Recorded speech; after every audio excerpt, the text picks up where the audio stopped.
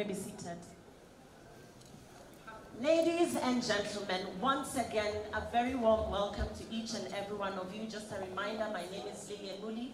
If you'd like to ask any questions, please forward a note my way. Once again, just a reminder why we are here today. This is the China Trade Week 2025, and I want to give you a brief history of the significant milestones of the China Trade Week. Remember, we're showcasing here at the Kenyatta International Convention Center today, but just a brief history of the significant milestones of the China Trade Week. This is a 10-year journey of trade, and in the last 10 years, over 5,000 companies have exhibited from China and the rest of the world, and that is huge. Imagine, over 5,000 companies exhibiting in the last 10 years. Not only that, but we've also had close to 1,000 visitors visiting the country because of the China Trade Week. So great opportunities there for trade and investment and even tourism.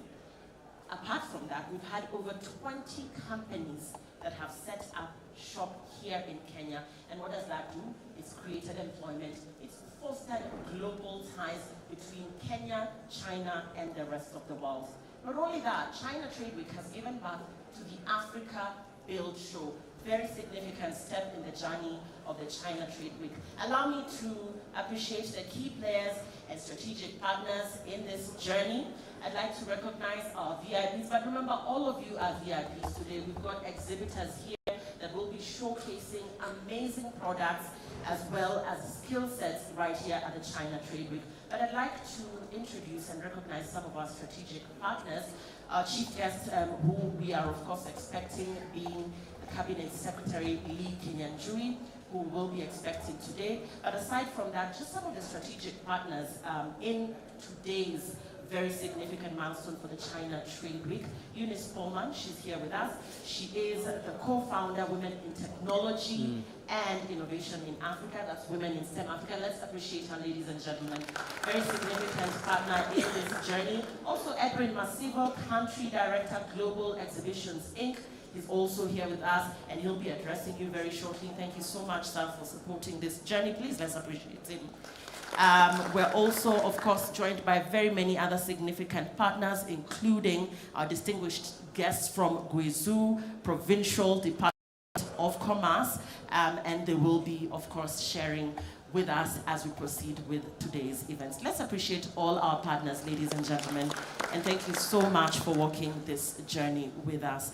Today, you can look forward, once again, to a vibrant showcase of products. Like I said, on that end, after we're done with this session this morning, there'll be a vibrant showcase of products, technologies, and services, leading Chinese enterprises, as well as insightful forums. And after that, we will have a high panel discussion right here, which of course will open your eyes more to the opportunities that China Trade Week 2025 has to offer and the journey forward. There'll be networking sessions and sector-specific conversations. So really, really looking forward to that. So because it's a very cold morning today in Nairobi, I'd like you to turn to your partner, give them a high five and tell them why you've come for China Trade Week. I'm sure the person seated next to you might be an investor or a potential partner in whatever it is that you do. So I'll give you 1 second to say hello to the person next to you. DJ, let's get some listening music as they get to know each other.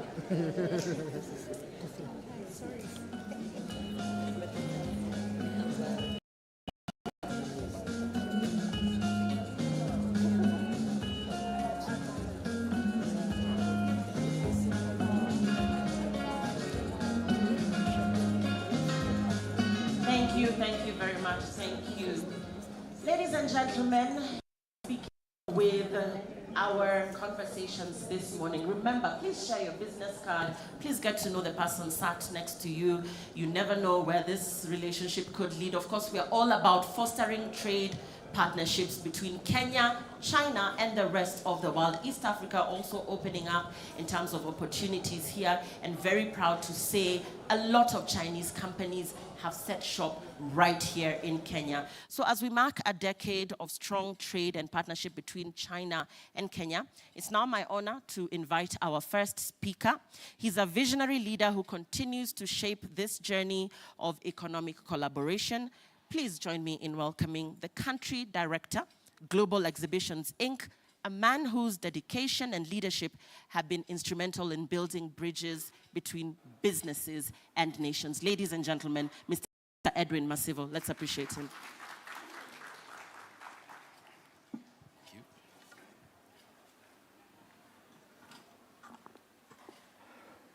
Good morning, ladies and gentlemen. My name, as you've heard, is Edwin Masivo. I am the country director of Global Exhibitions, Inc., which is the Africa subsidiary for MIE Groups.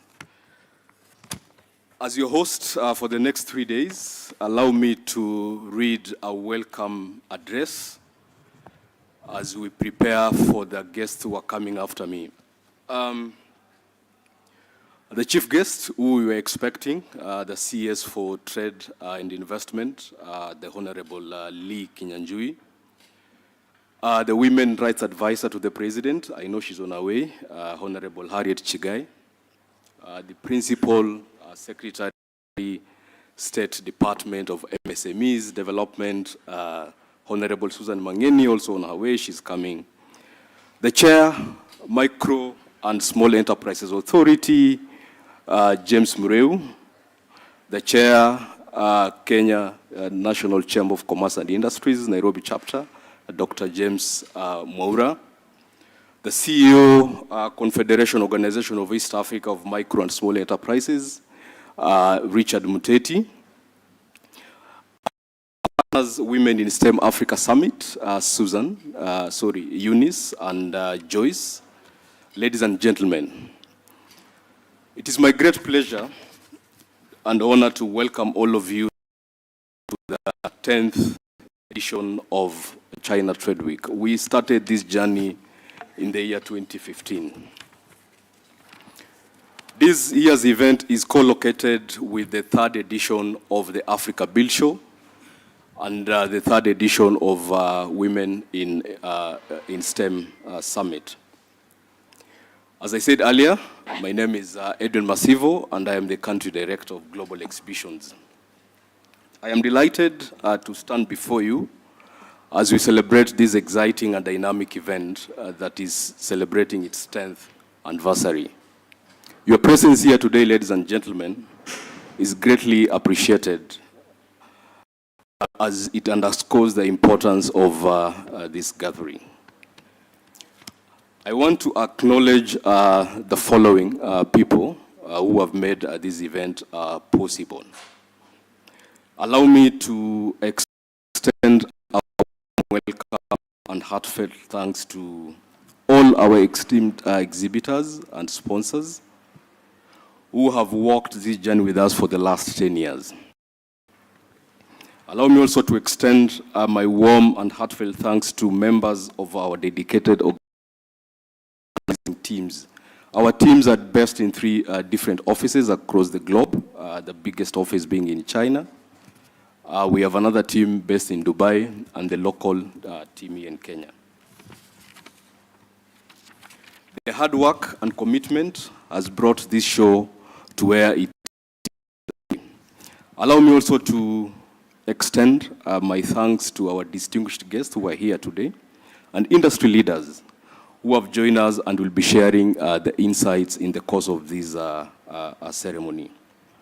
Also allow me to extend my thanks to all the attendees for taking the time to be here and engage with the latest innovations and trends in the various industries that are represented by the exhibitors.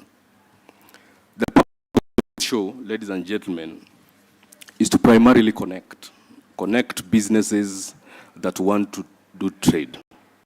We have brought together over 100 exhibitors from different countries looking to connect, to trade, and to learn from each other. Over the next 3 days, ladies and gentlemen, they will showcase cutting-edge products and services and foster networking opportunities and facilitate knowledge exchange within the industries. This event, ladies and gentlemen, serves as a platform for innovation, for collaboration, and growth. And we are here today, ladies and gentlemen,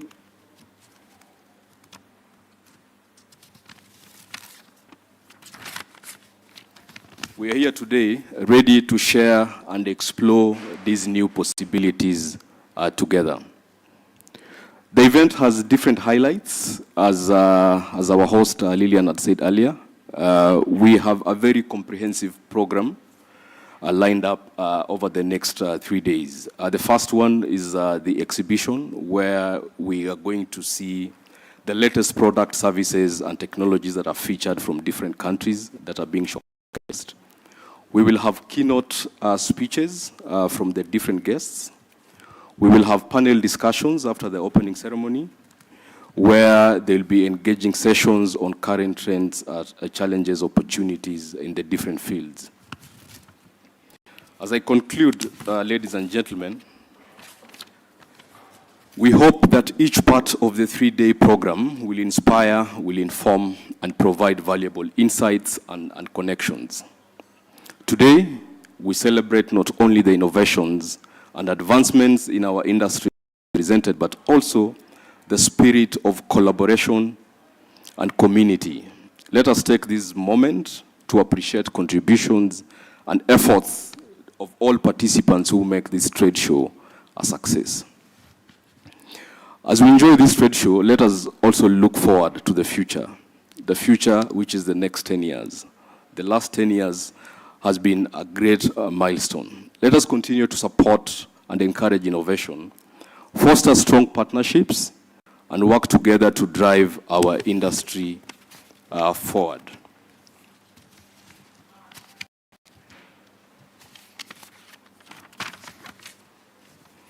The potential for growth and success is immense when we collaborate and share our expertise. As I conclude, I want to thank all of you once again for being here. Your support and your participation are what make events like this possible and successful. Let's make the most of this opportunity to learn, to connect, and explore the future. Ladies and gentlemen, thank you so much, and enjoy the rest of the 3 days. Asanteni.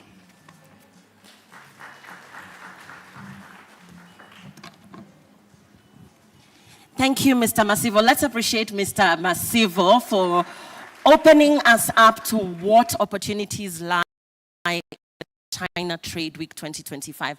Remember, it's 3 days of high-level engagement, showcasing of products, skill sets, as well as services, and of course, trade between Kenya, China, and the rest of the world. And we are so looking forward to what will be happening here today. Remember, if you want to proceed with conversations after today's event, that is the morning part of the event, there's a gala dinner this evening, which you are invited to. Tickets are still selling, so click into the website and you'll be able to get details around how to grab that ticket. It will be an amazing evening. Ladies and gentlemen, education and higher education is very significant in this journey, even as we talk about trade and investment. I'd like to now introduce you to a visionary leader in education and development. Please join me in welcoming the country manager of UNICEF Kenya, a trailblazer in expanding access to quality higher education across Africa. Before I introduce her, remember vocational training, which China is known to have been sponsoring here in Kenya. The acquisition of a new language, such as the Chinese language, offers you opportunities outside Kenya. And the vocational training here as well offers you opportunities not only in Kenya, but also outside, whether it is in China or with any other partners that are working in a Trade Week vision. So very significant to hear what UNICEF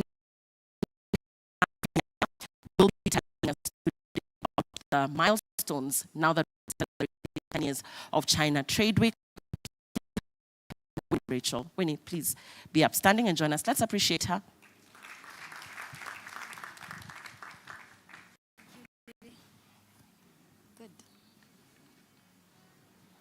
Good morning. Good morning. I'm super excited to stand before you today. This being our second year in partnering with this particular summit, and it's been an interesting journey because of this unique angle that we have taken in terms of making sure that when you talk about tech and education, those two things cannot be separated. And so, good morning to all the distinguished guests and all protocol that have been established before me. It's a great privilege to stand before you. I bring with me greetings from our CEO, Dr. Nikos Nicolaou. Last year, while at this summit, we were able to sign an MOU with JEX. This particular MOU was a very interesting because as we stand to speak about women in STEM in Africa, this is a very important conversation because Africa's progress is actually directly linked to how we nurture female talent in science and technology. And so engineering and also mathematics. Education being something that we have always spoken about, not as a privilege, but as a right. And so at UNICAF, we are very intentional in ensuring that each and every person and individual is actually able to access education. But how do we do that? At UNICAF, we are committed to ensure that women all over have access to flexible, affordable, and globally recognized higher education, and especially in the STEM. Having in mind that accessibility is very, one of the key things that makes people not to upskill. And so UNICAF comes in with a very interesting online platform called the Virtual Learning Environment that we have invested in to ensure that women all over the world can be able to access education.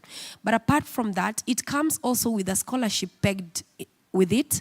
And so this is the most dynamic space. Last year, when we were at this summit, 6 people were awarded scholarship. It's a great milestone.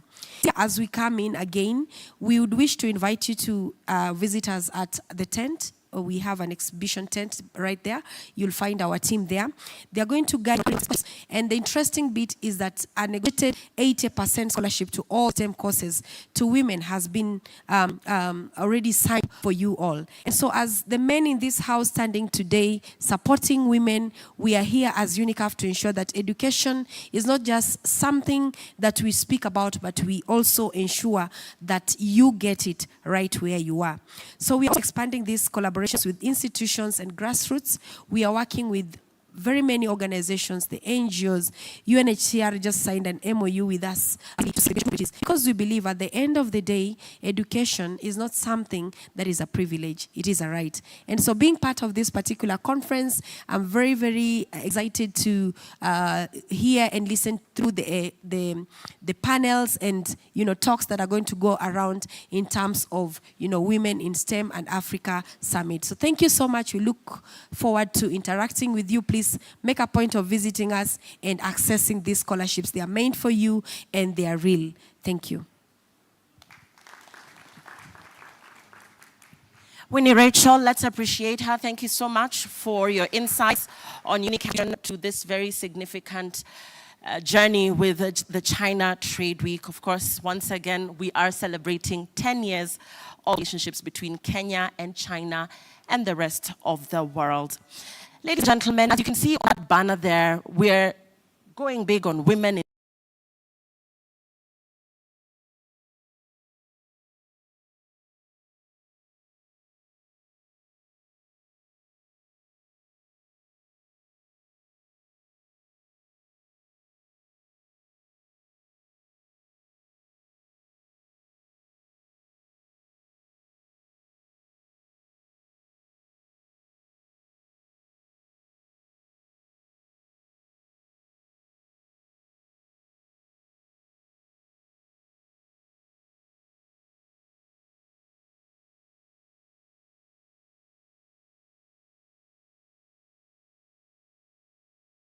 Technology and Innovation, Women in STEM Africa Summit. Of course, this forum today celebrating women in STEM Africa, and therefore it's very, very important today to go big on the contribution of women in tech. And of course, as a champion of women, I'm very proud to see women taking up this space. So many female spaces. Safaricom has continued to empower women through mentorship, through innovation, skills, and development. So I'd like to appreciate Safaricom very significantly for its passion and for creating space for women in tech.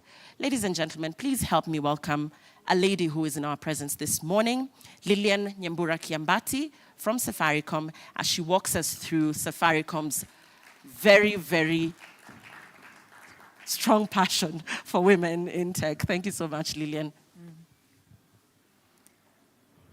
Good morning, all. Some please, good morning. So I'm privileged to stand here after another Lilian, who we always watch in news, but we rarely get to meet in person. And it's also an honor to be invited here, just to speak to you a little bit about women in STEM and also how technology is also empowering women in our community, or can be used to empower women in our community, either to do business better, yeah, to connect with other businesses, or to be empowered with information, amongst other things. And when I had the Unique Country Manager mention that 80% they're offering scholarships to women, there was not even a single clap from the crowd. And I was wondering, aren't you excited about that?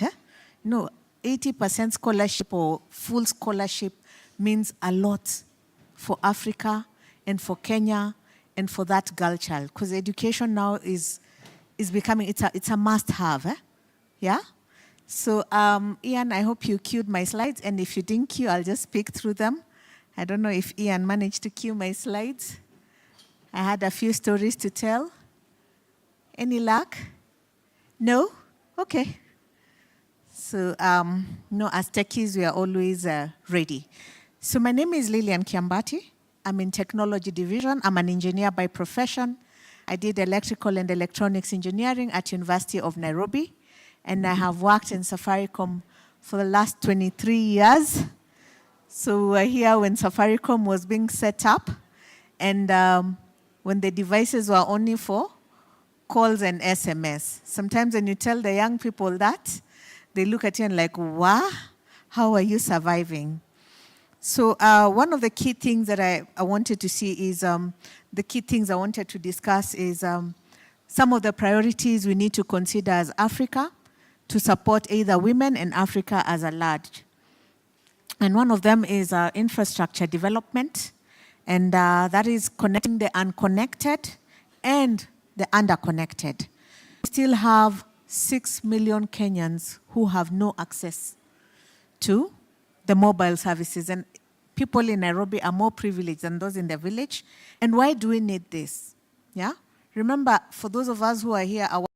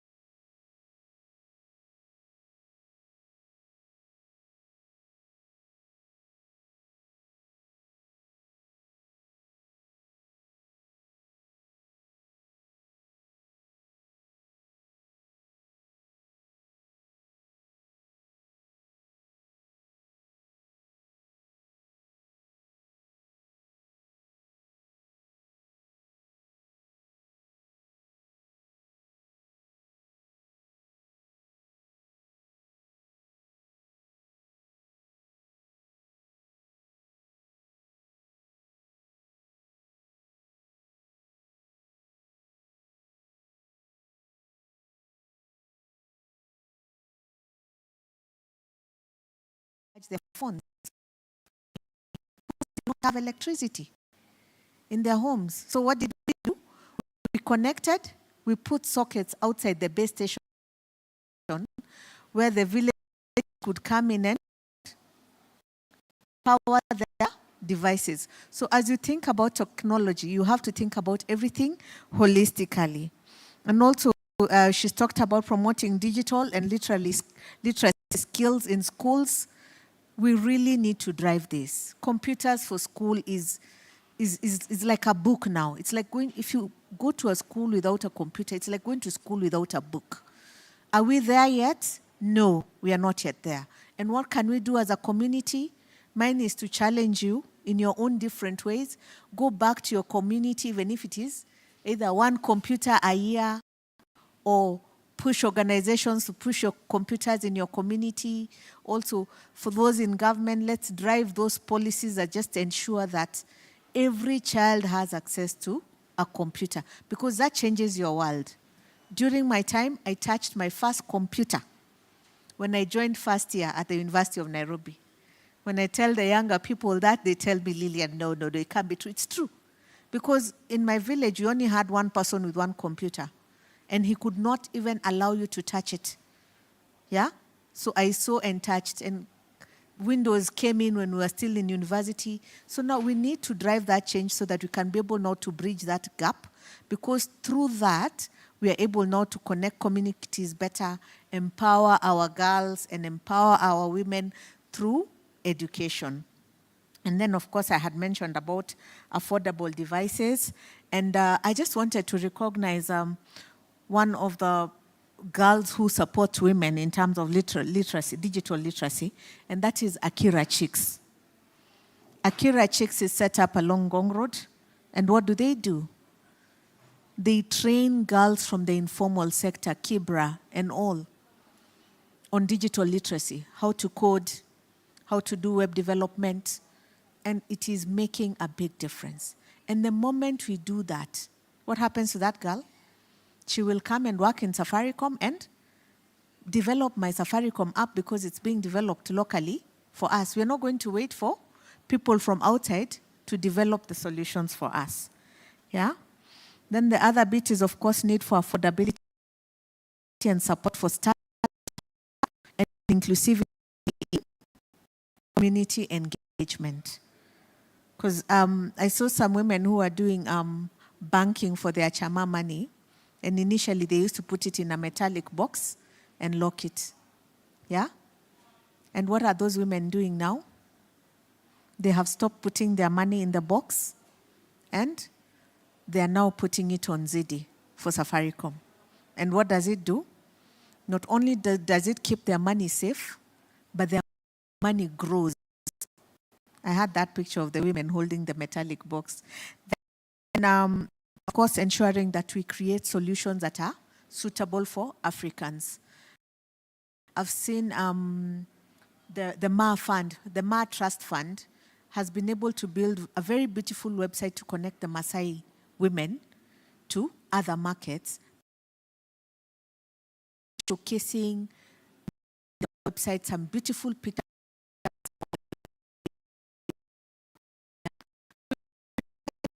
Is local now. It's no longer local. Because before you had to come, either you go to Masai Mara, see those beads physically, to buy them physically. Now people can order online. And that is what is.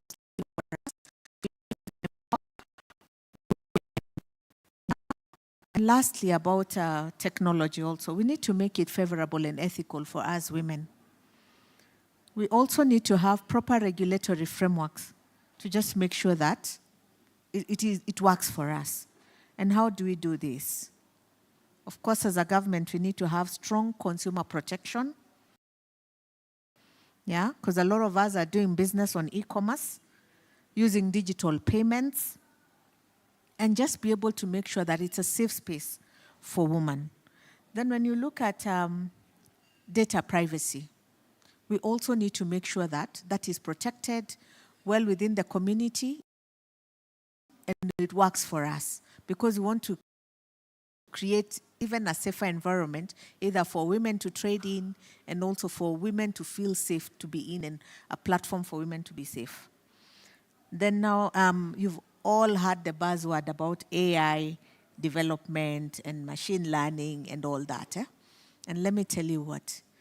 Do you know the first facial recognition application that was created could not recognize an African face?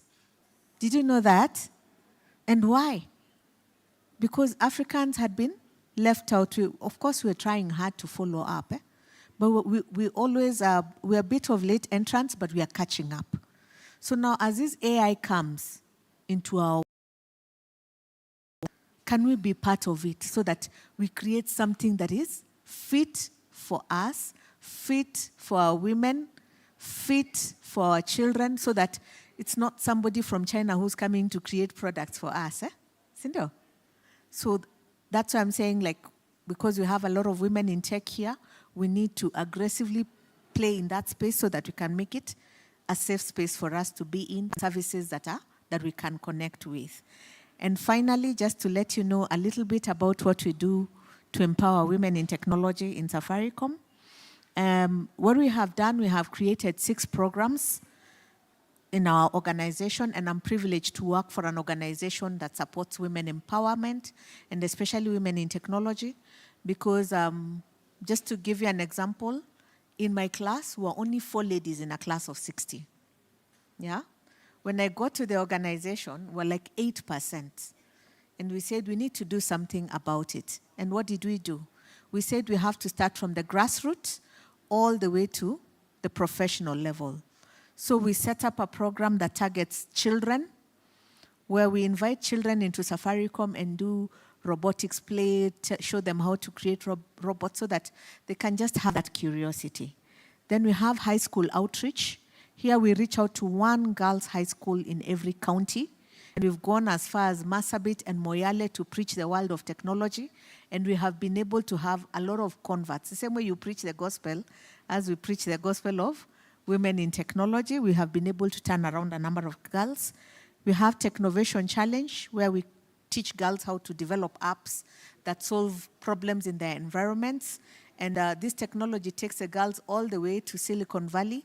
And last year, we were able to take some girls to Silicon Valley because they had created an app of how to distribute water in Kibra using an app, like Uberized water in Kibra. And it won an award at Silicon Valley.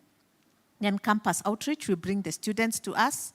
And then for WIT Academy, we pick in interns to work with us in our environment, because we feel once we do that, we'll be able now to have a pipeline to fill in. And then also we have our networking forum, which has also brought me here.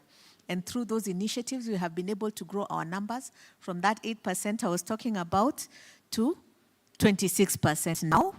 And we are going now to 40%. And with that, I'm really privileged to be here just to encourage other women as part of African women in STEM to join us. It is a good space to be in, and together we can be able to make a big difference in our country and build our country together. Thank you very much. Thank you, Lillian. Let's give her a hearty Kenyan applause for celebrating women in Africa, and more so women in tech. Now, I'll just give you a very short story about my life as a journalist. And when we're talking about the barriers that stand between women and tech in Africa, I'm a human interest reporter, and so I find myself in far-flung areas in the country. And just going back to something Lillian said about beadwork with the Maasai women, when we're talking about the barriers that exist, that stand as a gap between women and tech. For instance, I was in Samburu, in a very, very far-flung village there, and I wanted to buy these beautiful Maasai beads.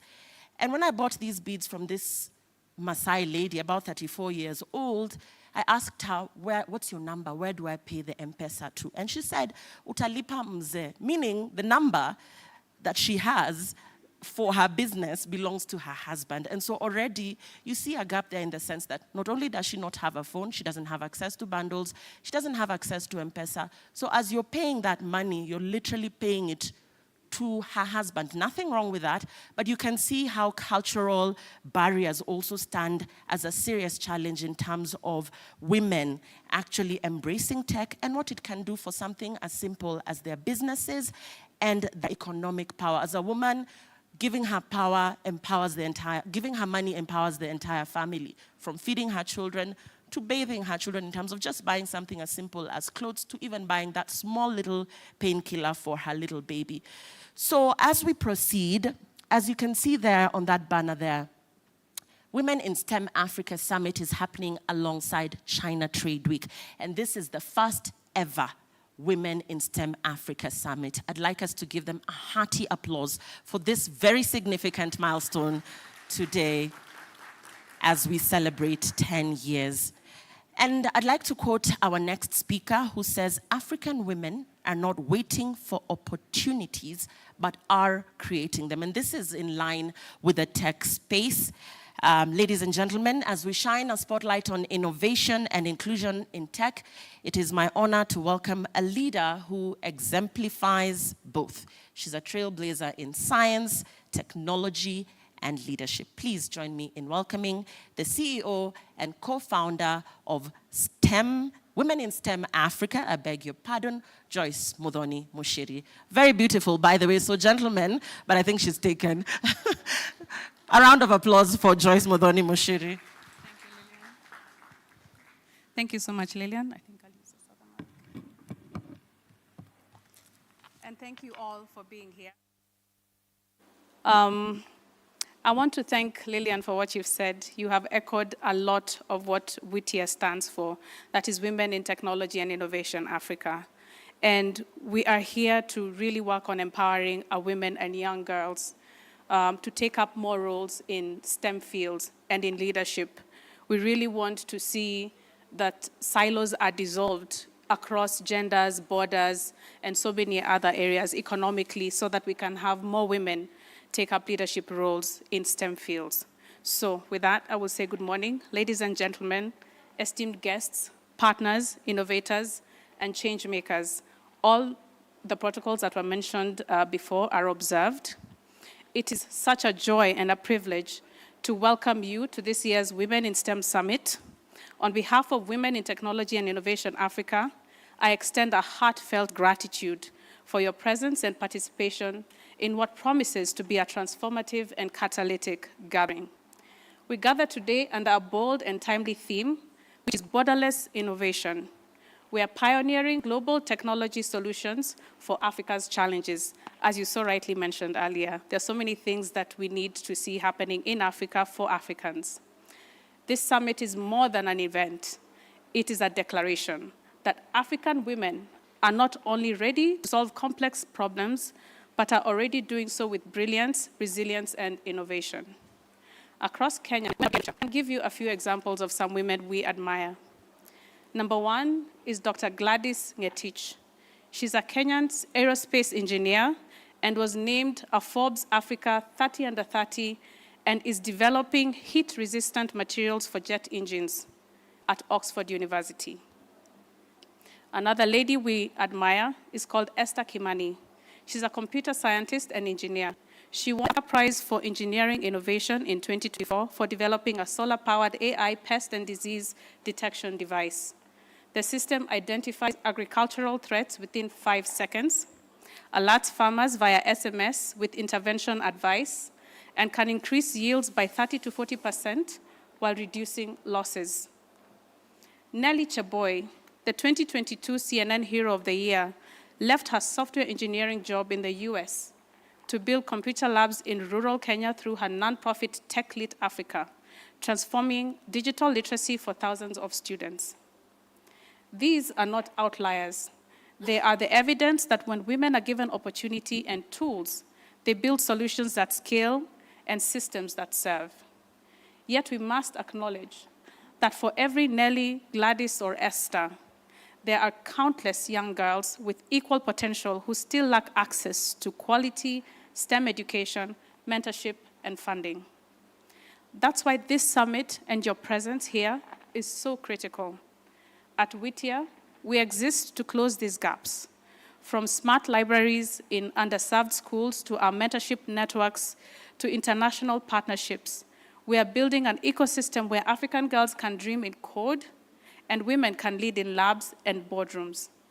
Over the next few days, you'll meet scientists, tech founders, educators, and policymakers, all pushing the boundaries of what is possible. You'll hear ideas that cross borders, disciplines, and generations.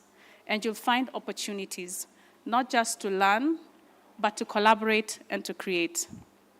So as we open this summit, I want to invite you with these 3 calls to action.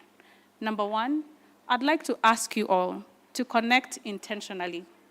Build relationships that go beyond this room.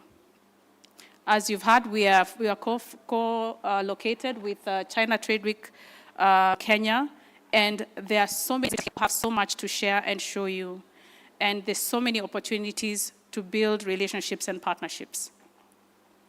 Number 2, I want to ask you to champion boldly. Use your platforms to elevate women in STEM. Number 3, I'll ask you to innovate fearlessly.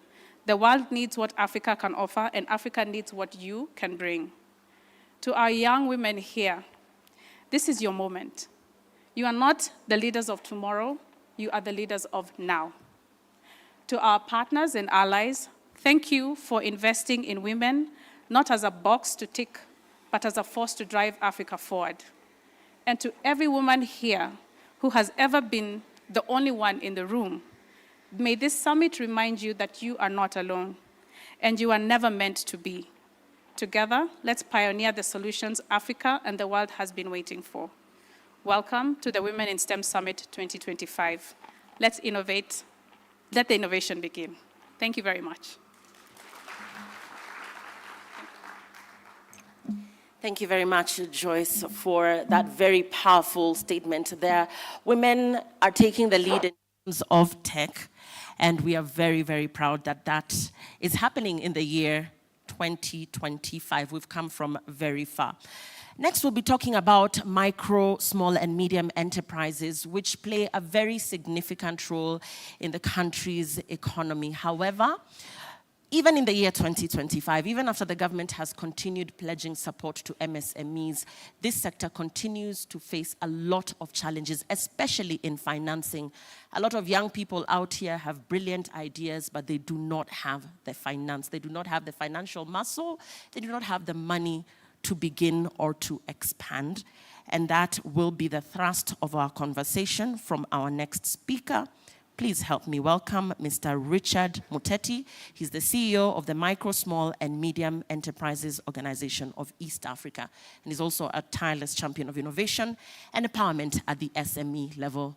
Mr. Richard Muteti, if you're with us, please be upstanding. Thank you. Here he is. Karibu sana.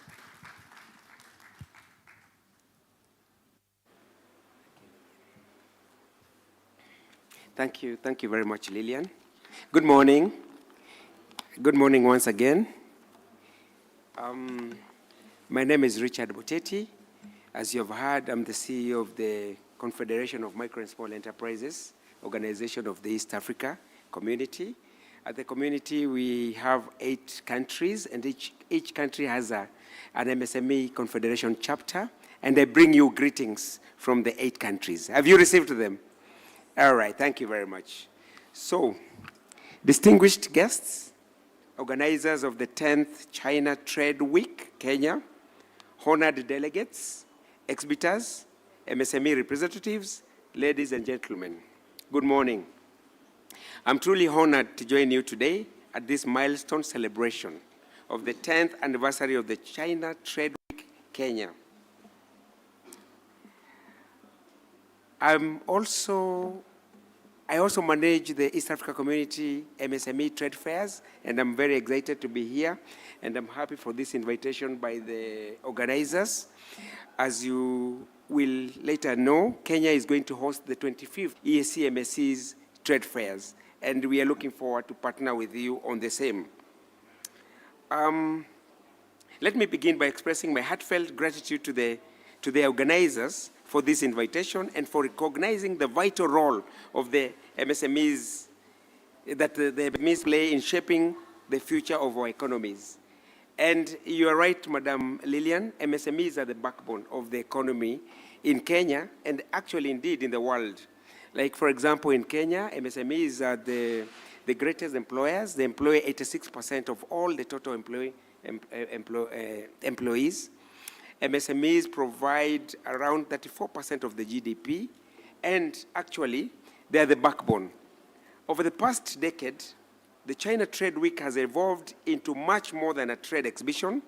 It has become a strategic bridge connecting East Africa's industrial ambitions with global innovations, markets, and partnerships. Today's gathering, with hundreds of exhibitors that I have here, and a rich mix of stakeholders, is a testament to the power of partnerships in unlocking shared prosperity.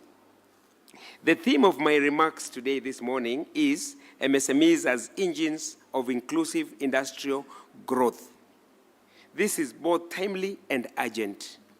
Across Africa, micro and small enterprises account for over 80% of businesses and more than half of all employment in Africa. In East Africa, they form the backbone of our economies, not only as drivers of job creation and income generation, but also as catalysts of local value addition, skills development, and resilient supply chains. Yet, for MSMEs to truly fuel inclusive industrialization, three things must happen. One, the MSMEs need access. Access must meet opportunity.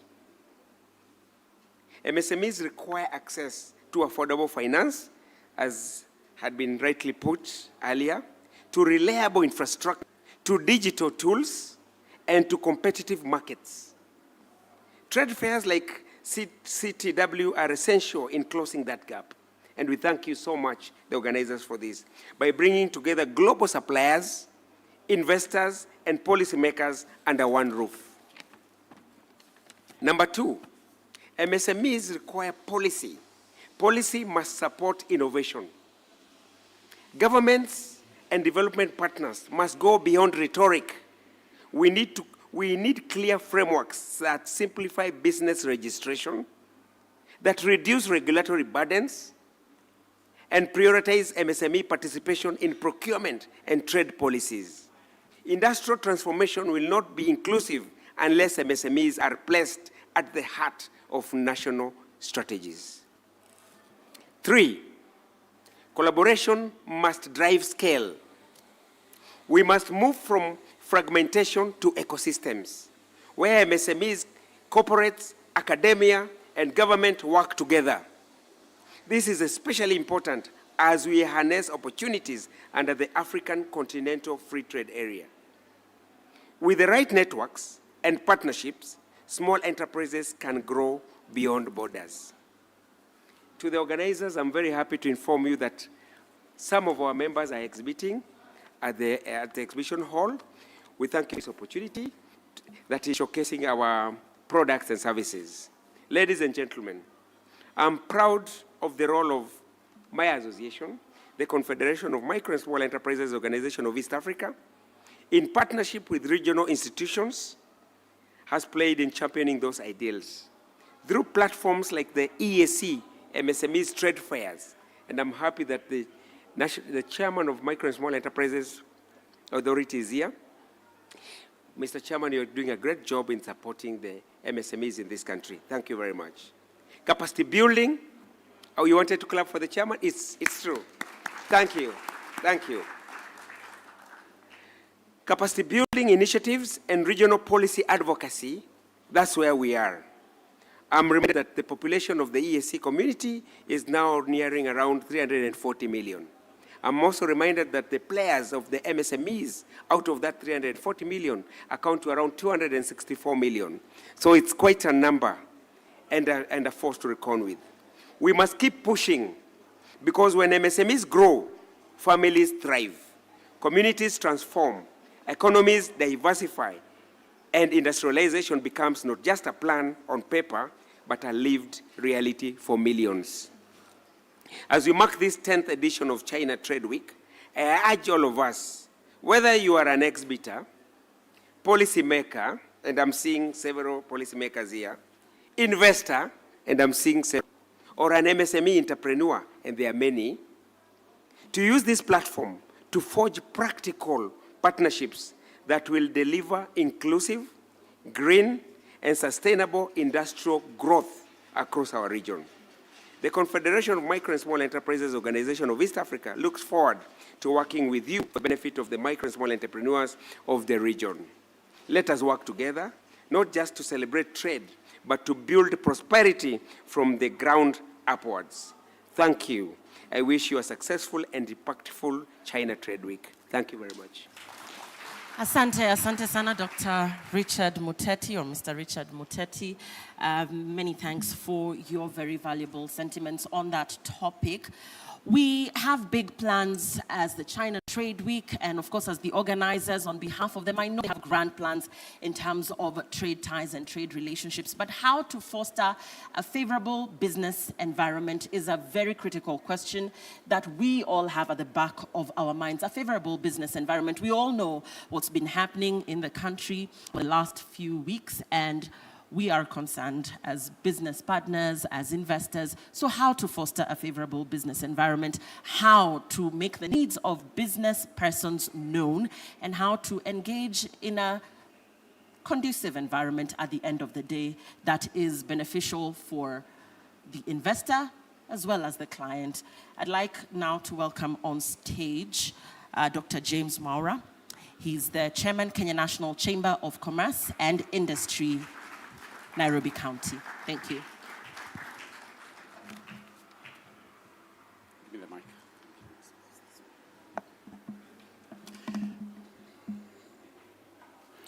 Good morning. Good morning, guests, business leaders, and friends of trade. Good morning. I know it's a cold morning, but it's getting warmer as we go by. And after yesterday's running and all that, I think it's a very good morning when you compare to yesterday. Is it a good morning? It's a good morning for business. It's my great pleasure today to stand before you for the 10th edition of the CTW. And with the organizers, this is my friend there, doing a good job. Mr. Masivo, doing a good job. They have been organizing this for the last 10 years. And they started before COVID, 2016. Before COVID, you were doing about 600 in on exhibition. I don't know how many we are today. But they have managed, give them a nice clap, they have managed to do 6,600, they have brought 600 people on board, 600 exhibitors to date. I think that's a big thing. It's a big one. You can imagine how many flights, how many people they brought last night with the skirmishes we had. David came in last night and everybody came in last night. Poleni sana for yesterday. But that's what makes Nairobi different. We are resilient to change. Today is a different day and we are happy and we move on. I think that's why that's the sixth city in Africa.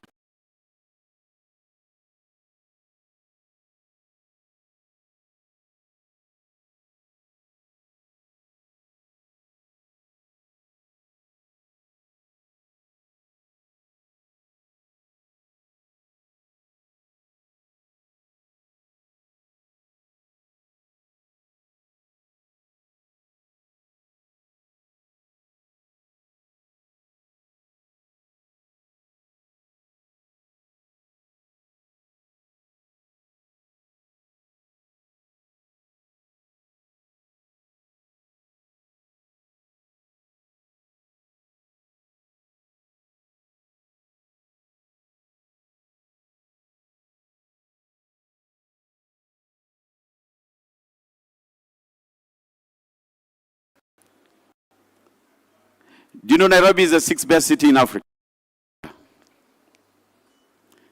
And you know why? One, we are very resilient. We move on quickly. We move on very quickly. That's the first thing we do. The second one is who knows our cities are there? Mombasa is number 23rd. Nairobi is number 6. South Africa has 3 top cities.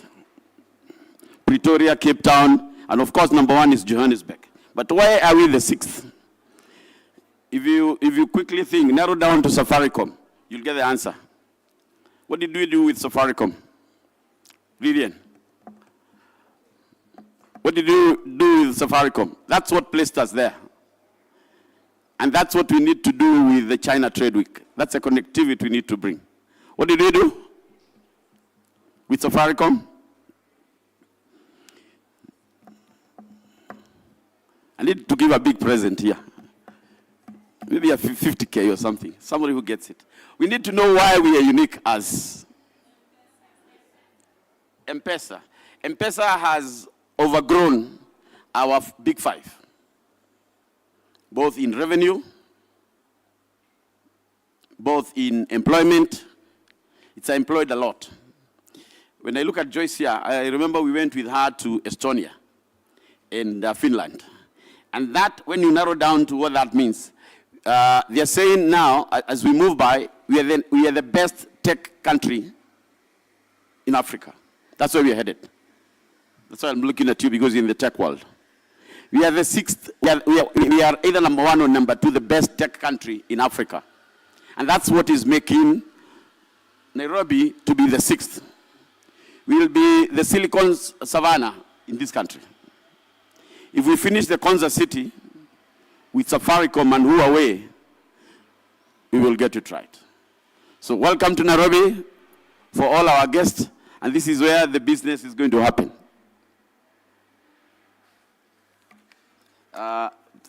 They like speeches, which I was avoiding. But this is something I need to say. So as Kenya National Chambers of Commerce, what is our role? What is our big role? Our big role is to connect business to the international arena. And how do we do that? I know Lilian was talking about the women. My sister here was talking about the women. I think if there's one thing we are getting right, and I was with Moshiri, I know that's what he's doing with you. That's what we are doing these days. We give our women money because they can account to the last cent. To the last cent. That's exactly what I do myself.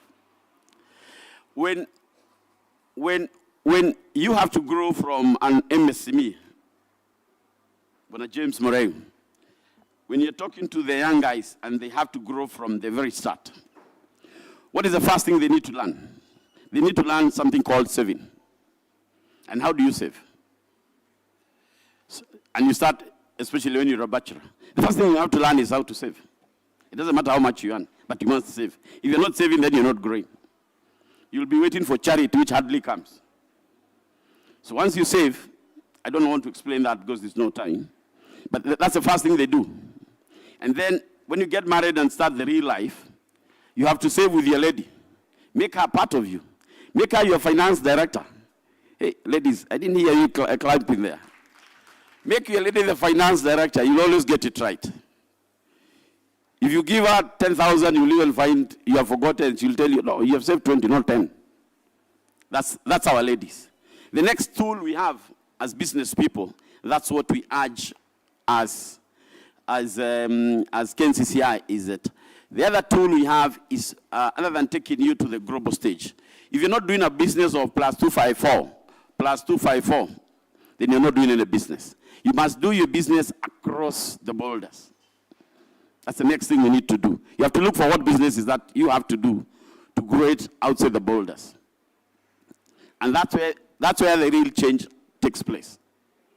Harriet, if you're selling our tea, do you know how much income we get from there? Can you imagine how much? Like in KNCCI, we have opened up a business for the people who are in that line in China. We have an office there which is our outlet for the tea industry. So people who want to be connected very fast and you get your dollars quickly and we connect you to the right business, to the honest business where you're not going to lose any coin, come to KNCCI. We'll give you that connectivity. That is our serious ecosystem as we move forward. What other tool do we need to grow the business? We have the Chinese here. Chinese are known for 5 things: IT, manufacturing, infrastructure, and of course they give us their cheap money through Exim Bank. Yeah, say it's good because they don't give us conditions. Their conditions are a bit less, correct? Oh, their conditions are not as the other one. And it's easily accessible. Look at the roads they have done for the country.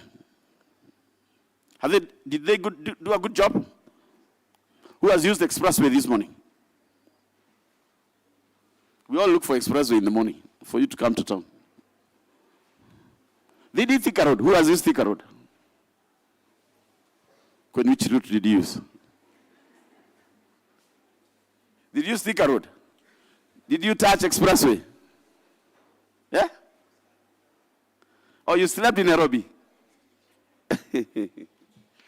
All right. All right. You're going to, the people coming from Gong Road, that's the next thing they're going to do for us. And not when they do it for us, it will be there up to our lifetime. They've been doing for us a good job. So, Edwin Masivo, as you do this partnership on the 10th edition, you are on the right path for the country.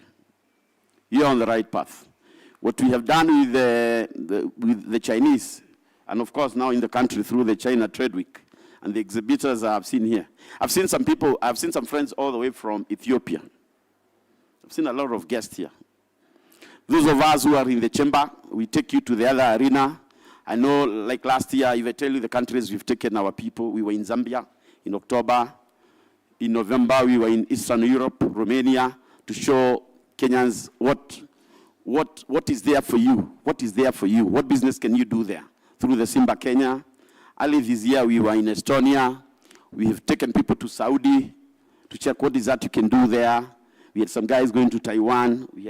We've been to China like twice. Name it. So we have been everywhere. We're just trying to expand what is that you can do. So we encourage you to join KNCCI. We bring you that connectivity. So we are basically a bridge.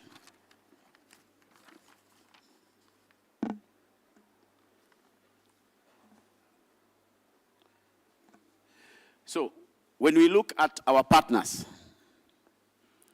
make sure when you leave here, don't take 20 cards. Just strive to get just 3 or 4 and follow them up. If you take 20, you will not follow anybody. Joyce, just look for 4 cards today. Don't look for more than 4. Those 4, you follow them completely. If you see you have over 10 cards, then you're not doing it well because you'll not call anybody. You'll not follow 10 people. But if you choose 5, in every exhibition you go, you will always get it right. That's my tip for the day. And good morning, everybody. Dr. Maura, please remain on the stage. Dr. please remain on the stage. We're about to get to a very critical part of our program this morning, and thank you very much. That was brilliant. We're getting into a very key part of the program today. Remember, today is all about celebrating 10 years, but aside from that, it's about strategic partnerships. China Trade Week will be partnering with players and partners who share their vision of innovation, of collaboration and progress. And therefore, I will be inviting on stage the key players and strategic partners that will be signing an MOU even as we look at the journey ahead. Ladies and gentlemen, please help me welcome as they come on stage to sign this binding agreement that will foster the growth of China Trade Week and the journey ahead. Whittier and Wimasomo Foundation, that is going to be represented by Dr. Clarissa Zunchin, who is the founder of Wimasomo Foundation. Also joining us here on stage will be China Trade Week and Jua Kali Association, strengthening collaboration to uplift the informal sector. Please be upstanding as you come, as we welcome you to the stage. DJ, please, if we could have some music as our guests join us here on the stage. We're also going to be joined by MIE Events and the Kenya National Chamber of Commerce Nairobi chapter, GEX as well. Please be upstanding as we prepare to sign that MOU. Ladies and gentlemen, please let's appreciate them as they make their way forward.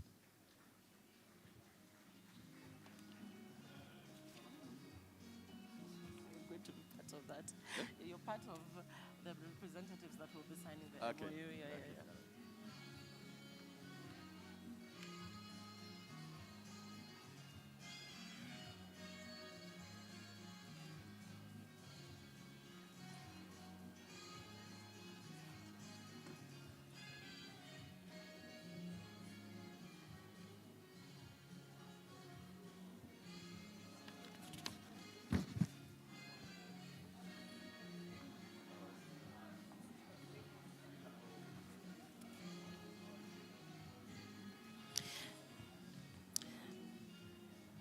Please, in the interest of time, if you could make your way forward, we are trying to beat the deadline so that we can proceed to the exhibition. Please make your way to the table here.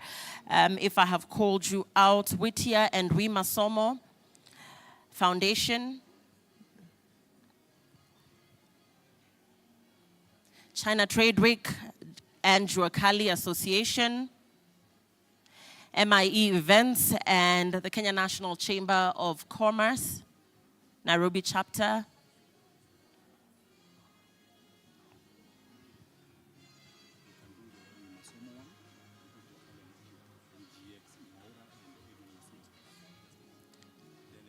Yes. Okay. That is Rui Masomo currently signing the MOU with the China Trade Week founders. Very significant step in this journey. We're also going to be having GEX next, who will proceed to do the same. Ladies and gentlemen, remember, just a brief announcement here that if you've misplaced your car keys, we had passed a note around, but if you've misplaced your car keys, please make your way to the front. We have them here.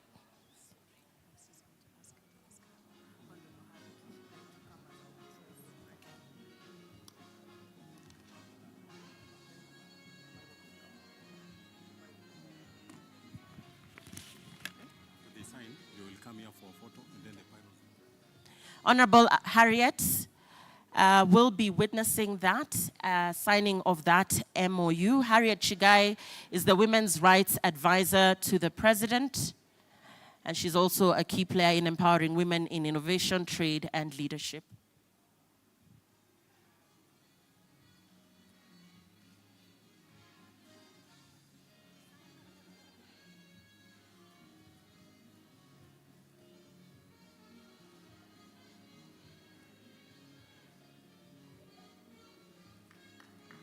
A round of applause.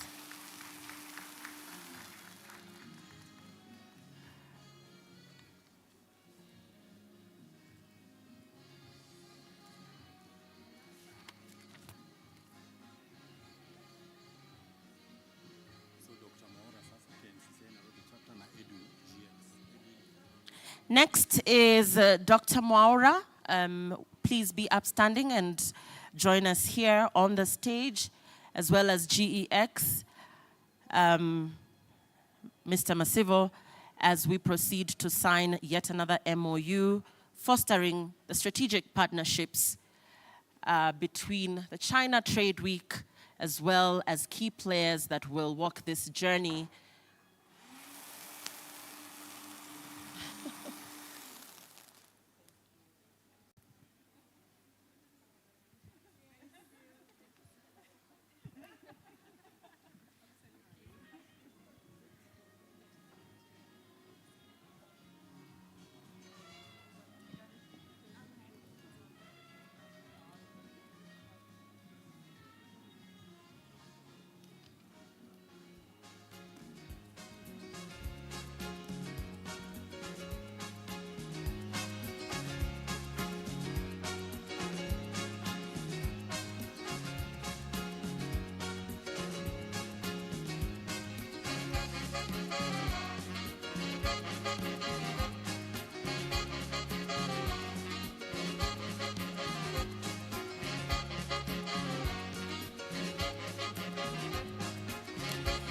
Dr. James Mwaura, Chairman, Kenya National Chamber of Commerce and Industry, Nairobi County, and Edwin Masivo, Country Director, Global Exhibitions, Inc., also signing an MOU. Again, this being a strategic partnership and very good sign in terms of the vision going forward, partners that share a common vision in terms of what China Trade Week stands for. Congratulations.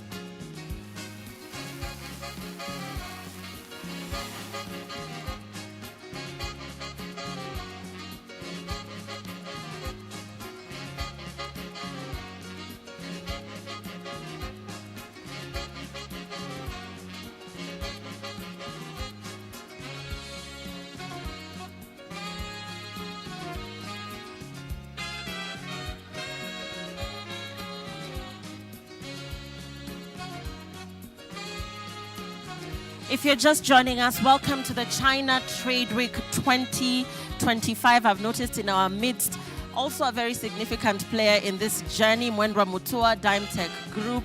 Karibu sana. I know you were running up and down at the exhibition, trying to make sure that everything is set. Remember, from here, we will be walking to the other side where you'll get a chance to see exactly what China Trade Week has made possible. The exhibitors, the young men and women, seasoned business persons, seasoned entrepreneurs, as well as newcomers in this business space. We can't wait to see what this expo has to offer this year. It is a three-day event, remember, and for those of you who would like to join us at the dinner this evening, please go to the website and get your ticket. Get details on how to get your tickets. They're running out fast, so please get a ticket for you and your loved one, or for you and your business partner, and make your way to that dinner.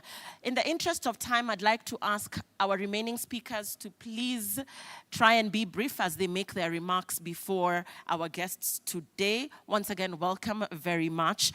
We want to reflect on this 10-year journey, ladies and gentlemen. Remember, this has been a journey from 2015 to 2025.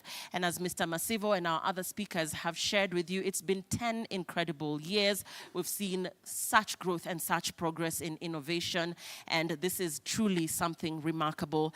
Joining me next here on stage is David Wang. He's the chairman of the MIE Groups. We want to hear what the strategic vision for China and the Africa trade looks like. Let's give a round of applause to David Wang as he joins me here. And I'd like to hear if he understands any Kenyan speak. Mr. Wang, if I say to you, Mambo, how do you respond? Mambo Jumbo? No. You say Poa. Poa, okay. If I say Sasa, what do you say? Sandy Sana? You say, you say Fit Sana. Thank you. Fit Sana. Fit Sana. Thank you. All right, here. Sorry.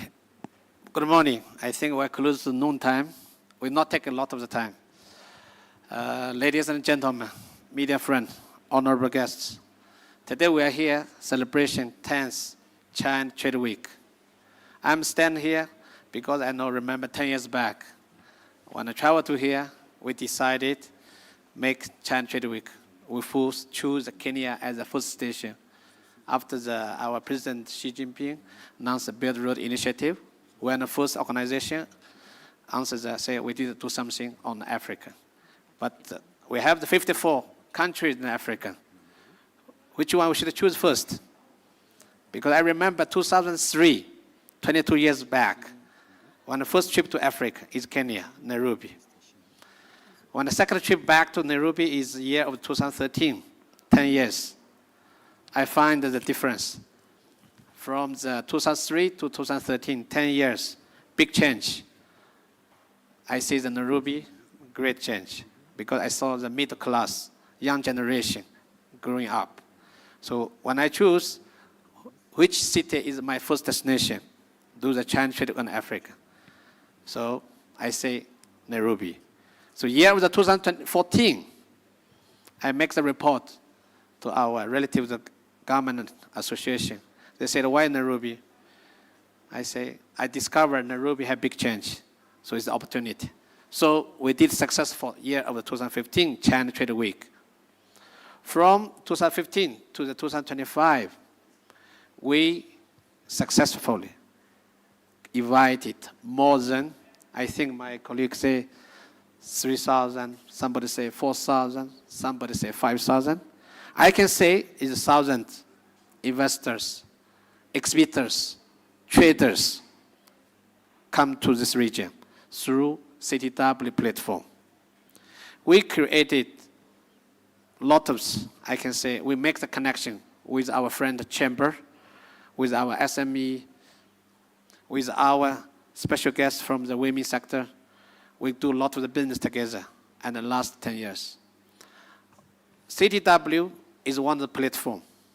It's not only single for exhibition platform. He's created opportunity.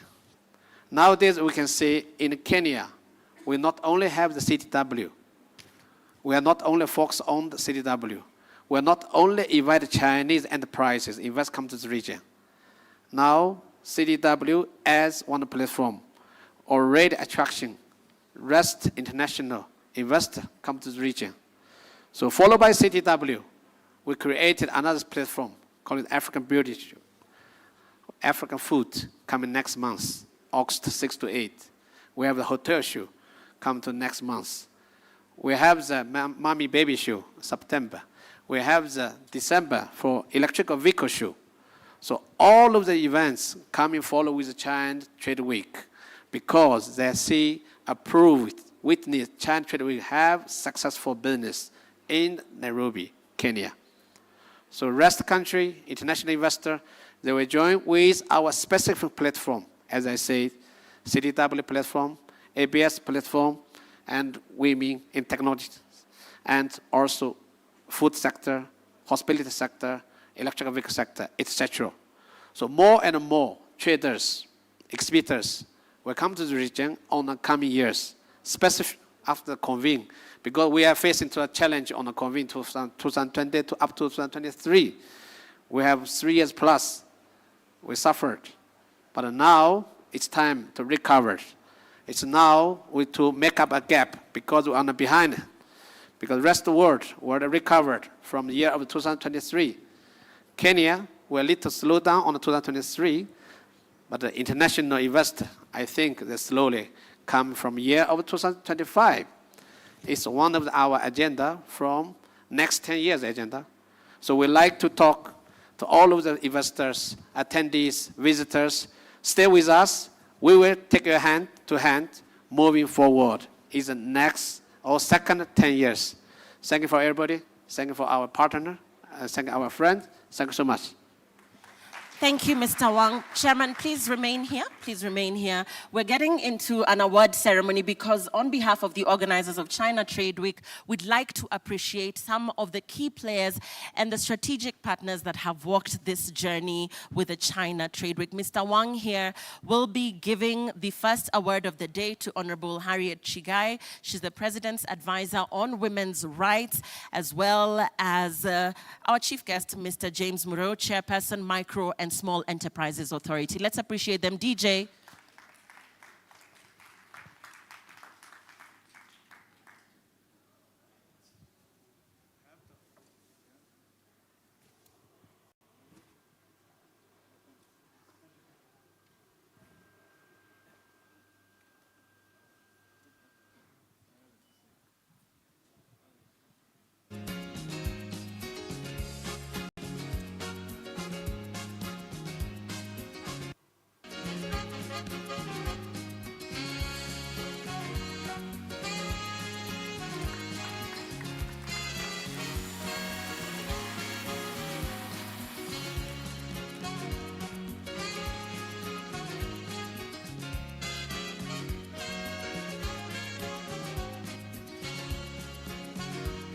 Mr. Murrow.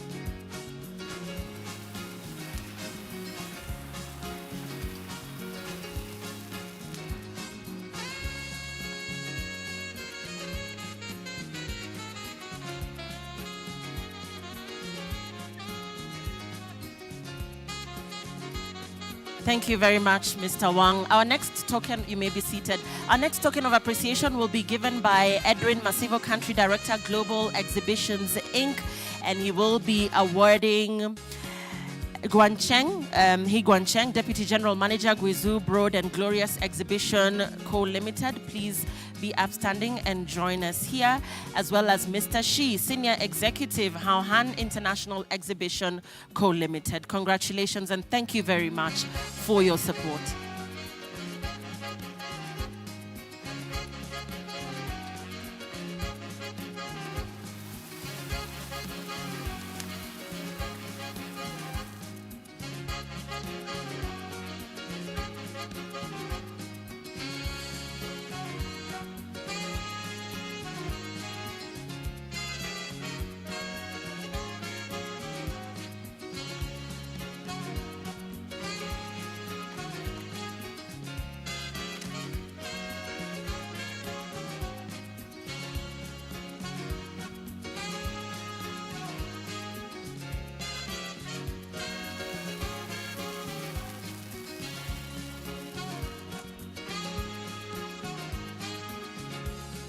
Thank you very much. Thank you, Mr. Masivo. Please be seated.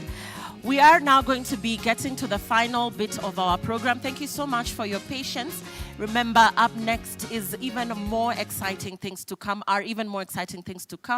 from the exhibition next door to, from the exhibition next door to, of course, high panel discussions right here. But before that, we have a third award, which will be handed by Eunice Pullman. She's the chair and co-founder with here. She will be awarding Winnie Rachel, Country Manager, UNICEF Kenya, and Dr. James Mwaura, Chair, KNCCI, Nairobi Chapter. Eunice, please join us up here. Eunice is one of the key players of the China Trade Week, and we need to give her a special applause for being part of this very instrumental and louder, guys. This lady is a big deal, trust me. So we will be starting with Winnie Rachel, Country Manager, UNICEF. There you go. Please proceed.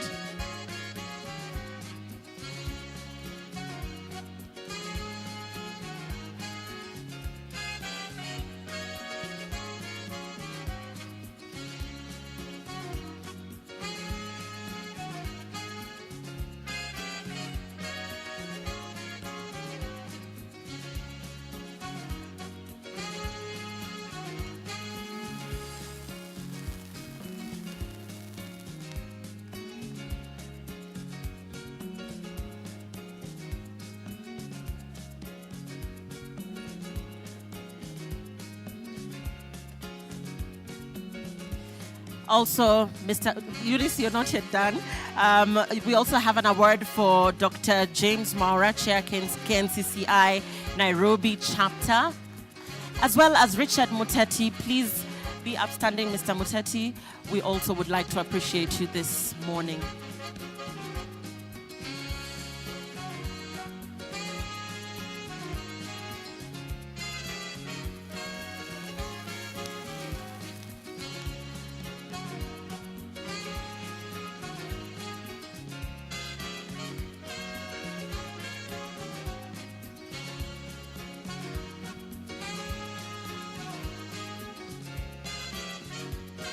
Yes, one more for Mr. Muteti, yes.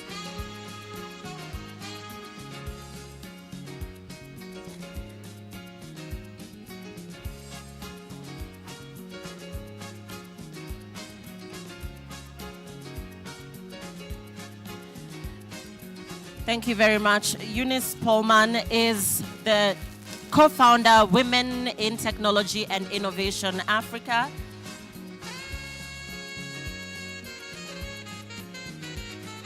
Thank you very much, Eunice. Thank you.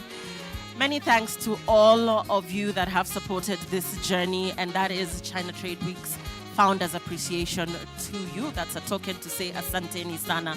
We're coming to the end of our program, but before that, allow me to invite two more speakers who will be winding up this morning's session before we go into the exhibition for a guided tour of what is being exhibited by the China Trade Week 2025.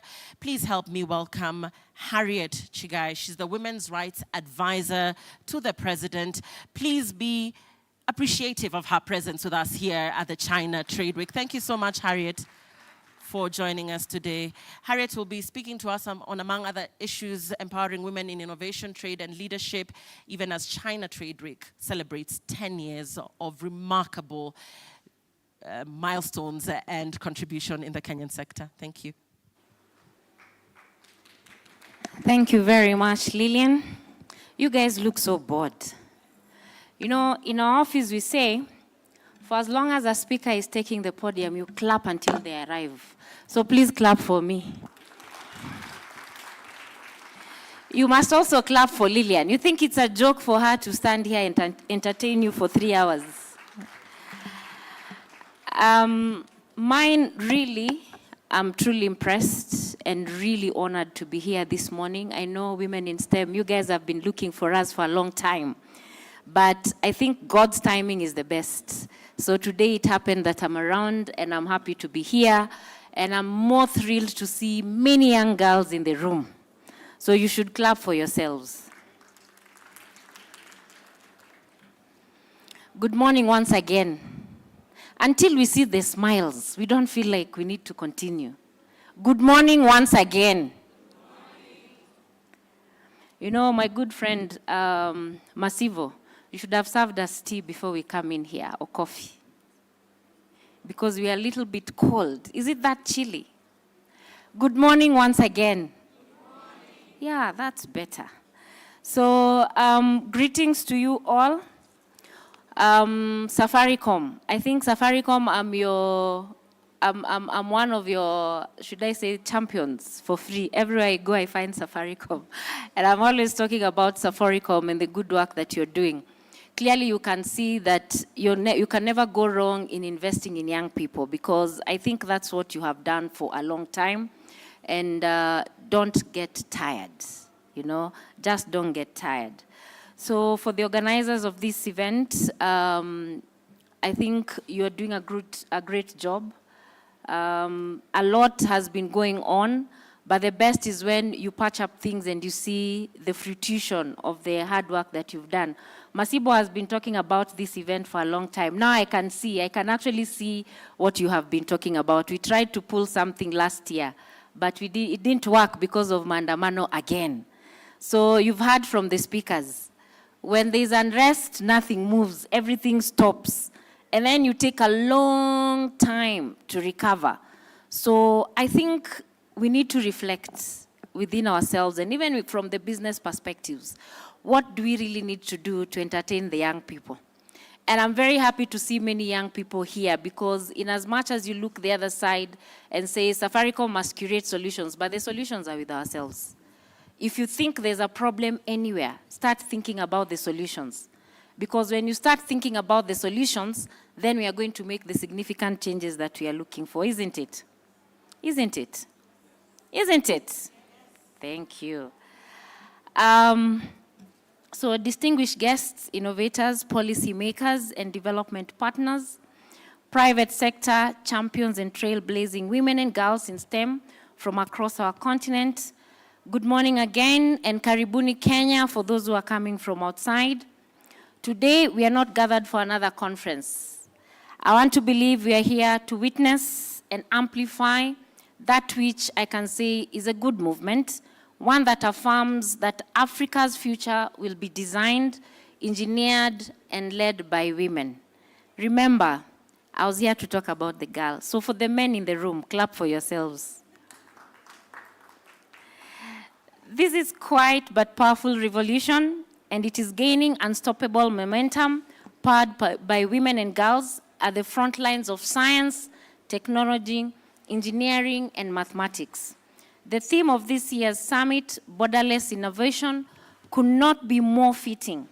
In a world where artificial intelligence, big data, biotechnology, and digital tools are reshaping every sector, Africa must not innovate in silos, and certainly not without the full participation of our women and girls. To build a just, inclusive, and globally competitive Africa, we must innovate with intention, lead with equity, and invest in the future potential of girls and women in STEM. Let me be clear, the government of Kenya recognizes the gender parity in STEM. It is not only a matter of justice, but it is to affirm the positioning and placing of our women and girls. It is also a national development imperative. Please feel free to clap. We are proud of the strides we are making as government. Through the Ministry of Education, we have strengthened the competency-based curriculum to inspire curiosity and confidence in STEM, subjects from the earliest levels with a particular focus in girls and CBC program. New policy frameworks are institutionalizing STEM pathways in basic education with plans to scale up targeted mentorship platforms, STEM bootcamps, and innovation labs. Our flagship project, Ajira Digital Program, has trained over 1.6 million youth, including thousands of young women in digital work skills, bridging the gap between education and income generation. The TVET sector is undergoing a transformation with gender parity, now a key performance indicator. Public funding to support women's participation in science and innovation has increased significantly. Why do I say this? It is very important to know what government is doing so that we as young people plug into those spaces and be part of the team that will benefit. From where we sit, this is just not progress, it is a signal of political will and policy alignment. But let us also be candid. We must say we have challenges, and challenges persist. We have stereotypes and social norms which continue to discourage girls from pursuing STEM, especially at the point of transition from primary school to higher education. Gender bias in recruitment and promotion limits women's progress in STEM careers. Women remain underrepresented in leadership and decision-making roles in innovation and research institutions. Access to venture capital and innovation financing for women-led tech enterprises remain limited. Gaps in mentorship and visibility hinder retention and role modeling for women in STEM. We believe these challenges can be overcome with focused funding and firm commitment and policy shift. We must integrate STEM play and problem solving into foundational learning. There'll be a mentorship and role modeling framework to connect girls with STEM through digital platforms and school networks. We also laud the mentorship platforms and those who are involved in young women in coding. This is one area that we do encourage, and we encourage that everybody should actually encourage young people to participate in the digital space. We are supporting inclusive tech incubators in maker spaces, especially in undeserved counties, offering safe and stimulating spaces for girls to explore and thrive in STEM. Our office continues to champion gender budgeting in STEM financing. We call on every MDA and county government to ring-fence resources that support girls and women in science and technology. We urge the private sector to deepen investment in scholarships, internships, and job placements that intentionally target young women in tech, engineering, science, and data fields. To all policymakers, donors, investors, educators, and innovators, the message is clear. Gender inclusion in STEM is not charity. It is a strategy for smarter economies, for sustainable development, and for winning Africa. You can clap. Let us treat investment in women as core business. Let us design procurement systems, research grants, curricula, and hiring policies that dismantle biases and embed equity. And let us do this not just for women, but with them. Let us work together and incorporate the young people, the young women, into all our policy shifts and plan and strategy to develop Africa. To every young girl across our continent, whether in Mathare, whether in Kigali, Lagos, Lilongwe, this summit is for you. We see you, we believe in you, and we are building for you. Let no girl ever be told that STEM is not for her. Let no community doubt her genius. Let no system stand in her way. As a community, let us hold our children together. Let us hold our young people together. Let us stand with the young girl. Let us hear them. Let us walk the journey with them. And let us build our future. Let us be the generation that not only dreamed of change, but delivered it. Let this summit not end with applause, but begin with action. You're good students, you can clap. Let women in STEM, Africa, be more than a convening. Let it become a continental commitment to equity, to excellence, and to innovation that is powered by all. Not just a few, because the future is not male-dominated, it is co-authored. In that future, Africa will not only compete, Africa will lead. Thank you very much. Harriet, thank you so much. That was fantastic. You have to clap until I sit.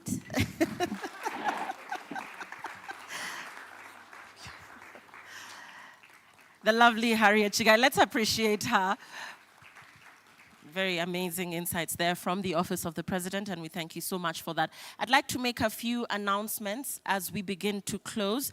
After our chief guest, our keynote speaker, is done with his speech, there will be a ribbon cutting ceremony here where all our guests of honors will come here on stage on my invitation, and they will proceed to cut that ribbon as we signal the end of this particular part of the program. Remember, we have 88 exhibitors across on the other side, and after this we will be taking a walk there where we'll be looking at the exhibitor booths and what they have to offer. My apologies, I have just received news from our chief guest, Honorable Lee Kinyanjui, Cabinet Secretary, Ministry of Investments, Trade and Industry, that he will not be able to make it this morning.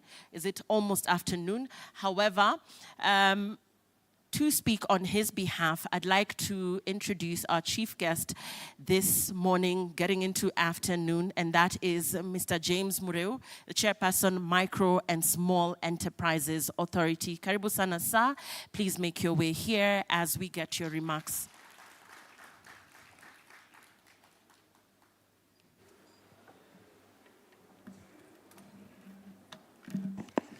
Thank you, Lillian, and just 5 minutes to afternoon, so it's still good morning. And it must remain a good morning. As Dr. Maura said, yesterday we could not have said a very good morning, would we have? Now this morning we can say a good morning. But I'm delighted to be here for the second year running, just to be with the China Trade Week. Edwin has not relented visits to my office to remind me and to run programs and to make sure this has happened. But I'm delighted to be here. Specifically because I'm a businessman myself. I wear two hats, public sector and private sector. I am the chairman of the Micro and Small Enterprises Authority, which I am pushing to rename.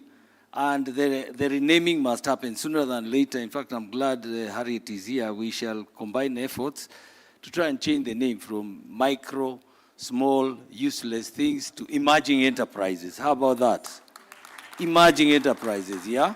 Because the micro and nano and all these small things that don't matter really worry me, that I'm the chairman of things that don't matter. And the chairman of things that matter, yes? And so I am really fighting to get to convince our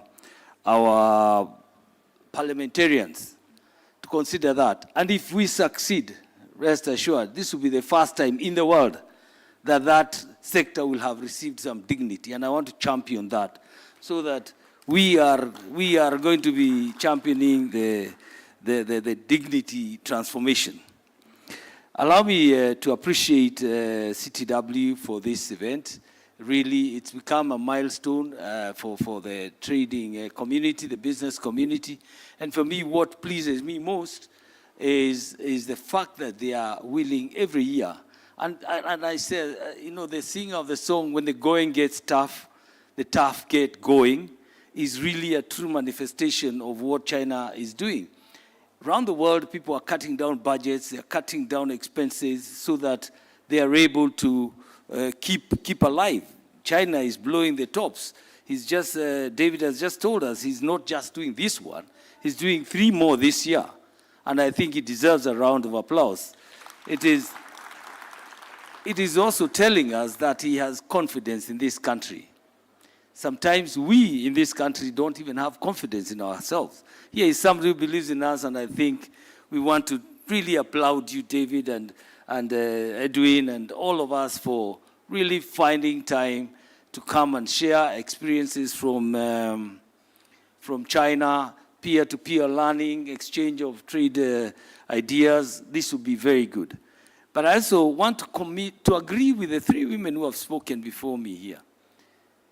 That, and finally, even with what Harriet has just said, I sit in the sector that really deals with everybody, from very good men, very good women, to very bad men, very bad women.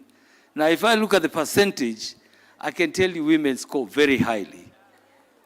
In terms of being, and I'm saying this due respect to the men folk in this house, They are honorable. They pay their debts.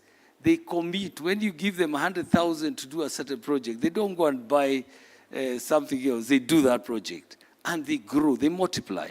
And so kudos, every man in this house. Only the men. Please, let's appreciate the women. Only the men. Thank you, thank you, thank you.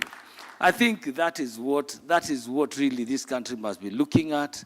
And going forward, I know that whereas we have said in the past that this country is going to be on the shoulders of men, I'm finding like our shoulders are getting very small, and we might ask the women to come and join us to hold the economy of this country. As I do so, as I say this, I make these remarks, I also want to remind the women, don't be left out. We have 2 programs at the micro and small enterprise that we're rolling out. And so I have a very special message from my Minister for Cooperatives and Micro and Small Enterprises about those 2 programs. The KJET, which is the Kenya Jobs Economic Transformation Program, and the NYOTA, the National Youth Opportunity Transformation Agenda, which are being rolled out very, very soon. Be on the lookout, because we'll be training you on basic skills, and then equipping you with equipment and some resources to be able to give you. And I have no doubt, the program has not rolled out, but I know it's the women folk that will take the lead.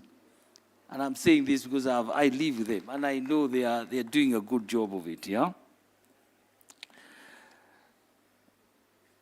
Now, when you look at these opportunities, Kenyans who are here, the Chinese have come to teach us the tricks of the trade. You will see many of them.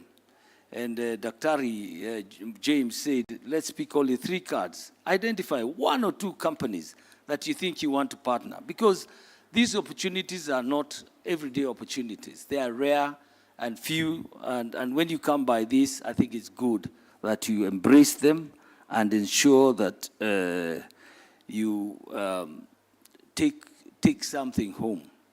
Digital transformation is something we cannot argue about. It is here to stay. It is like when Safaricom came in with technology, and you know the likes of Telcom and Kenya Power, who refused to hear the sound that was so loud, you know where they ended up. So let us not be relics of past and be eaten up by technology. I know in my growing years, there was a mzee who said, this road will not pass here over my dead body. And guess what happened? There was a funeral shortly thereafter because the road had to go. Technology has come. You either embrace it or it embraces you. Any which way, you must embrace technology. And I know there is a lot of learning to do here. I know there is a lot that we can do in terms of collaboration between the Chinese and the Kenyan companies, even to take advantage of the cordial relationship that is between President Xi Jinping and President Ruto.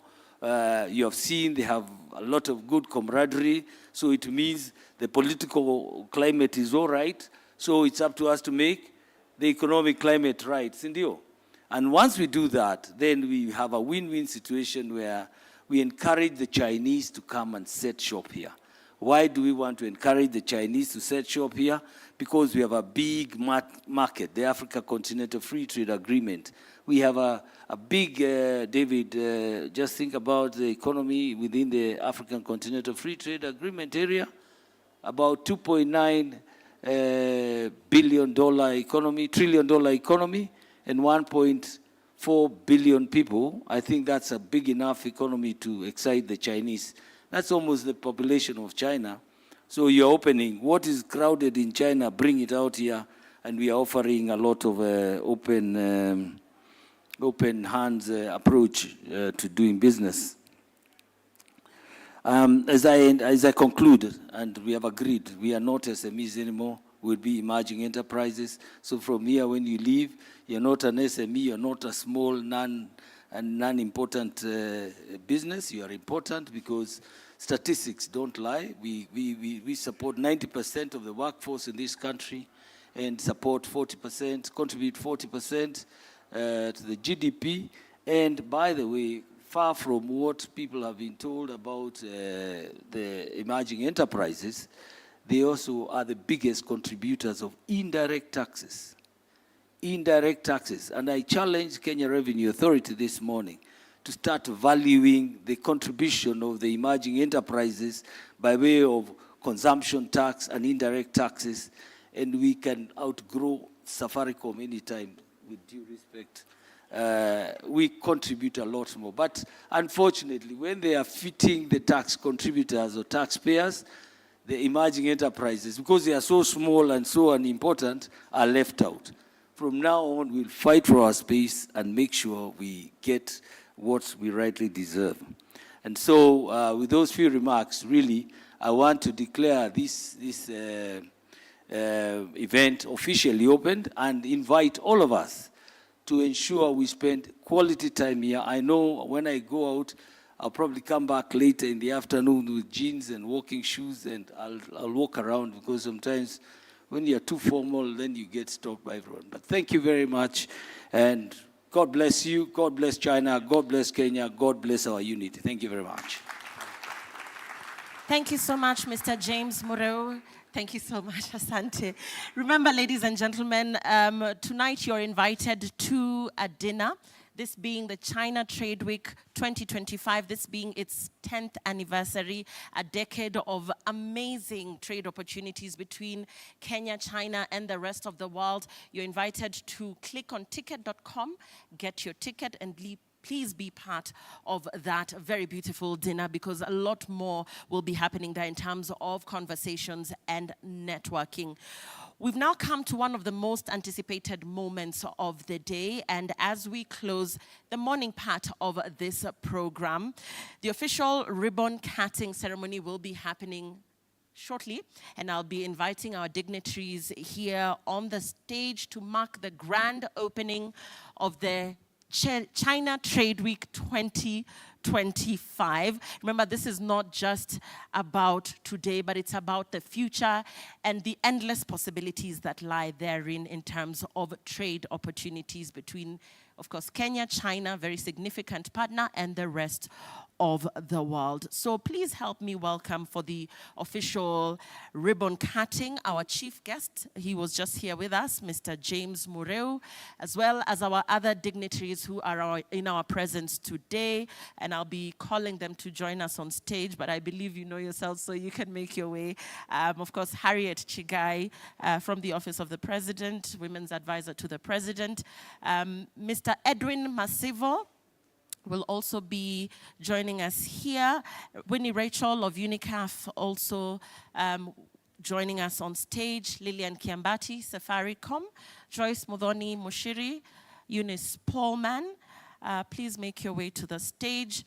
Richard Muteti, kindly be upstanding. Dr. Clarissa, kindly join us here on the stage as we prepare to cut this ribbon. Mr. David Wang. Mr. David Wang is already there, good. And of course, Mwendwa Mutua, if you may. Peter Musyoki, Global Exhibitions, Inc., please join us up here. If you are in our midst and I have not called out your name, please be part of this opportunity as we prepare to cut this ribbon. Christine of KNCCI also.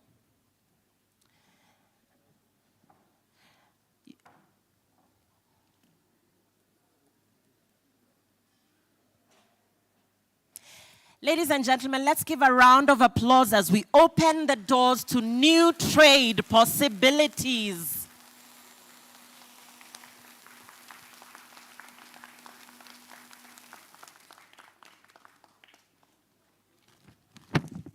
Please remain there, ladies and gentlemen, as we get photos. We have a photo session, very brief photo session. Remember, ladies and gentlemen, you are all our VIPs, and we thank you so much for your time this morning.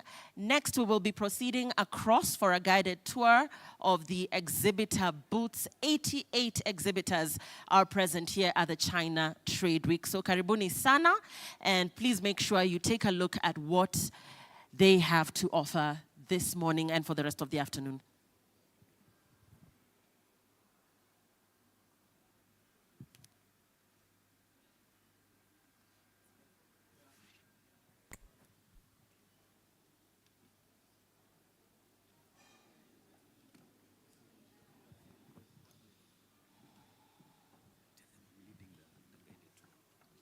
Sorry? Okay. Okay. And so, ladies and gentlemen, thank you for your patience once again. I am Lilian Muli. I've been your host this morning. This is the China Trade Week 2025. 2 more days to go, so it's not just today. You have 2 more days of amazing showcases right here at the Kenyatta International Convention Center here in Nairobi County. We thank you so much for finding time to attend. The next bit of the program will be a guided tour of the exhibition next door, and that will be led by Edwin Masivo, Country Director, Global Exhibitions, Inc. You will be following him and he will be walking you through the exhibition and what it has to offer. 1 minute as I get some reminders here. We'd also like once again to recognize our key strategic partners, Liu Jinsong of the Guangzhou Provincial Department of Commerce, as well as Zheng Zhuan, Port Administration Division 2, Guizhou Provincial Department of Commerce. Ladies and gentlemen, you are free to live at your pleasure. The summit starts now. It is the official start of the China Trade Week 2025. Remember to go to tickets.com and download those tickets, and let's meet later at the dinner this evening. It will be amazing. It will be fantastic, and we will get a chance to network even more there. DJ, you can take it away. Many thanks, ladies and gentlemen. Please, let's proceed to the exhibition guided by Mr. Edwin Masivo, Country Director, Global Exhibitions, Inc. Good morning, good afternoon, and enjoy the rest of the day.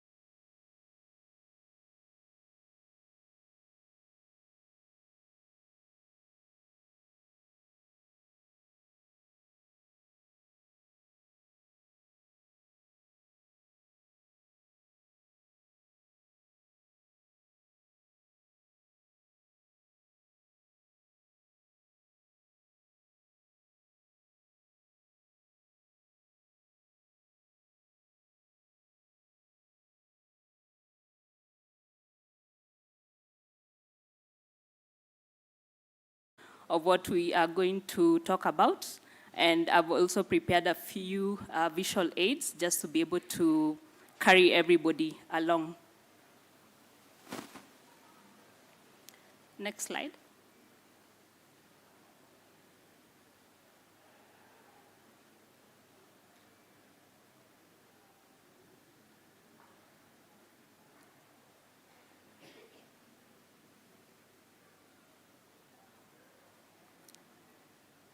Yes, so as the technical team prepares to, so we have the right slide up.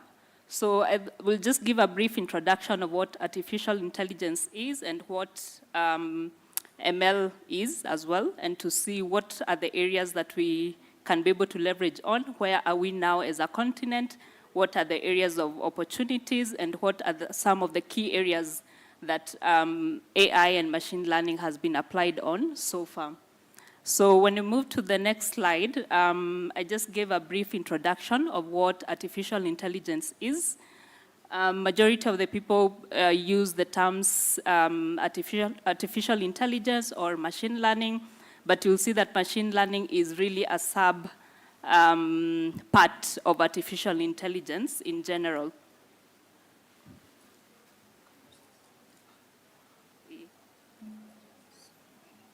Okay, thank you. Okay. So I've been given some control at least. Yes. So when you talk about artificial intelligence, it's really the ability of machines to be able to act like human beings. They are not here to take our job. They're not here to take our roles. We are the experts at the end of the day. But we can be able to move quickly. We can be able to be more productive. We can be able to be more efficient when we apply the use of AI in some of the work that we do on a day-to-day. So when you look at Africa as a continent, you'll see that the large organizations are really at the forefront of pushing the use of artificial intelligence. But some of the small businesses that should also be leveraging AI are lagging slightly behind. So right now, when we look at artificial intelligence, you'll see that we have generative AI, which was not there last 5 years, or 5 years ago, sorry. But currently, we have now generative AI that has come to even make everything more efficient. I don't know anybody who does their work every day without using generative AI. I know we are all aware ChatGPT is built on top of an LLM, that is large language models. Claude is also built on top of a foundational model or an LLM. So those are some of the tools that we use every day, and ChatGPT is just an app that is built on top of that model that is able to reason behind it. So when we look at AI, majority of the people think it's new, but it's not new. It actually started way back in 1946. That is when one of the first books was published, that is on thinking machines. And then in 1956, we had the term now artificial intelligence coming up.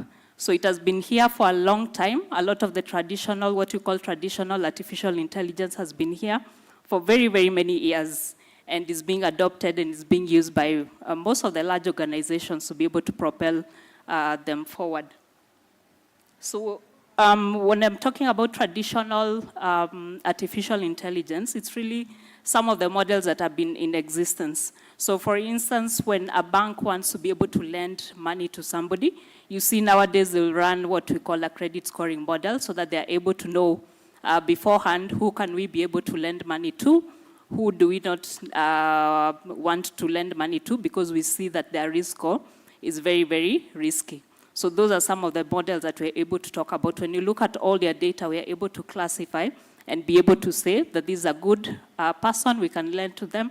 This one does not have the ability to repay, let's not lend to them for now, but guide them on the way to be able to grow. Then when we also look at businesses that have products, for instance, we know that products have life cycles.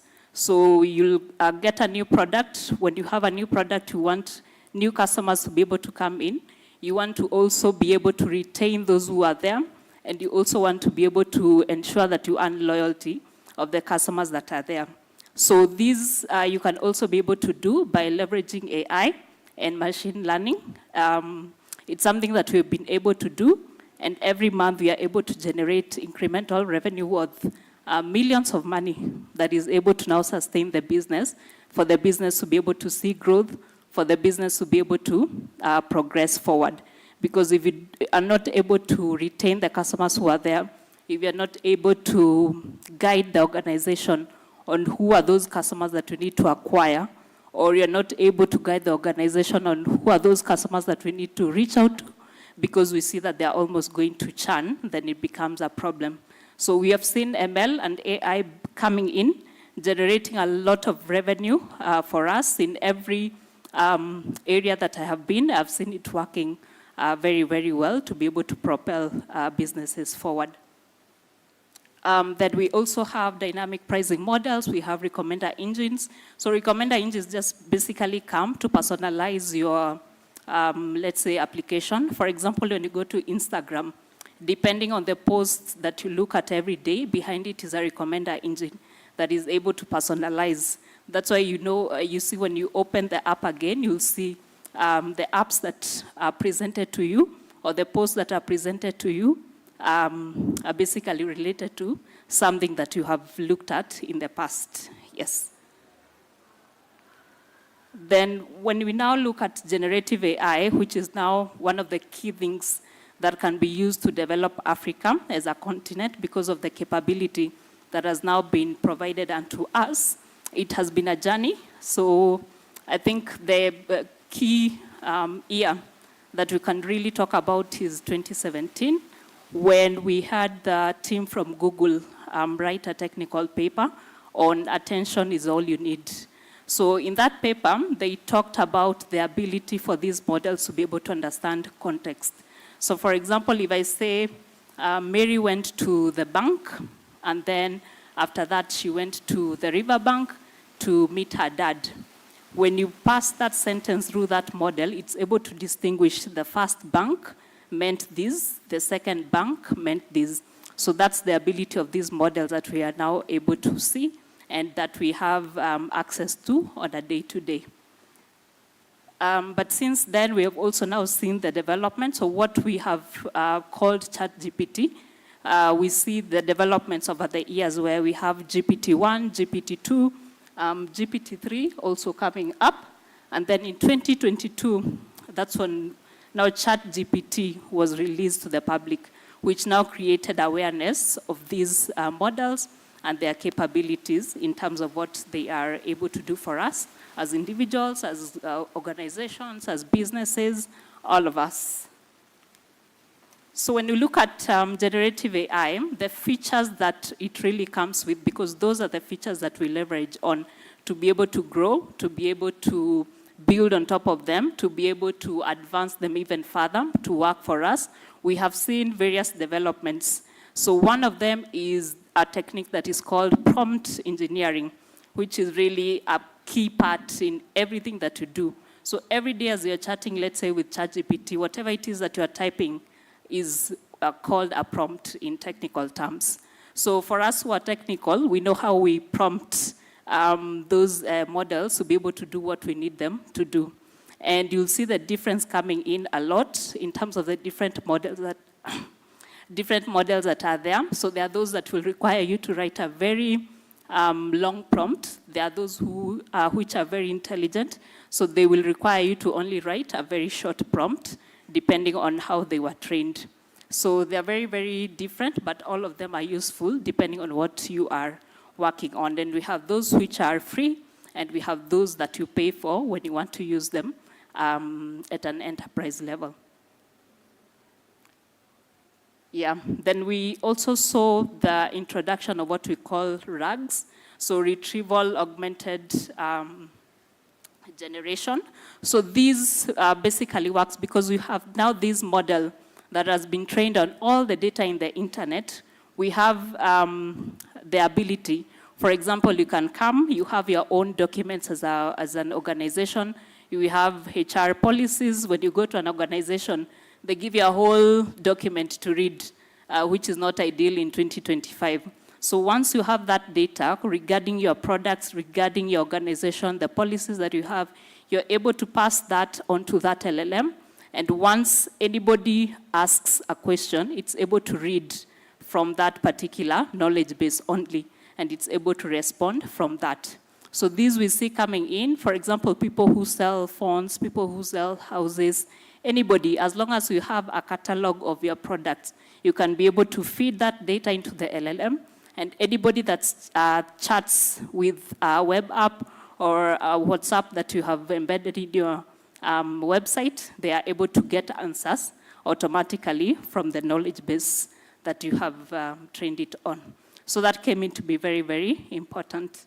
And then right now we also have multimodal models. So these are models that are able to understand videos, they are able to understand audio, they are able to understand text. That's why they are called multimodal.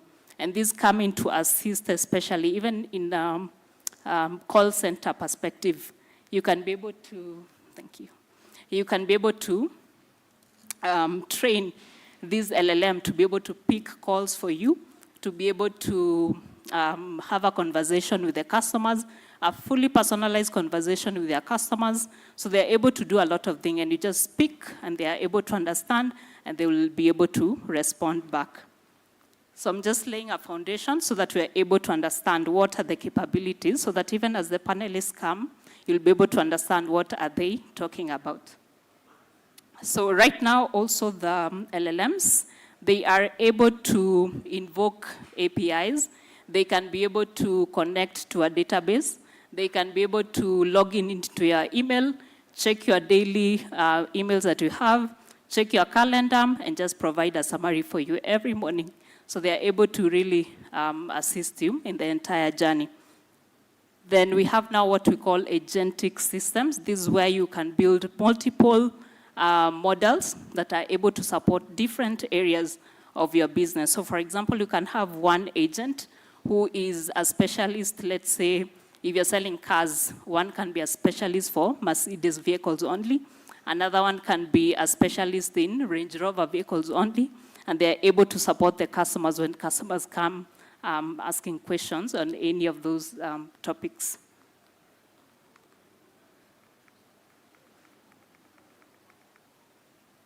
So now when we look at the application of these models in the different areas or the key sectors that we have in Africa. So the first one that I focused on was on agriculture. We know agriculture is the backbone of the African continent, with different countries producing different kinds of crops. And when it comes to agriculture, we have already seen the adoption of AI. For example, in Cameroon and in Kenya, we have a bot that has been built that is available through WhatsApp that is supporting farmers. So remember I mentioned the capabilities of the multimodal models. The farmers just take the photos of their crops, they're able to upload the photos, and they get advice on real time concerning their crops. So this is one of the adoption areas that we see. So we have that available in Kenya, we have that available in Cameroon, already live, already being used by some of the farmers that we have. So when you look at the other areas of application in the field of agriculture, so we see the first one that comes out, that's the Smart Farming Advisory Program. So you don't need to keep on sending field agents to the farmers' homes to be able to advise them. Right now we have AI. They just need to take a photo of the crop, the photo is uploaded, the LLM is fine-tuned on Kenyan data, so they're able to understand what is the problem with this crop, and they advise on the pesticides or any technical advice that is needed. And the ones that have actually been deployed on Kenya, like the bot, it's able to even understand Swahili. So they don't need to know English. They can just type with whatever language they are comfortable with, and they're able to get the responses. So we see that as well, that it can be applied in the crop disease management or even animals. And we also have the education platform. So when the government wants, let's say, to educate farmers, instead of holding a physical meeting, they can just have an online meeting and upload the videos, and the farmers will be taken through that content, and they'll be able to make use of that information. The other key field is on the health sector. Let me just, okay.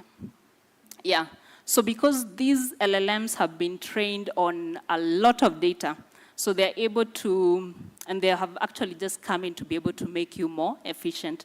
So when you look at the areas or the companies that are involved in developing drugs or in the manufacturing of drugs, they are able to fast track this process because these LLMs are able to analyze all that information, analyze the chemical content, and be able to fast track the process that was initially taking, let's say, months or even years. And right now we see this being adopted by AstraZeneca in the development of drugs. So that can also be done in Kenya for any drugs that are being developed or in any country that is in the process of testing drugs, doing research on medicine, doing whatever research that they are doing, they can be able to fast track that process. Then when it comes to medicine, we have personalized care. These LLMs, we have those ones which are fully fine-tuned on medical data. So you can imagine the amount of data that all the hospitals hold about their patients. And you do not need to know the name of the patient. You don't need to know where they're from. You just need to know these symptoms were presented. This was the conclusion. This was a medicine that was given. The patient was a female below the age of 35 or above the age of 35. Simple. And you're able to have that data, fine-tune those models, and they're able to work for you to be able to diagnose the patients in a very fast way. Then when you look also at things like radiology, when you take the scans or when you take the x-rays, how do we implement the use of AI? Right now, because they have been trained on a lot of data, they are able to pick out even the smallest details that you cannot be able to pick out as a person. So it's really advancing, and a lot of countries are already using these to be able to analyze all that data that comes in to be able to make everything efficient. For telemedicine, so you can have a patient who is in Garissa, they are sick, they don't need to come all the way to Nairobi. We have telemedicine. They can either be able to chat with a bot that has been created for that specific purpose, or even be able to be connected to a doctor. So when the doctor, let's say they even record a video, and the doctor comes in, they'll be able to look at the video. The video has already been analyzed, and for them it's just to finalize the process and to be able to advise the patients that we have. When it comes to documentation, we know that hospitals have a lot of documentation. We have x-rays, we have the laboratory, we have the triage, we have different parts of hospitals. So when it comes to applying the use of AI, all this information can be analyzed by these models. It can be stored, you can use it to fine-tune. So when I say fine-tuning, it's really just training the LLM with your own data that is able to make sense to that particular country or that particular county. So let's say a disease like malaria, it's only, let's say, common in Kenya, and it's not the entire of Kenya. So when that particular county fine-tunes their own model, it's able to work for them, and it's able to advise them on diseases that are just available in that particular area. When it comes to the transportation sector, which we know is a key problem in African countries, we know traffic is an issue, and we can be able to also leverage AI. So for example, we have what is being tested in Kenya, the smart traffic lights. Those lights are able to look at the traffic behavior that is happening on the roads. So for example, you are at a junction. On one side of the road, there are a lot of cars, let's say, that are coming in, and the other side, we have fewer cars. So these models are able to analyze that data and be able to change so that they allocate more time to the areas where there is more traffic and less time to the sides where there is less traffic. So we have seen them being used on roads, even for people who deal with exports, when people who have fleet management issues, we can still be able to leverage these to be able to see how do we properly manage our fleet system to be able to work well, to be able to reduce the cost that we have on a day-to-day.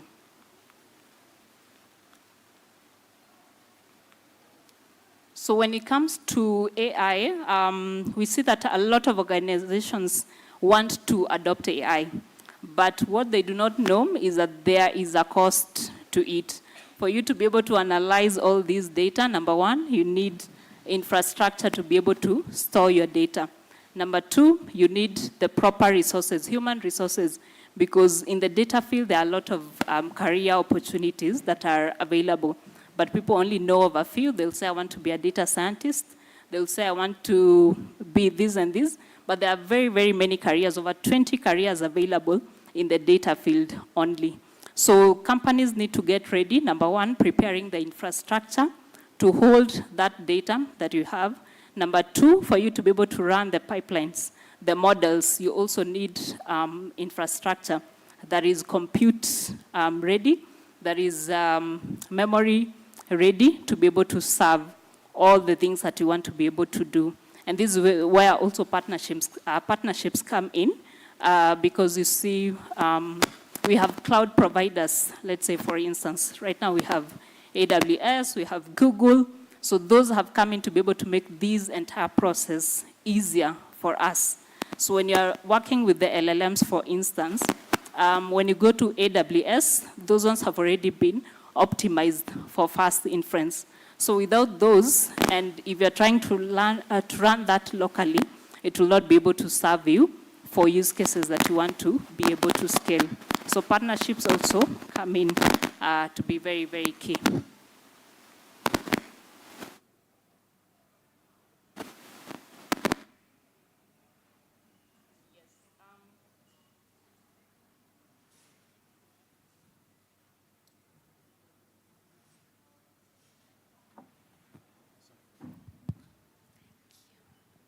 I'm actually almost now done, just on the final bit, touching now on education. How do we prepare our young people who are in school to be fit so that when they come out into the career world, they are able to fit in very, very well without a lot of struggles? Because right now we see a very big gap between those people who are coming out of campus vis-a-vis those people who are ready to be able to take up some of these roles in the organizations that we have.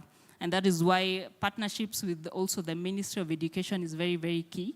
Because if they partner with organizations that have already gone ahead, they are able to prepare the curriculum in such a way that it's able to fit the people that are being trained, so that when they come out, they are ready to be, to take up some of the roles that are there.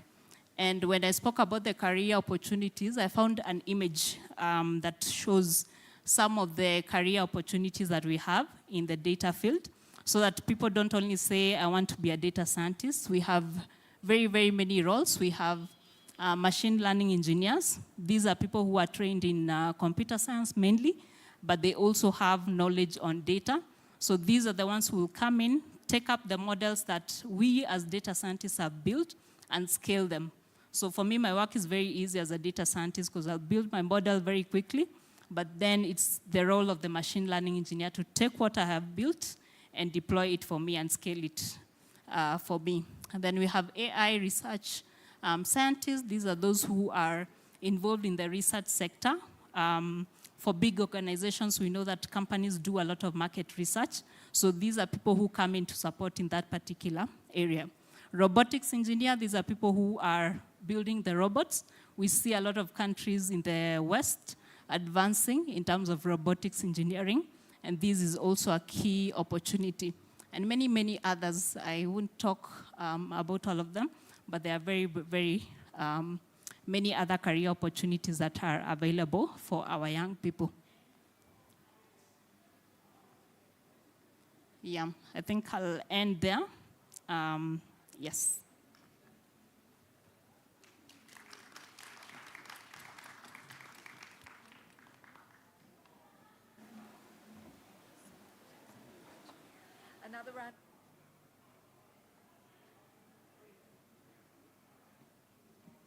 Another round of applause. Thank you so much. I understand I called you doctor before. My apologies. But once called a doctor, always a doctor now. You can go around saying, I'm Daktari. Hi, cousins. Hi, Mukuzo. What is it? Mukuzo? Is it? Makuzo? Are you guys well? You ready for our panel? Yes? I need a bit more energy from you. Can you turn to your neighbor and say, AI? Shake their hands and say, AI. I don't see you guys shaking hands. Shake hands. I know, we were having this discussion before that artificial intelligence will make us a bit antisocial, but let's not allow that to happen. Human beings still need to talk to one another. We still need to touch and feel one another in a nice way. In a nice way. Welcome to the Women in STEM Summit, Africa, a premier movement dedicated to nurturing women and girls in engineering and technology across the continent. This summit isn't just about learning. Of course, as you know, it's a call to action for women to lead and innovate, offering a platform for networking. I'm very excited about our panel at the Women in STEM Africa Summit. And today we are joined by an incredible group of innovators and leaders who are pushing the boundaries of technology, AI, and social impact. And the good thing is they are your cousins as well. From machine learning to healthcare innovation, from social entrepreneurship to human-centered AI, our panelists today are here to share their insights and experiences. So let's dive in and explore how they are shaping the future of STEM in Africa. Please, ladies and gentlemen, as I introduce each one of them, I need your energy. Maybe it'll give you a little bit of feel good and feel warm as well. I'm going to first introduce Claire Matuka. Please welcome Claire. Please give her a big round of applause. Claire Matuka is a machine learning engineer and an AI enthusiast with a strong background in statistics. She currently works at TICO, where she builds, deploys, and monitors machine learning models in production.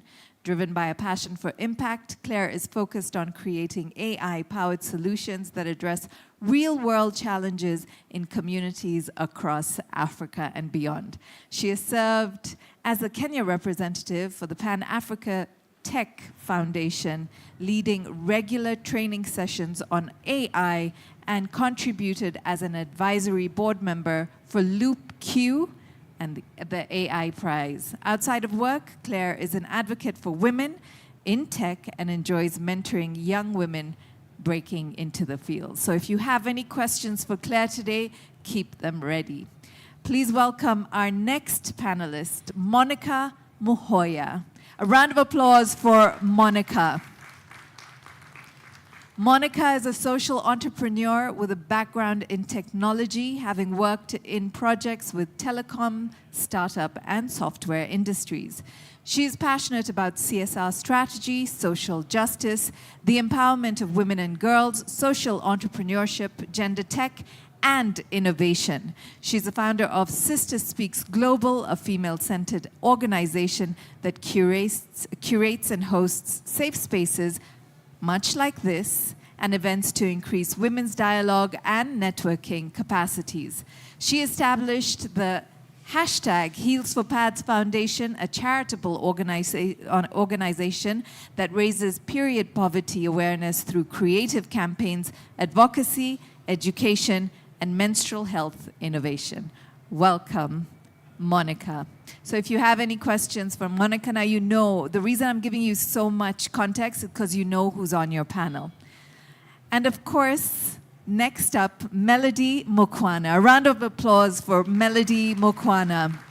Melody is the founder and CEO of Humanely AI, a consultancy helping African businesses adopt human-centered AI tools that boost performance, reduce burnout, and build scalable systems with heart. With a background in counseling psychology and 5 years in AI strategy and execution as well, she bridges the gap between cutting-edge tech and real human needs. Melody is passionate about making AI more accessible, championing women in tech, and helping teams unlock intentional growth through bold strategy and empathy, as well as innovation that feels deeply human. Now you'll see a couple of seats empty, which I will take one seat, but Dr. Fred Mutisia was set to be with us. In fact, he was here earlier. He had to leave as he was leaving the country. But just to give you a little bit about Dr. Fred, a practicing medical doctor and an award-winning AI developer who was going to speak to us today. He was definitely a wonderful resource. And Dr. Clarissa Zunchen, who may just join us. She's actually currently at an interview at KBC. My name, like I said before, is Pinky Gelani, and I'm your moderator for this afternoon. I'm very excited by this panel. In fact, tell your friends that they're missing out, because AI is definitely the wave of the future. As you've heard from Rosalind, there's so much that we can take away from AI. And they say in the next 5 years, it will indeed have a deeper integration in our lives. Welcome. Thank you so much. I believe you guys have your microphones. So we're going to start with you, Monica. And I'd like to get right into it. What role does social entrepreneurship play in empowering women in the tech industry, and what scalable solutions have you seen? Hi, good afternoon. It's okay.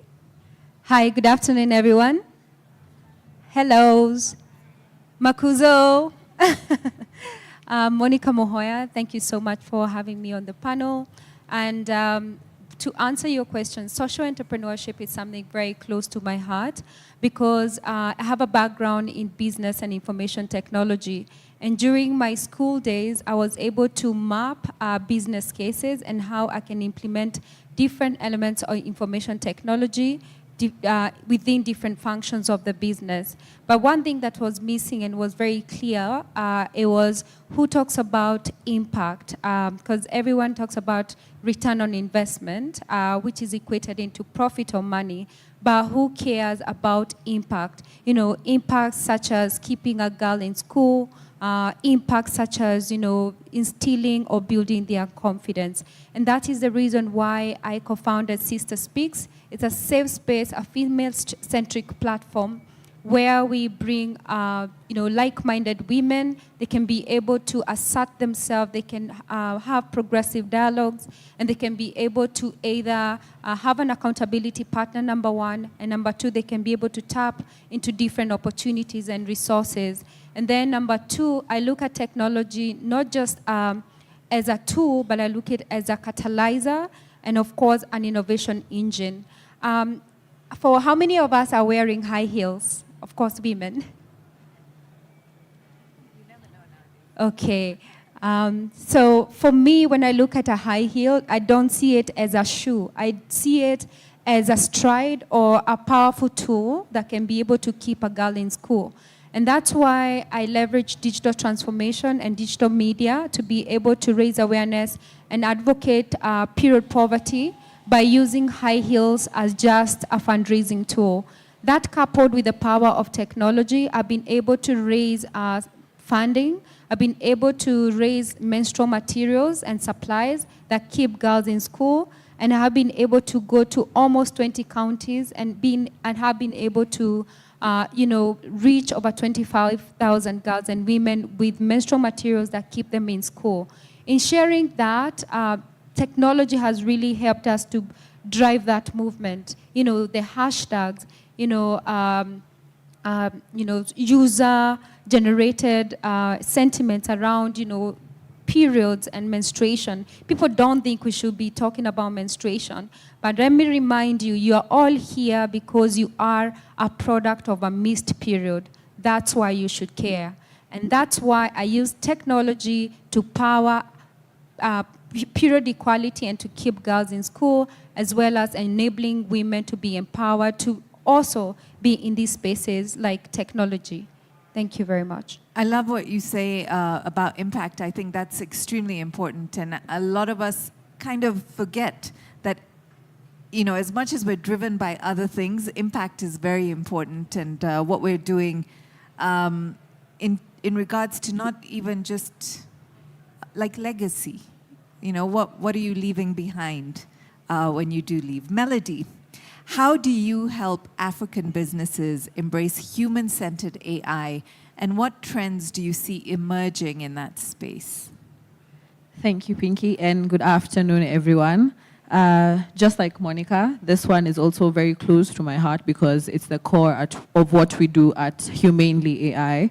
So we work with African teams and businesses to help them stop seeing AI as this far-off, complicated thing, but more like a practical partner. So when I get into rooms, I don't just start throwing around the words LLMs or neural networks. I start with asking the real questions. Where are you wasting time? Where is your team slowing down? Where are your people burning out? We take the time to understand your workflows, your pain points, and your people. From there, we could create solutions that fit into your day-to-day lives, whether it's automating customer service or using dashboards to better your hiring decisions. For us, it's always people first, then tech, always, all the time. When it comes to the trends that I'm seeing picking up in this space, the very first one would be the rise of hyper-local solutions, so tools that are not just being borrowed from the West, but that are built for our actual realities. That is tools that understand sharing, tools that can work offline and run on local data. A second trend I'm seeing would be a shift towards sustainability. So AI tools being used to reduce food waste or better food use or climate smart farming. So it's become less about speed and more about creating things that work for our people and meet them where they are. It's so interesting to hear you speak. I like that you say that you go and ask the real questions. But I have another question for you in regards to Humanely AI. Did it come from the fact that you work with people a lot and that you realize that maybe AI can help us do better? And how, for all of us who are in here today, how can we be more self-aware? I don't know if it's an oxymoron in a way. Can we be more aware, more self-aware using AI? Thank you for that, Pinky. And Humanely AI came from a background in psychology that I have. So my background is in psychology, and I got the privilege to understand how people work, how they adopt different things. And moving from psychology into the tech world, into the AI field, I got to interact or know a lot of startups that come up, get the funding because it's a very great story to tell, but at the end of the day, they die down in a year or so because it really wasn't practical. They didn't build for the person that they were saying they built. They didn't understand the needs, the realities on the ground of the person they were building for. It was a great story to tell and say, yeah, it worked in whichever country. It worked in US, so I'm sure it could work here. But when you actually go to the ground, do you understand that lots of these people probably don't have access to internet, yet your solution needs an app, it needs bundles. Someone has a kabambe and they probably even share it in a household. So if your solution is assuming all that, then we've been building tools that are widening that gap instead of closing it, which is what we're meant to be doing. So that's, after interaction with that in startups, that's just how I came to the realization that a lot of this adoption, because we're facing a lot of barriers in AI adoption, a lot of people are not, the adoption is not as high as we would expect. Even here in our urban centers, people probably just know as far as ChatGPT and the likes, but there's way more than that. There's so much more that you can achieve with AI, and we still see a number of blockers because we are not putting the people at the center. We are not taking time to understand what really do you need? What are your pain points? Is this even useful for you? So we're just pushing out things because we can slap AI on them and say, oh yeah, I'm forward thinking, I have AI. But do people even need it? Are you actually solving a real problem? So that's where Humanely AI came in to help people be more self-conscious in putting people first, in as much as the tech can do the work, but the people are the one who are at the heart of it. And if you're not building for the person, then you will not have any impact. How many of us use ChatGPT? Any other apps that you use? Just you can shout at, yes. Lip sync? Okay. Oh, DeepSeek, sorry. I'm like lipstick. Uh-huh. Anything, anyone else? Rock? Is that X? Did you say X? Rock X. Okay, so it's like French to me, but very interesting because I feel like if we're using chat, and correct me if I'm wrong, are we just barely scratching the surface of what AI is? Yes. Okay, so Claire, I have a question for you. How do you see then machine learning driving innovation and creating new opportunities rather for women in STEM across Africa? Do you need me to repeat that? Yes. How do you see machine learning driving innovation and creating new opportunities for women in STEM across Africa? And I know there are a lot of gents in the audience as well, so let's just apply it across. Yes. Thank you, Pinky. Hi, everyone. I find that to be an interesting question, mainly because, like, you introduced me as an ML engineer. I'm seated here. That's an opportunity. Reality is my job did not exist 30, 50 years ago, right? Our keynote speaker has presented a couple of opportunities, whether it's a data engineer, an ML engineer, a data scientist. And fret not, if you can't code or you don't fancy math that much, we also have other careers. We have people like AI ethicists. We have people in AI policy. We have product managers. So already it is clear that opportunities and careers are being created in STEM. So I know another question that lies at the back of our mind with this is, yes, jobs are being created, but jobs are being lost, right? And there's no easy way to say this, but that we have to advance, right? One of my favorite quotes says that the illiterate of the 21st century are not those who cannot read and write. It's those who cannot unlearn, learn, and relearn, right? So if you're scared as a woman or as a man that your career or your opportunities are at risk, I really encourage you to learn. I really encourage you to upskill, to gain more skills, whether it's in AI or in any other STEM-related careers. Another thing that you asked is in terms of opportunities. Still bringing it back home, I recently became a mom. I don't know how many moms are in the room right now. Great. Oh, wow, I'm seeing a couple of hands. Awesome. So one of the biggest advantages of my career or this opportunity is that I get to work remotely, right? Which is a big thing, especially when we're looking at women.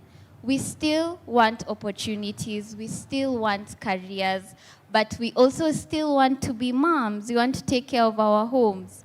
And I feel like with this new age of AI, opportunities are arising. Whether you've never worked in a career before, you can literally upskill yourself, become a virtual assistant, become an ML engineer like me, work remotely, and still maintain some form of balance with your life, right? And I think that's a really, really good opportunity that AI has brought into this space. So yeah, Pinky.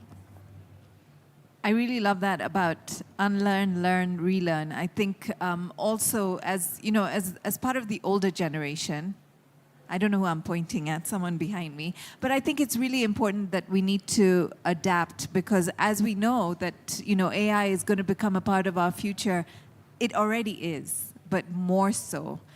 So, you know, Claire, when I said that we're barely scratching the surface, maybe you can give us a little bit of advice on how we can dig deeper as part of the audience here today, how can we use AI, or how can we learn AI for it to help us and also work for us? Yeah, so I once had something very interesting, right? Monica here has mentioned that AI is a tool, right? And of course, it's more than that as well. But let's take it as is, that AI is a tool. We can say a musical instrument is a tool as well, right? You can learn to play the guitar, but you don't just wake up and you're a professional guitar player. You practice. And in the same way, AI is a tool. Let's practice using it. ChatGPT, sometimes it gets your answers right, sometimes it gets it wrong. But how do we really learn how to use it? By practicing. Our keynote speaker mentioned prompt engineering. The better you are at creating prompts, the better of a user you are, the better you're using AI, right? So that's how I would encourage, like, for us to get more out of AI. Let's learn to use these AI tools properly, not just jumping in and expecting it to get it right on the first turn. Let's also understand, okay, how do I really need to ask ChatGPT, to create a timetable for me? Do I need to be specific? How specific do I need to be? So for me, for you to be able to really, really scratch the surface and really get into what AI can do for you, I'd just say practice. Practice using AI. Doesn't have to be ChatGPT. You guys have mentioned a couple of other cool tools. There's Grok, there's Perplexity. We also have, other than text generating, we have video generating AI. We have voice generating AI. So yeah. And just, on a lighter note, I'm going to ask you, Monica, do we have to say please and thank you to AI? Do you say please and thank you to AI? Yes? I think we have to wake up. There's a research that was released last month, nearly 30 million downloads of ChatGPT in less than 30 days. You can tell how many people world over are actually using ChatGPT. That's more than TikTok, Instagram, X, LinkedIn combined in terms of downloads. So you can tell the world is catching up. So, so many people say they use ChatGPT. So according to Altman, the founder of OpenAI, he sees sort of like an application divide between the Gen Zs, millennials, and the people who are not understanding AI or thinks, oh, AI is demonic, all these things. People are saying AI is not good for us. Skepticism. But he was trying to say Gen Zs and millennials have gotten to a place where we're not using ChatGPT or all these, generative AI tools just as a platform or a tool, but we are using it as an operating system. So how can you leverage all these models to optimize the way you work, optimize the way you do your, your business? For example, myself, I'm an international development consultant, but I'm also a social entrepreneur, meaning my business has to run, or my foundation has to run, but also I have to deliver on my job, so my 8 to 5, whatever pays me. So you'll find most of the things I've done, I've leveraged technology. Number one, so through the foundation, the Heals for Pads Foundation, we do smart distribution of sanitary pads. I saw so many people looking at me like, why are you talking about periods and you're here talking about tech?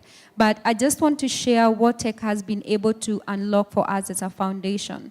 So traditionally, we have seen even the government, they collect sanitary pads and then they take them to the teachers, expecting the girls will go to the office, they approach the teacher, even a male teacher on duty.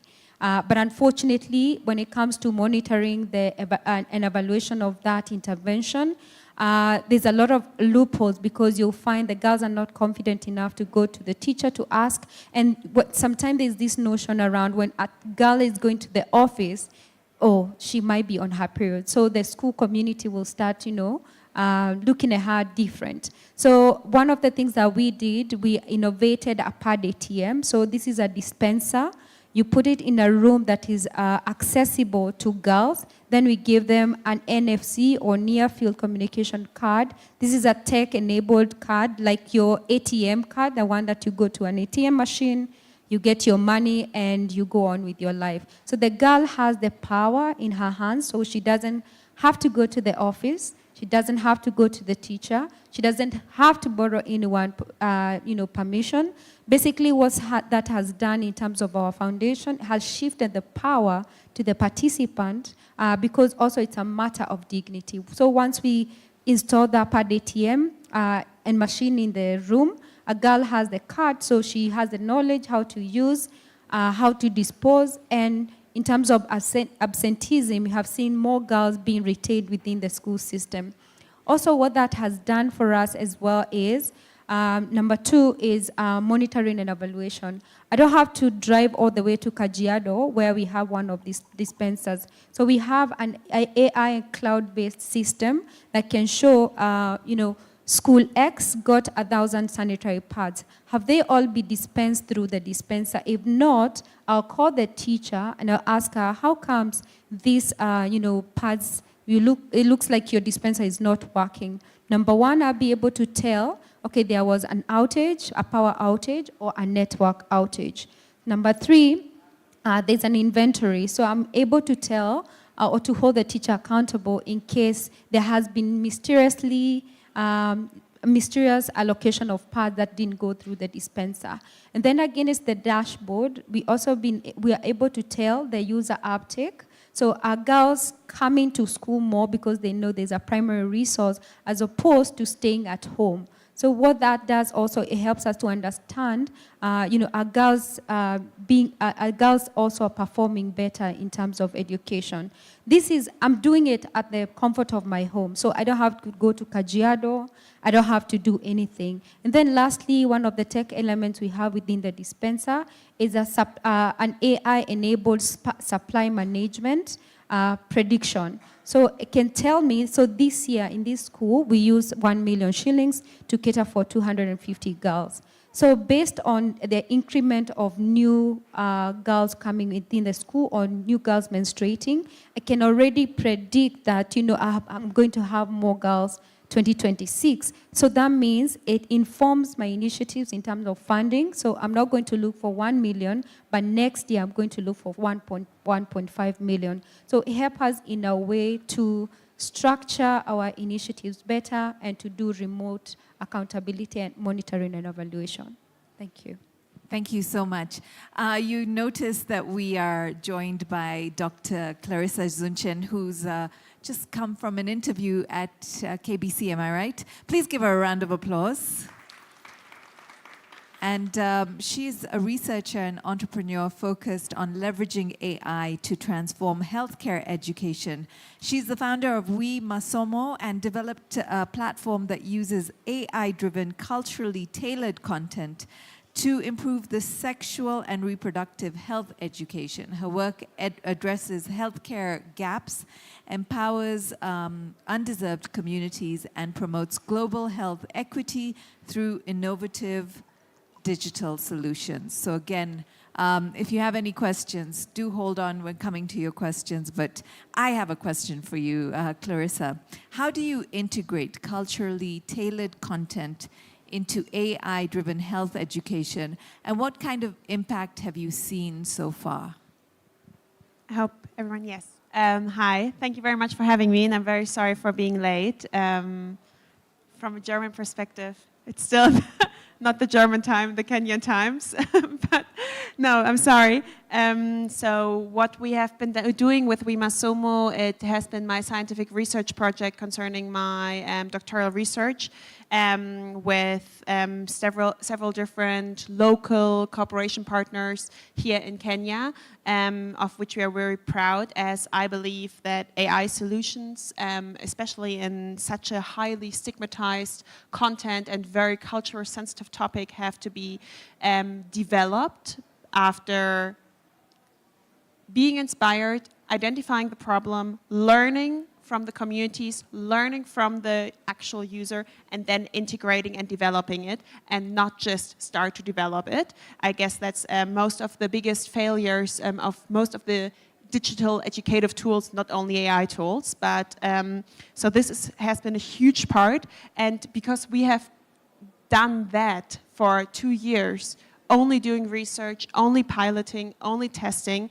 we had the chance to develop and finalize WeMasomo, which is primarily AI-based, and we have seen huge shifts in the school sector, in the community centers, and with several health workers, as we do capacity training through WeMasomo and only work with local cooperation partners. So we are free of charge, therefore there's no entry barrier for other communities to interact with us, as we are an NGO. Therefore, we are always looking out for local cooperation partners who are willing to integrate a digital learning tool in their community centers. And I guess that's why WeMasomo has been so successful, because we are actually working for local community centers and not doing something. So, Before you came, actually, Monica had said the word impact, and I think that's exactly what you're doing. Yes. I think it's such an important word and something we can take away today. Melody, I'm going to come to you now and ask you, did we answer the question on please and thank you with artificial intelligence? I think we had this conversation in the holding room. Very quickly, is it a waste of time? Well, from the developers, they do say they lose quite a bit of money when we so stop saying use please the and thank you. pleasantries. But I mean, for courtesy, if you're used to it, then you'll probably just be doing it like myself. But we are losing them quite a bit of money. Okay. With the rapid growth of artificial intelligence, especially now as we're seeing in Kenya, what do you see as some of the risks, aside from us losing our manners? And how are you working to mitigate those risks while fostering innovation? That's an important question, because AI is growing in Kenya, which is exciting, but it's also risky if we're not intentional.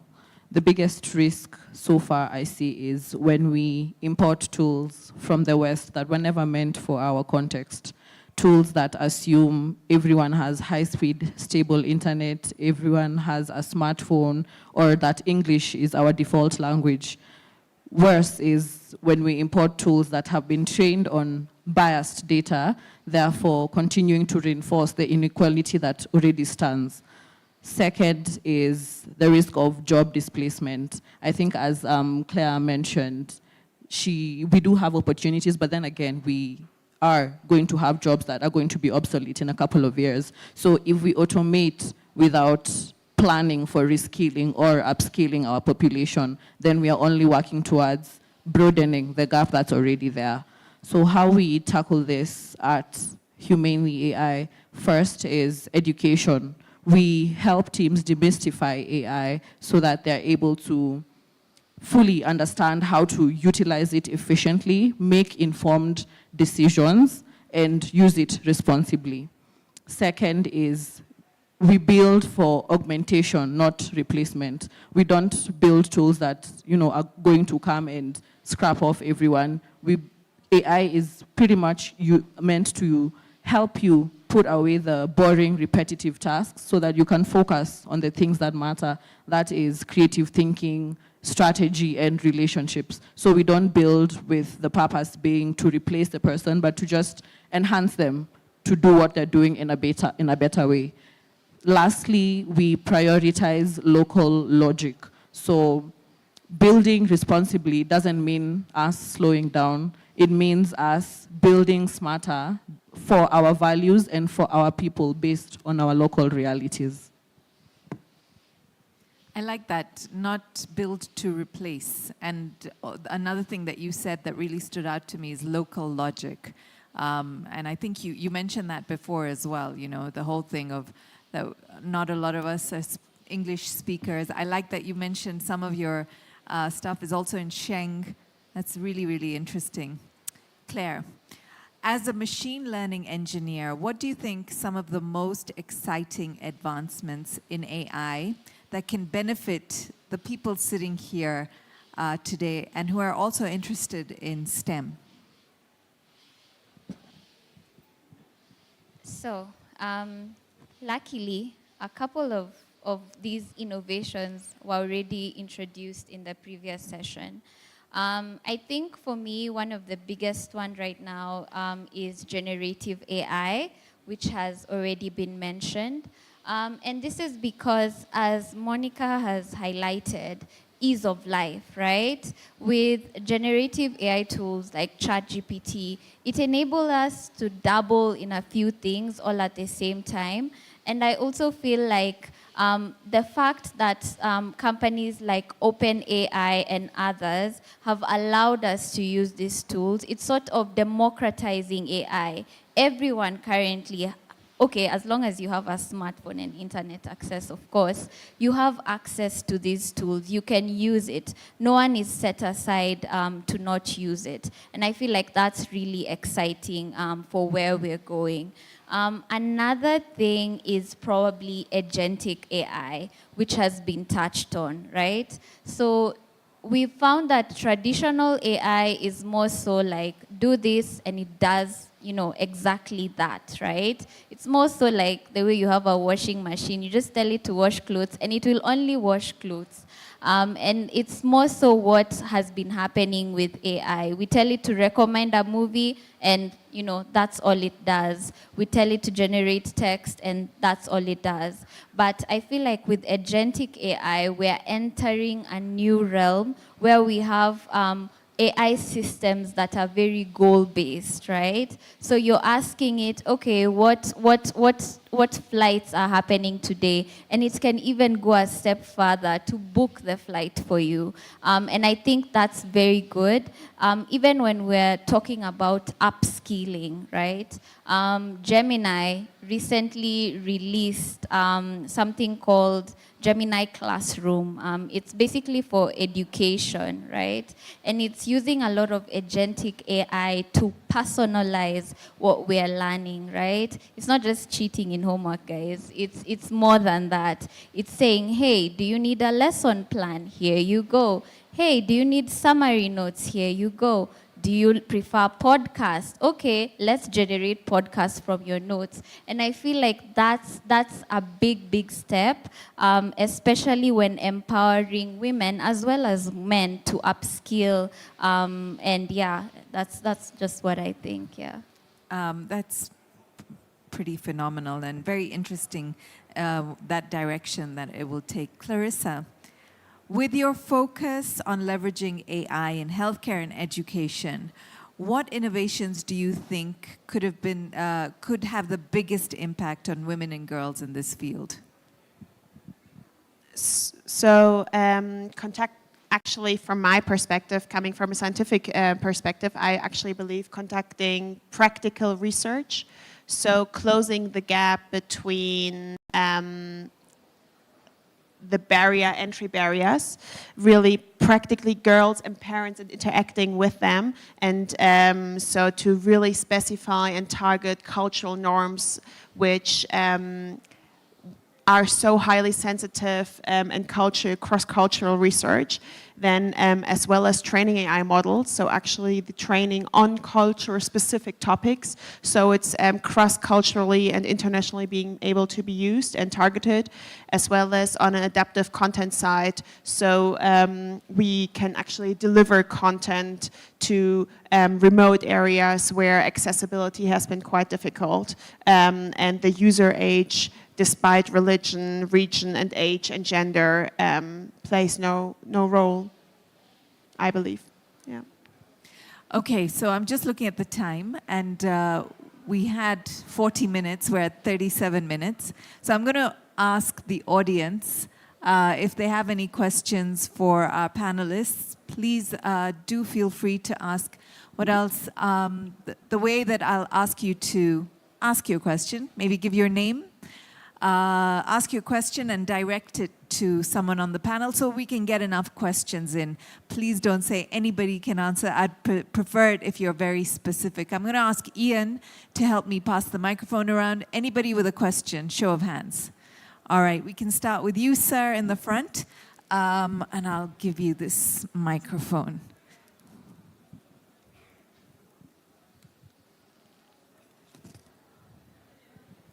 Okay, thank you very much for your nice presentation. My name is Mark Ambitho from Infotrack Research and Consulting Company. My question will basically go towards Melody, and it goes like this. I'm a member of the Nairobi EdTech, Nairobi Garage, and even the High Hub. The theme that we're discussing about harnessing AI and machine learning for Africa's development, it's a very, very important theme, and the opportunities are enormous. The problem that we have at the moment in Africa, and specifically even in Kenya, is how do we domesticate the funding for this project? Like she said, she has a very good project dealing with, let's say, education. But we are actually waiting for, like, wherever there's actually a pitch, the people we take to be angels investors, we take them to people from Silicon Valley or people from Europe or maybe people from other places. But we need to be like India, domesticate the funding so that these opportunities in terms of even turnover can actually circulate within maybe our continent. So how are you moving forward to make sure that our net worth individual, high net individual, you actually try to promote them to become angel investor or venture capitalist to support this kind of good ventures? Thank you. So the question is to Melody, am I right? Sir? To Melody or Dr. Clarissa? Melody. Thank you for the question. And when it comes to matters funding, I know that we have become super reliant on external funding and hoping other people are going to come and help us fund what we have here. But the reality is, first of all, as I had mentioned earlier, a lot of what we had been building in the past has failed because a lot of it, first of all, you would find was built by people who don't understand the realities on the ground. And so the money came in and it failed. And it's not just one, it's been several that have come. They failed, they've closed down completely. And so now there's already a picture out there when it comes to investors and funders that, you know, the solutions that are currently being built here are not really, as we said, impactful. They're not really getting to the person who needs that. Clarissa, I know you've been building, is that along the correct lines when it comes to funding? No. Sorry? No. It's not localized. Oh yes, it's not localized. The funding is external and they already have that kind of idea that we are not really building impactful systems. So when it comes to funding, I believe that it's time for us to look internally. We don't need to always ask investors there. And first of all, we need to prove that impact. Just for a start, we need to prove that we are doing something impactful. We've become very great storytellers. I've been in the startup world and I've been in these pitching rooms, and you'll hear things along the exact same lines, and the exact same ones are the ones that are getting funding, which are giving us that picture that's being painted to the investors out there. So it's come to a point where we need to build for ourselves. And at this point, we need to get reliant on our own funding here to boost us, because if we keep waiting to be in rooms with foreign investors and their money, it's not that their money is more or anything. We also have those opportunities here. We just need to prove that we have that impact, that we are actually making that impact, and look locally for local funding, for localized funding, because there are localized funding, even just in Africa, not specifically in Kenya. Kenya as well as Africa at large, as long as you have that product that you are putting out there and you're able to prove the impact, I know that you will get that kind of funding. I believe we need to stop our mentality to just waiting for help from the West, because at this point it's for us to build for ourselves and by ourselves. Thank you. Next question. Behind you, Ian, there's a lady.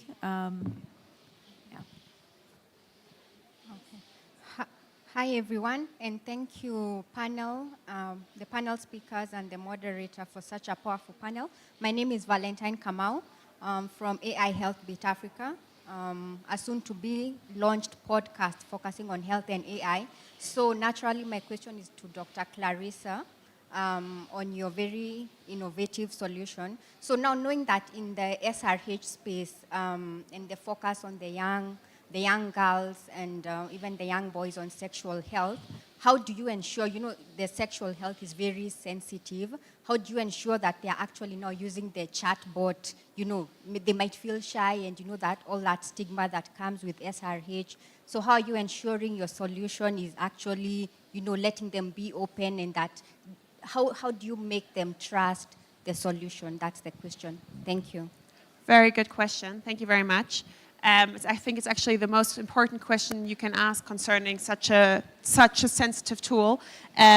So when I was writing my PhD or doing my scientific research, we have built the chatbot on our own. So the whole content, so the team is based completely local in Kenya with gynecologists, IT developers, and everyone was contributing to the content of the chatbot. So we do not use Gemini or Firebase chatbot, which is given, but we used our own model, wrote our own code, and the database which is feeding the chatbot is our own.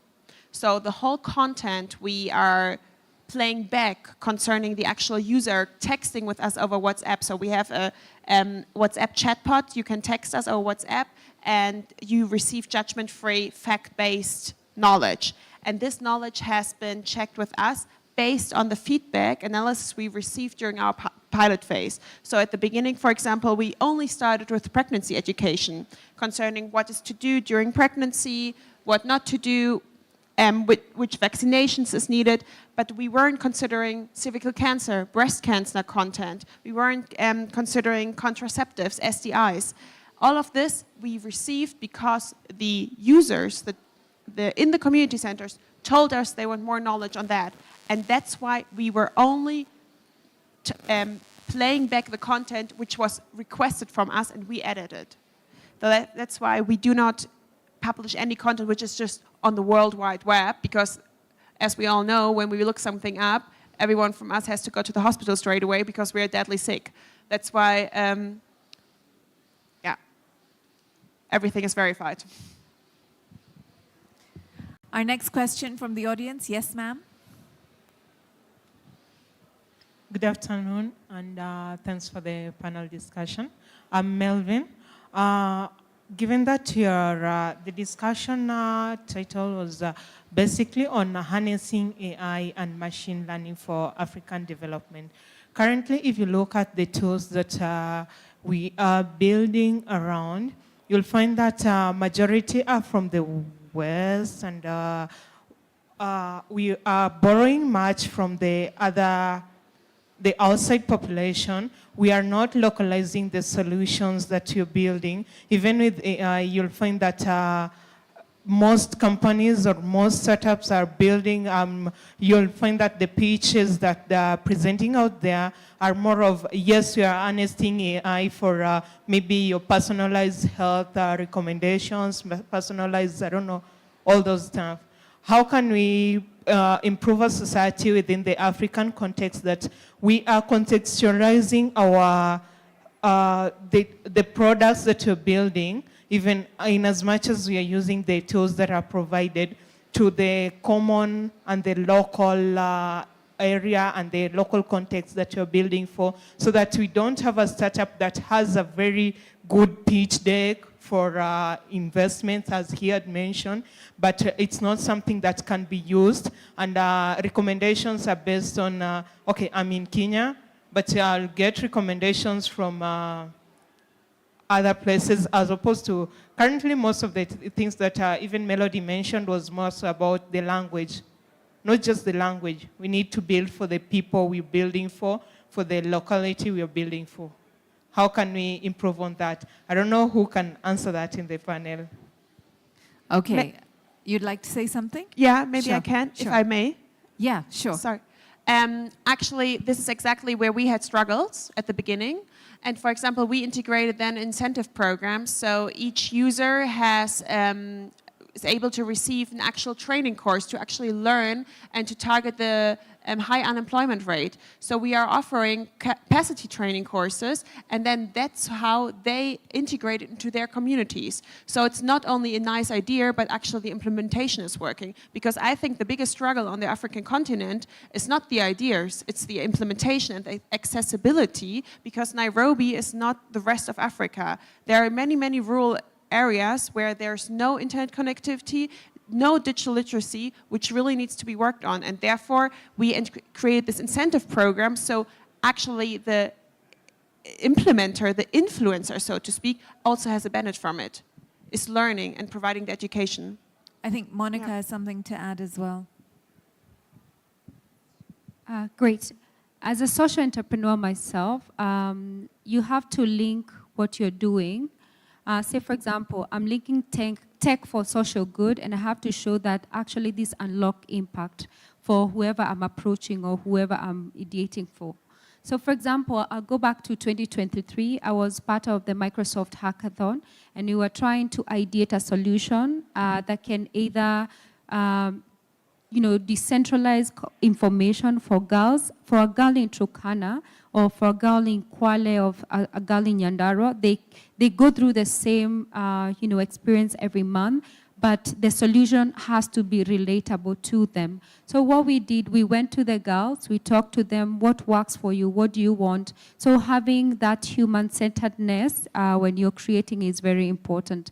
Number two, I want to speak about domesticating funding. One thing that has really, really worked for us is talking to people like you, like me, people who relate and they have the lived experience. One thing that I learned the other day is that we can't fix it if you have not lived it. So are you looking at the people who have the lived experience as the end user, or are you ideating for the investor who is in a boardroom? So there are questions that we need to ask ourselves as much as we want to, get on the bus, the AI flight, the AI wave. We have to ask ourselves, what is this AI going to solve for us as a Kenyan, not just as an African? Because someone in Malawi is African, yes, but they don't experience life like a Kenyan. They also say, for example, if you're trying to ideate within the healthcare doesn't live in Nairobi. Say, for example, I have an issue with, I'm trying to access maternal health. Just because I have the insurance, the SHA, I can be able to walk into any hospital. Remember the woman in Turkana, she doesn't even know whether SHA exists. So I think if we're thinking ideating for us, we have to ask for ourselves, what's the pain point? And then from there, we can be able either to borrow the technology, we can be able to borrow, insight from what has worked in the West, and maybe globalize it or localize it as much as possible with what we have, with the resources that we have. And I think that's how we can unlock opportunities for us as Kenyans, as Africans, instead of copy and paste. I like that. Claire? Yeah, so as someone who actually builds models, I will actively tell you that the reason we are using a lot of imported solutions is because AI is built on data, right? If we don't have data, right, there's nothing to build. Currently in Africa, we have a big problem with data quality and data access, right? It's a global problem, but more so in Africa. And that's because in the Western countries, they publicize their data sets, right? They collect data, they make it publicly available for everyone else to access. if we want to domesticate, if we want to create our own products, right, and not just use AI systems from outside, then we need, number one, to have data sets, right, publicize these data sets and not work in silos. That way we have solutions for everyone here in Africa. So yeah, that's just something I wanted to add. I like that. So we're not going to take any more questions from the audience. I'm just looking at the time. We're actually going to do some closing remarks from our panelists. And maybe we can start with you, Claire, as you were just speaking. And I'd like to hear from each one of you. I'm going to ask you a generic question so that you can give us your final thoughts. As we wrap,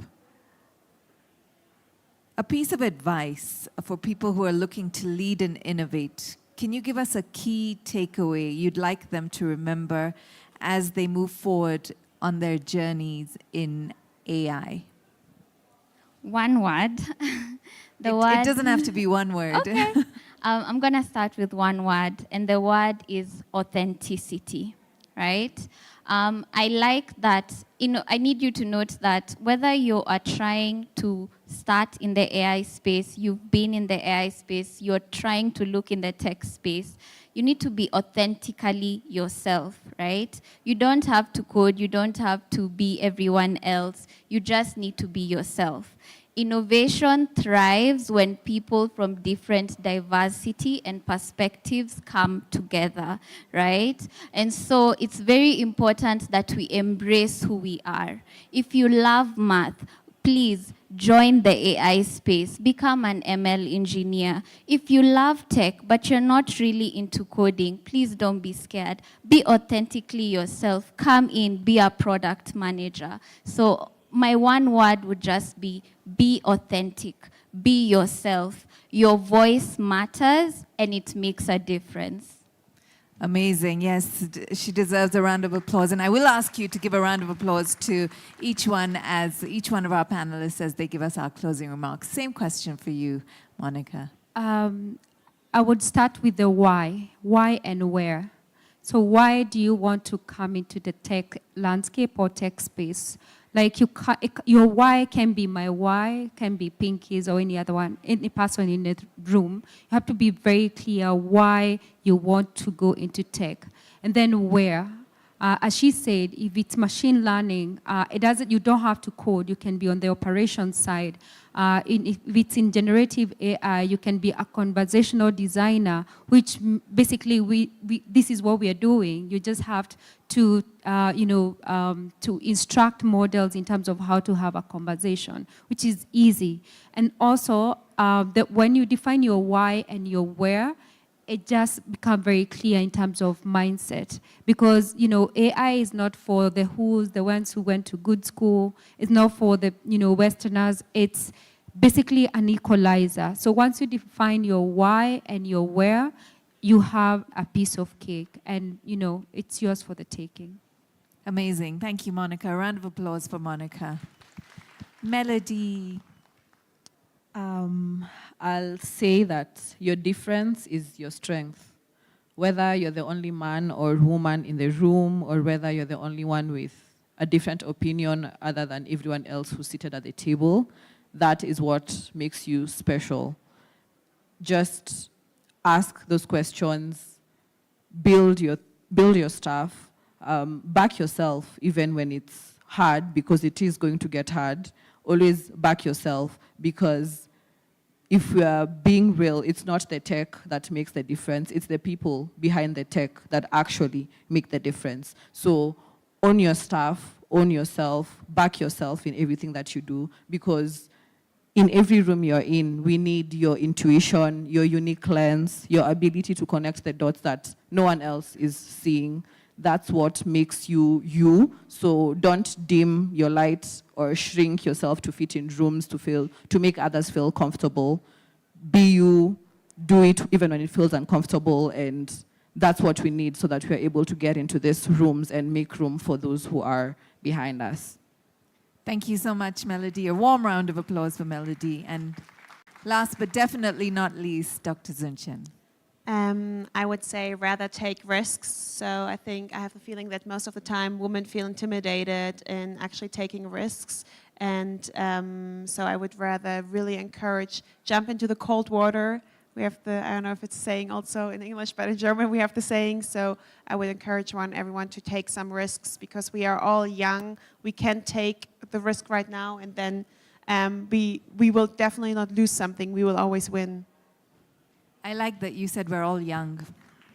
Yes, we are. Big round of applause for our panelists today. Thank you so much to Ian, who is helping with the microphone, and thank you to all of you. A round of applause for yourselves.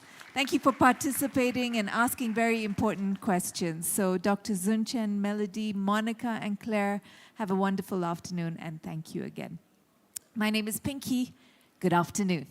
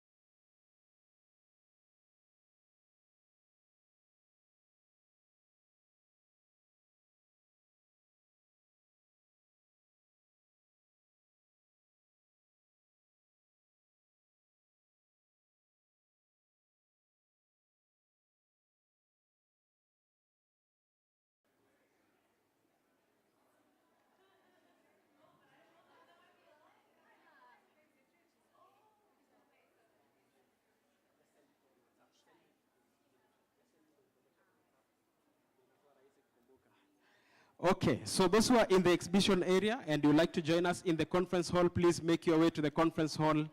We are starting now and we are ready for the next session. Those who are inside the hall, we are having a conversation and I hope that you have now talked to each other and you have an idea of who the other person is, all right?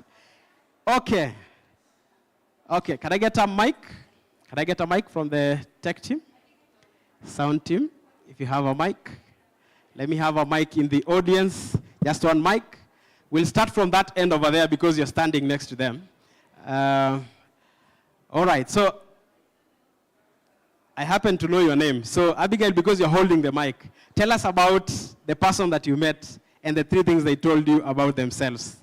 I met Ruth. I did not ask my visit, and Valentine. And Valentine. Yeah, so Ruth, she's a surveyor. Ruth is a surveyor. She ran the marathon last Sunday. That's I Love Nairobi. Yes. Okay, the things guys were singing during that marathon. Huh?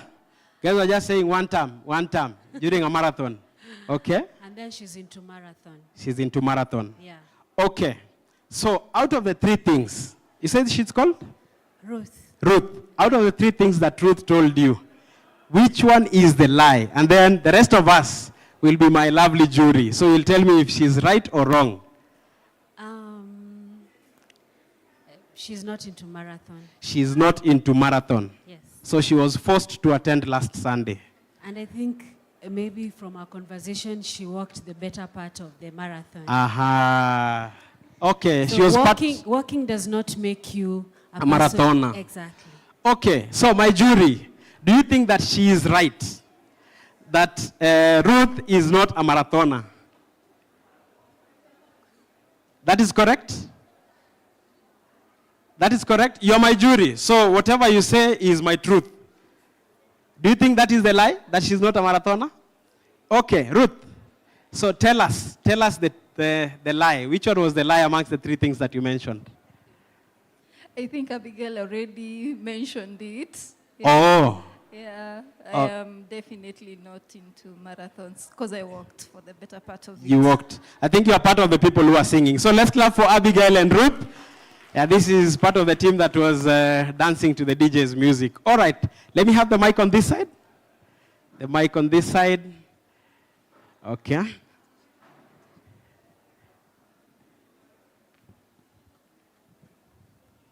Let me hear from the 2 ladies at the front here. So tell us what you heard. Hi, everyone. Hello. So should I say her or So you'll tell us your name and then her name and everything about her. Okay, so my name is Iman. Her name is Tonette. She's traveled abroad. Okay, that's number 1. So Tonette has traveled abroad. Yeah. She's a media personality. She's a media personality. Jury is listening. The jury is listening now. The second one, so the traveled abroad and media personality. The third one? She's Luo. She's Luo. Okay. The jury is listening. The jury is listening. So tell us, which one do you think is the lie amongst the 3? She's a media personality. She's a media personality. So you think she's not a media personality? Yeah. Okay, my jury, what do you think? So you need to look at the people because they need to make a judgment now. This is our court of law. They need to make a judgment now. She looks like she would be a media personality. Okay. Something else? So I can see part of the jury here is talking. The rest of us at the back, what do you think? Which one is the lie? You have no idea? Engineer, you have an idea? People don't think that you're a media personality. What do you think? Okay, so the lie is I'm not a media personality. Although I have a degree in media, but I'm not a personality. So that's the lie. And I'm definitely Luo. Come on, look at the height. So that means that she got it. Yeah? Iman. Iman got it right. Great. Okay, great. Let's clap for the two of them. And then I want to hear from someone at the center here. So let's hear from you because you're seated. Tell us who you met. Hi, I'm Melvin. Melvin. I met Shali. Shali. Shali, yeah. Uh-huh. So she told me three things about herself. Okay. The first one, she speaks Russia. She speaks Russian. Okay, let's keep going. And she comes from a family of 3. She comes from a family of 3. I don't even know how to validate that one. Let's go. The other one is she has 3 sisters. She has 3 sisters. Okay. Okay. I'm missing out something. There's one thing I'm missing out. She has 3 sisters. She has 3 sisters. She's a firstborn. She's a firstborn. She speaks Russian. Okay. I think the jury already has an idea. The system has been rigged, right? You guys already have a judgment? Okay, what do you think is the lie of the 3? The Russian bit. The Russian bit. Yeah. To us, it might look very obvious, but let's hear from her. I can speak. You can speak Russian? Unfortunately, we don't have somebody to translate it, so she might just... Interesting. Okay, just say something. Someone will prove it. Добрый день. Меня зовут Shirley. Yes. It's true. We want to bring anything here. Just as you said, we want to bring anything here. At least I understand that part. Yes. Something else? You can say another sentence. I'll try remember my little Russian. Мне очень нравится быть здесь. Yeah. Orchid is not like orchid. In English, it's pronounced as orchid, all right? Yeah. You see, so unless you understand Russian like me, you can't understand what she is saying, right? Okay, so which one is the lie? I have 3 sisters. You have 3 sisters. Okay.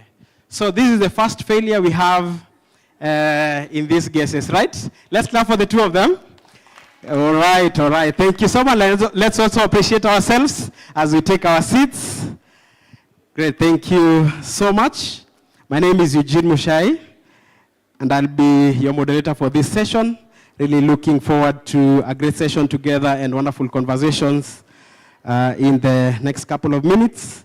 At this juncture, ladies and gentlemen, allow me to invite Ruby, who will be giving us a keynote address. And Ruby, just to say a bit or two about Ruby, Ruby has worked in about 17 countries. I think you have lived in 17 countries and working in many more. All right, she'll tell us more about that. So she's been advising on everything from diaspora bonds, gender intentional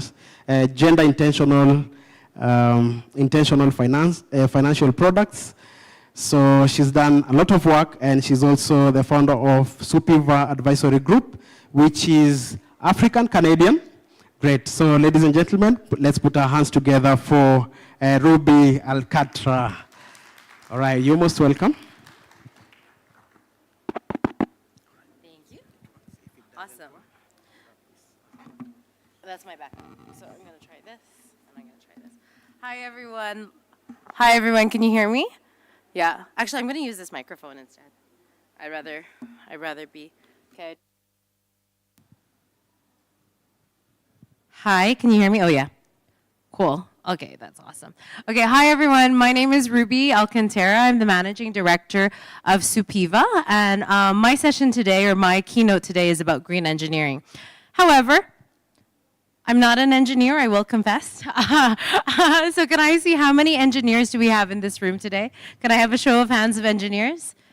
1, 2, 3, 5, 6, 7, about 7. Not bad representation. Of the representation, did you know that of Kenya's engineers, only 7, almost 8% are women? So we really do lack female engineers here in Kenya.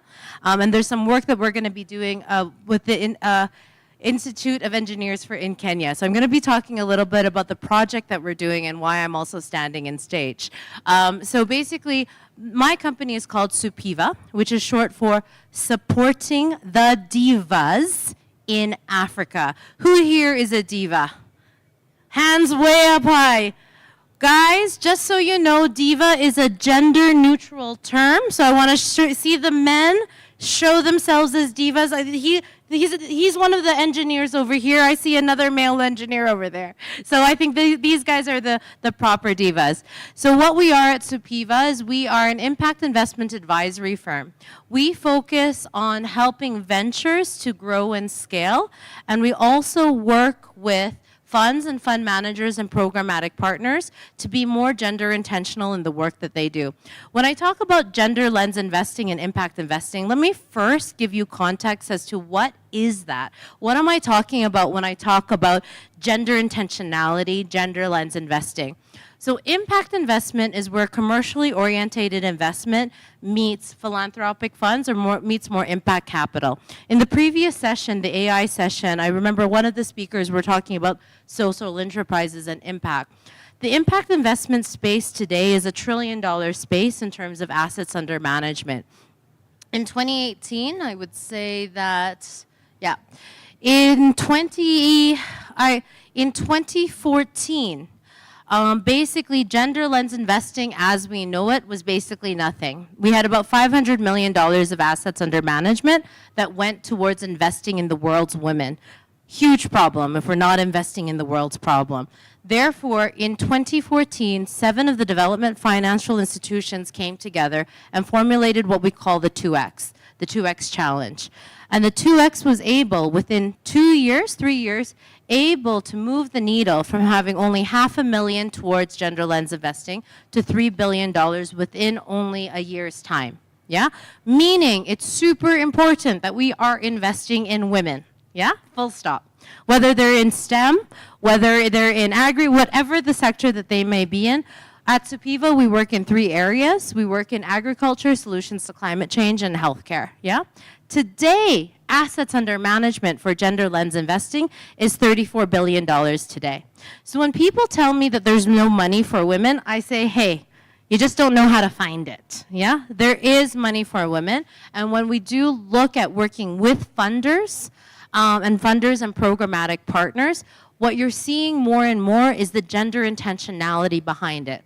So why am I speaking, as somebody who is not an engineer, why am I speaking to you today on engineering? SUPIVA has partnered with a consortium called CoRegen. Now, SUPIVA and CoRegen came together, and by the way, they gave me bullet points. They're the engineers, and they gave me bullet points for this presentation. So we partnered with CoRegen because we share a deep belief in the power of locally grounded innovation to drive climate-smart, inclusive growth. CoRegen's model doesn't just bring green technologies to market, it regenerates communities by building circular and sustainable systems from the ground up. So for SUPIVA, this was really important. We brought in our impact investment lens to be able to scale up and look at solutions that we can do to be able to create more technical ingenuity. How can we ensure that we're scaling up technical ingenuity? How are we ensuring that financing goes towards innovation, financing the initiative that the engineers are doing, and ensuring that we are getting there? So I'm going to talk about the project that we're doing here in Kenya that's being financed under the UNIDO Accelerate to Demonstrate facility. But before I get into that, I thought it was really important just to talk about what is green engineering in the first place, and when CoRegen and SUPIVA started exploring this, why did we decide to come together?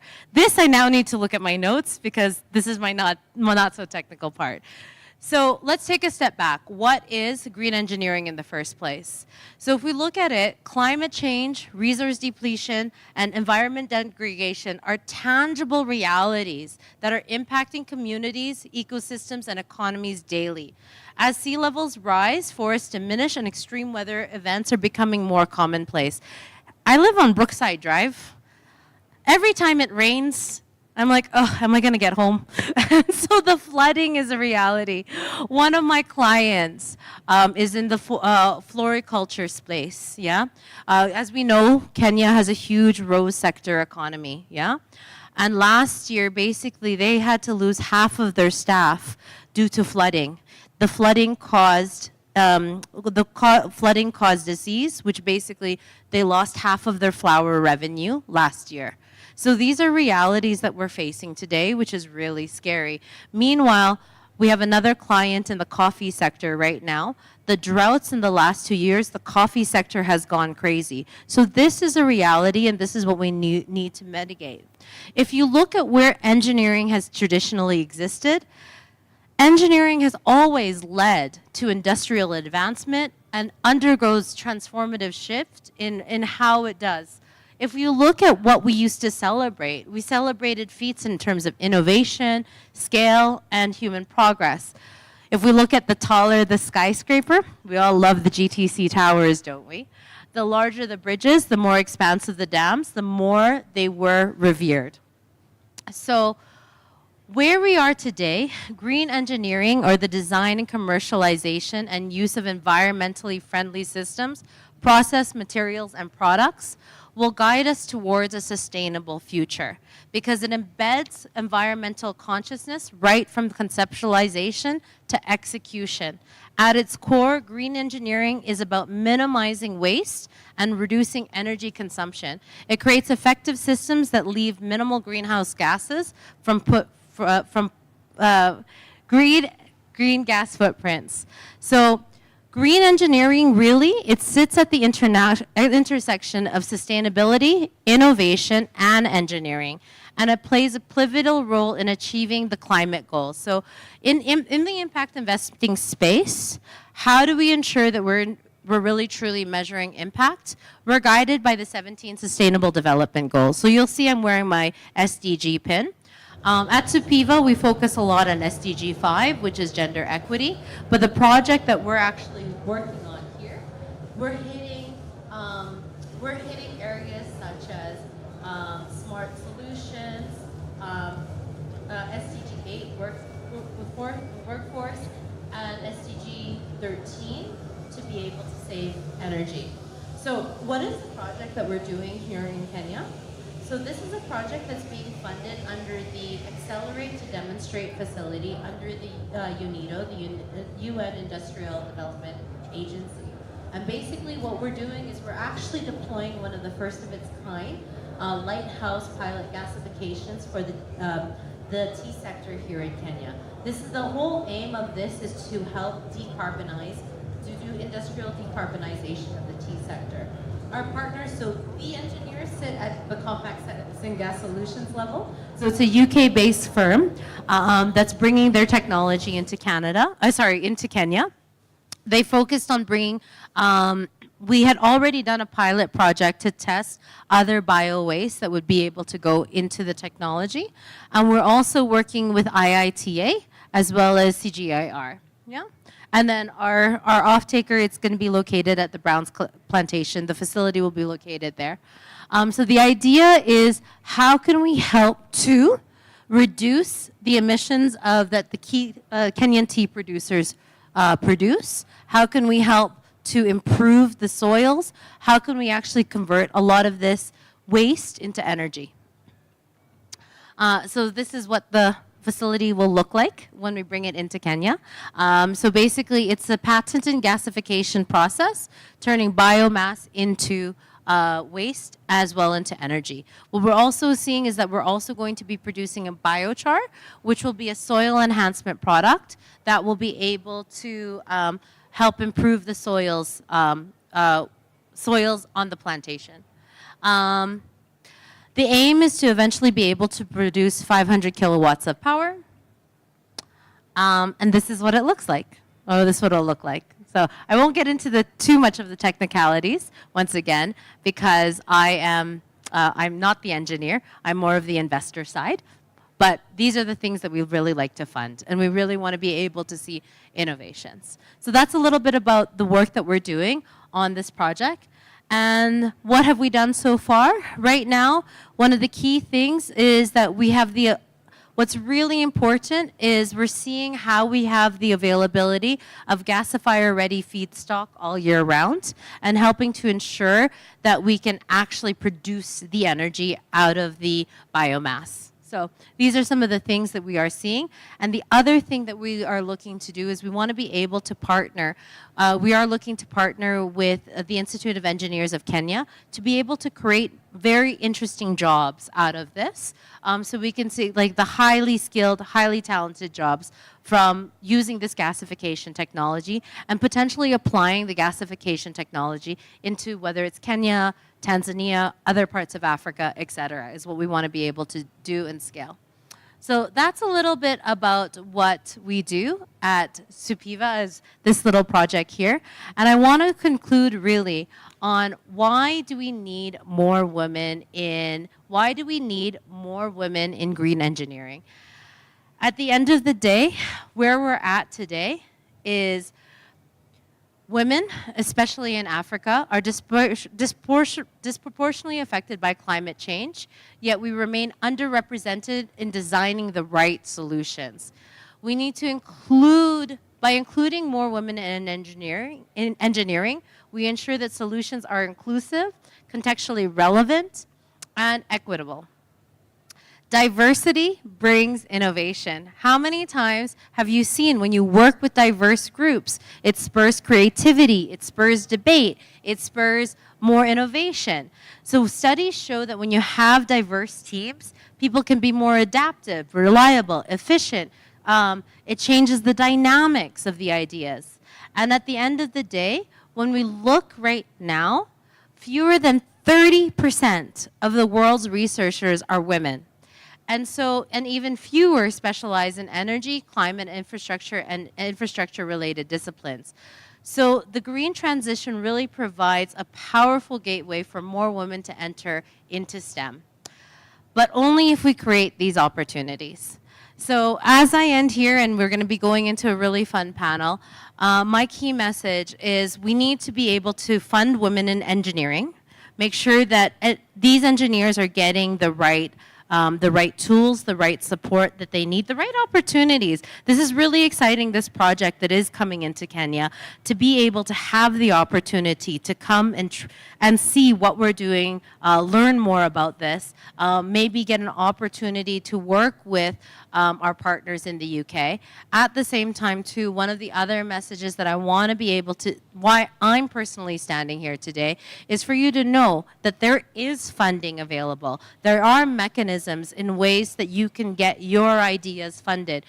Supiva, we've been doing this now for over 6 years, working with women-led, women-owned businesses, but also what we call feminist entrepreneurs. Feminist entrepreneurs are those who could be male-owned, male-led. Just because you're a woman-led business doesn't necessarily mean you might be hiring all men, whereas the male-owned business might be actually empowering women and having them in the gender space. So you're also seeing that trend for feminist businesses to be able to get the funding and the support they need. So what I'm saying to you is there's room for ideas, room for growth, and let's join us in making sure that we're making a clean, green future.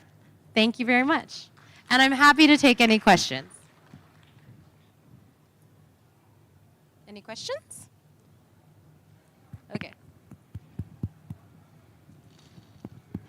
All right, thank you so much. Let's put our hands together again for Ruby, for the wonderful keynote. So exciting to see the message of hope and the kind of work that you're doing in investment that is intentional. All right, so we're just about to get to the panel that will be discussing leveraging technology and engineering solutions to combat climate change and promote sustainability. This is a conversation on action, experiences, and inspirations on how we collectively and together course, the future that we want to have in terms of climate action, in terms of sustainability, and our various interventions that are done by the various experts that will be joining us on stage, and what we can do together as people in STEM and people who support STEM. So ladies and gentlemen, allow me to invite our panelists today. Our first panelist will be Dr. Wanjiru Mburu, who is a human-computer interaction for development researcher, passionate about designing technology that solves African problems in ways that closely resemble African cultures, people, resources, knowledge, and ways of life. Let's put our hands together for Dr. Wanjiru until she gets to the stage. Karibu sana. Next, we'll have Dr. Taiba Hatimi, who is the co-founder and executive director of Boss Taka Enterprise, a tech-integrated waste management enterprise based in Mombasa on a mission to combat marine plastic pollution while providing green job opportunities for youth and women from vulnerable communities. Let's put our hands together for Dr. Taiba as she comes on stage. All right, and we'll also be having Abigail Okello, who is the executive director of Solar Mtaani, a social enterprise dedicated to providing clean, affordable, and sustainable solar energy solutions to underserved communities in Kenya. Put our hands together for Abigail Okello, who is our third panelist. We were to be joined by engineer Andrew Amadi, but he is not going to be joining us for today. He's caught up somewhere else, but he's passed his regards. Can I have some mics?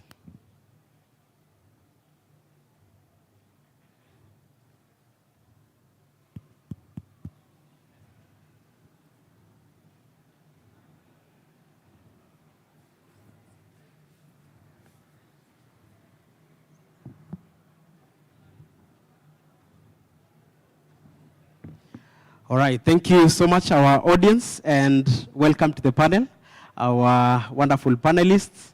I hope that we all have a wonderful conversation, and if you have a question that you'd like to note down, please do as we continue the discussion so that at the end of the panel we can have this conversation. My name is Eugene Mushai, your moderator for today, and I'm excited to introduce our panel once again, starting with Dr. Wanjiru.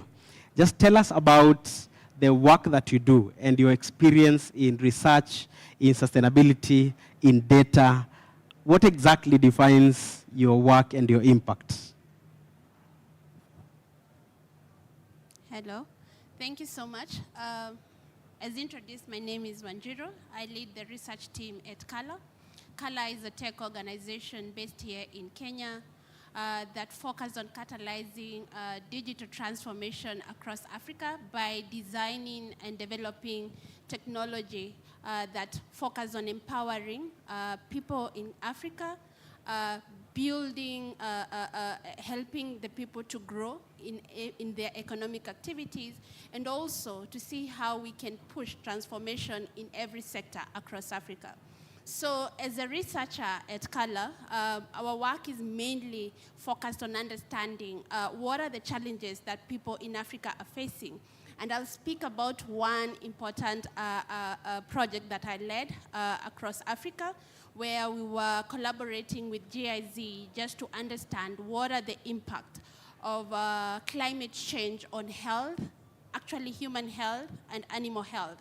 And our work mainly focused on understanding how can we collect data from these three sectors, that is health, environmental health, and animal health, human health, and environmental health, have all these data in one system, which we call One Health data, so that we are able to predict their climate changes in Africa.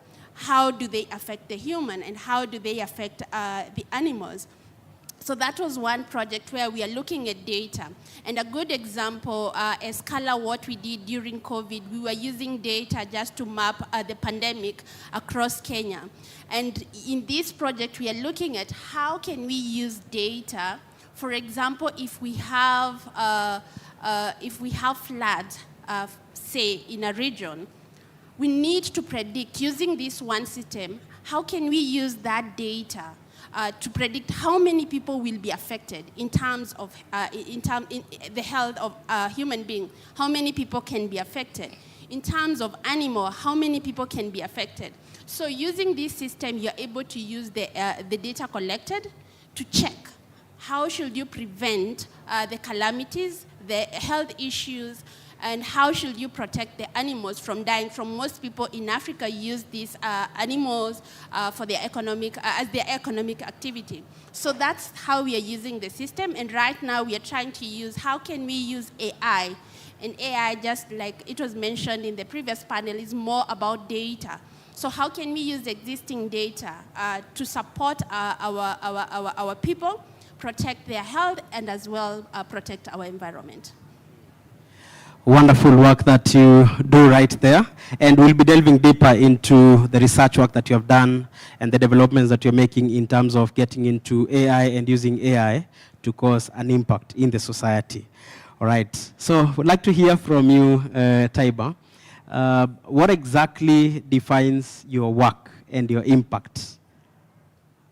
Thank you, and thank you for having me in this panel.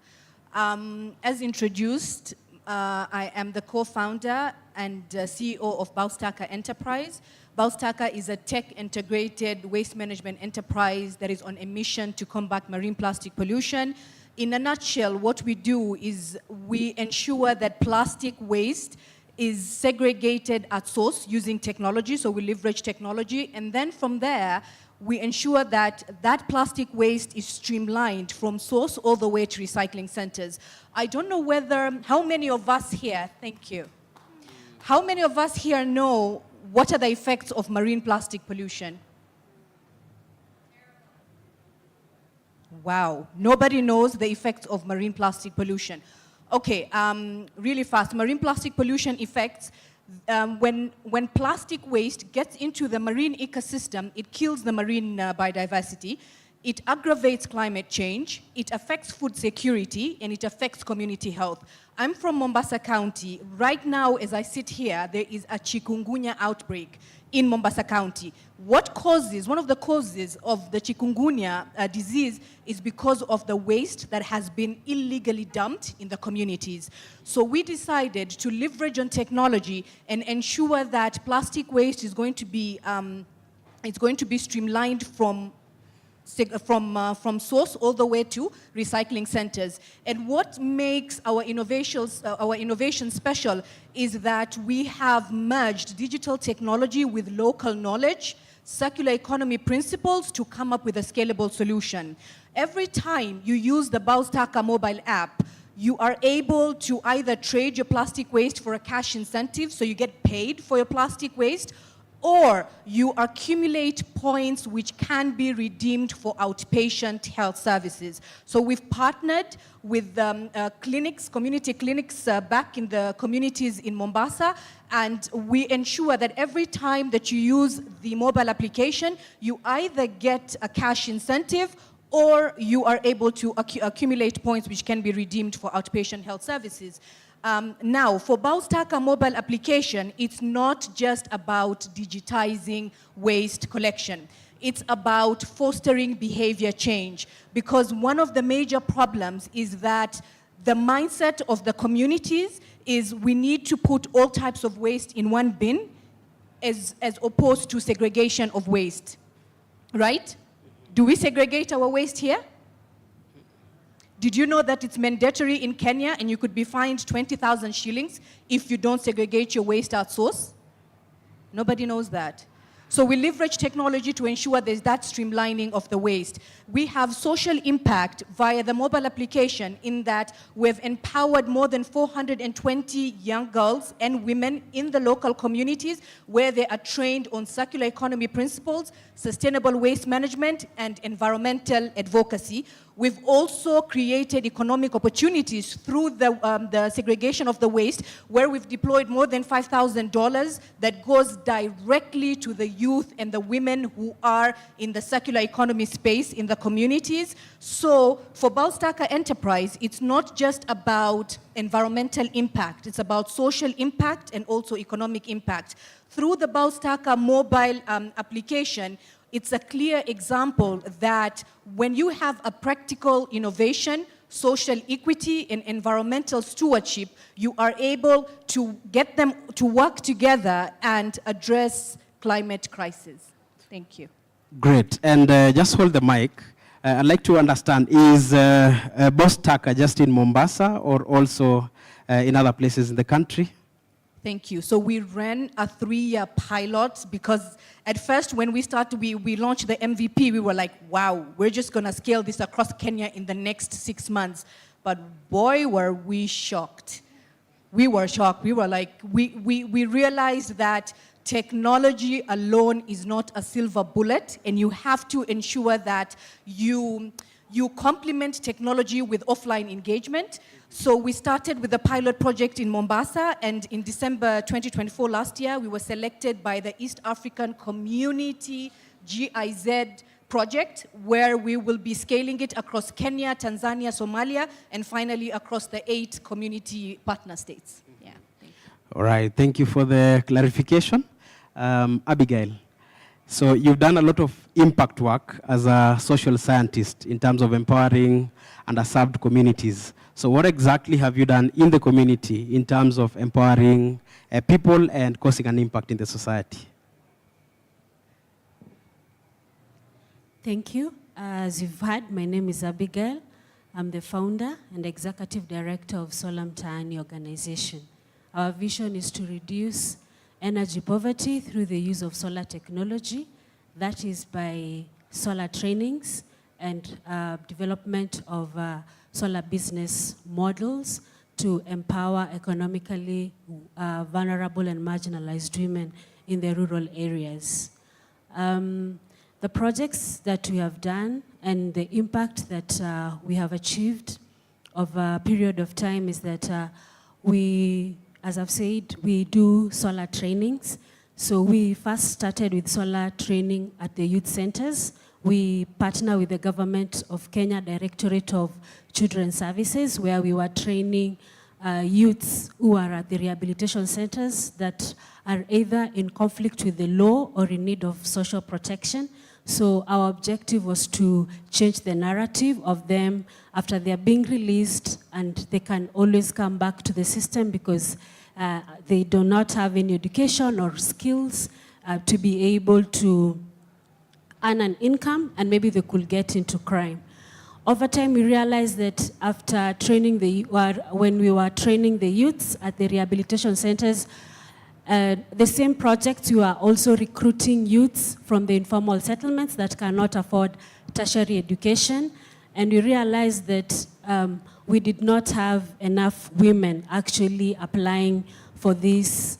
It is actually a scholarship that we usually give youths to train them in solar technology. And partnering with NITA, that is National Industrial Training Authority, to certify them. So we decided to actually also develop another project that is Solar Women, where we now train, where we do solar learning for women only, and to increase the number. According to EPRA, that is Energy Petroleum Regulatory Authority, we have 900 active licensed technicians, of which only 100 are women.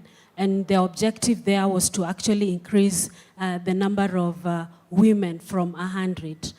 And then with that, for Solar Women, we realized also that it's good if we distribute solar lanterns to both either female-owned businesses or female-owned homes to reduce energy poverty.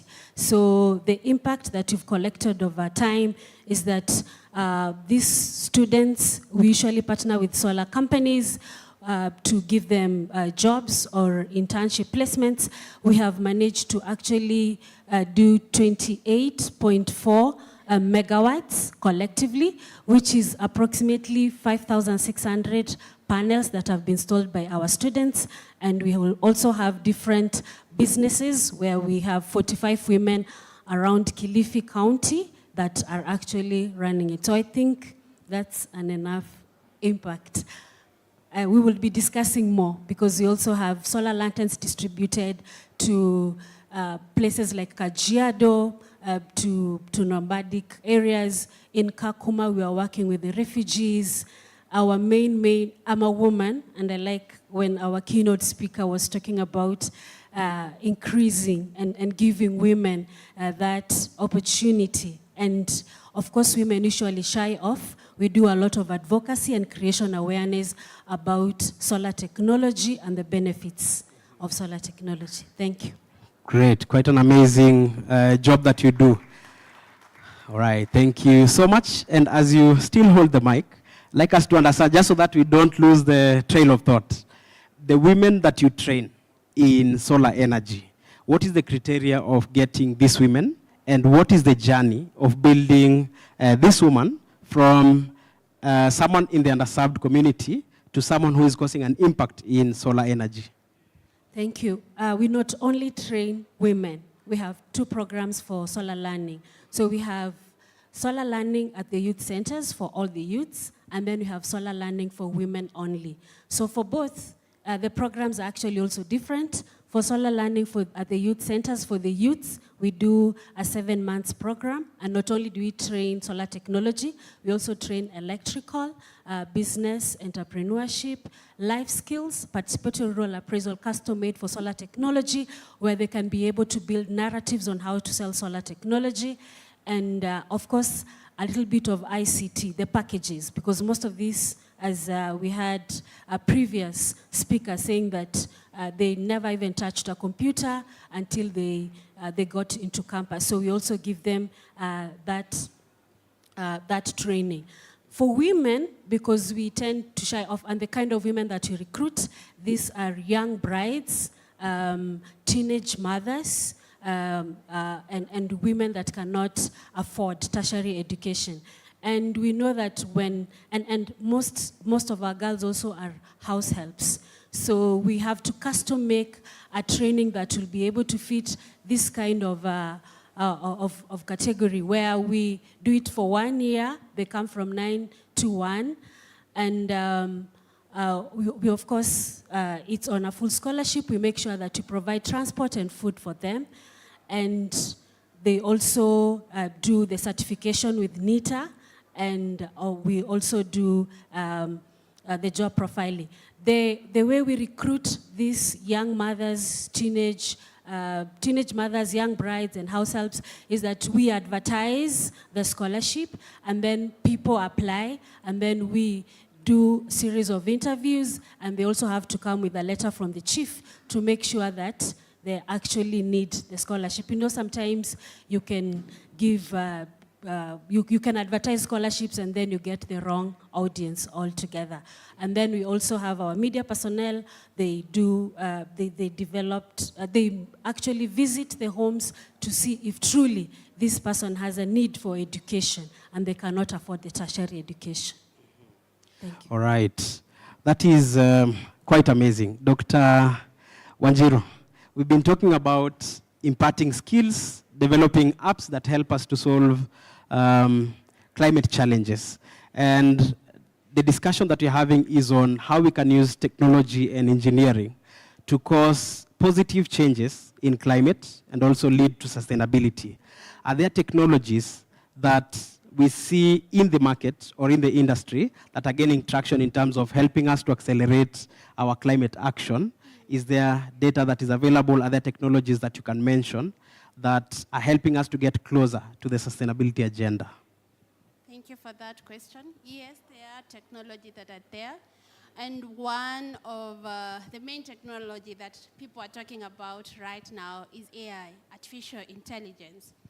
And artificial intelligence, just like the panel that was right before us, they were talking about AI, it's all about data. And we already have the data. And for example, how are you using this technology, for example, for climate change? And I'll give an example. Right now, we have seen AI tools, especially in the agriculture sector, where people are using data to support the farmers, especially the small-scale farmers. Most of them, they wait for the information from the extension workers, who are very few, especially in the local communities. And most of them end up growing their crops and wasting it because they don't know where to sell it. What are the disease affecting their crops? The same thing with animals. So in terms of AI, what we are doing and how we are supporting startups and people who are using AI to support the farmers is collecting data. For example, we'll go in a county, say Nyandarua, where we get most of our food. And how can we support this farmer as they are growing their potato? I'll use that example. We need to track them from the word go, which is the best season to grow this crop.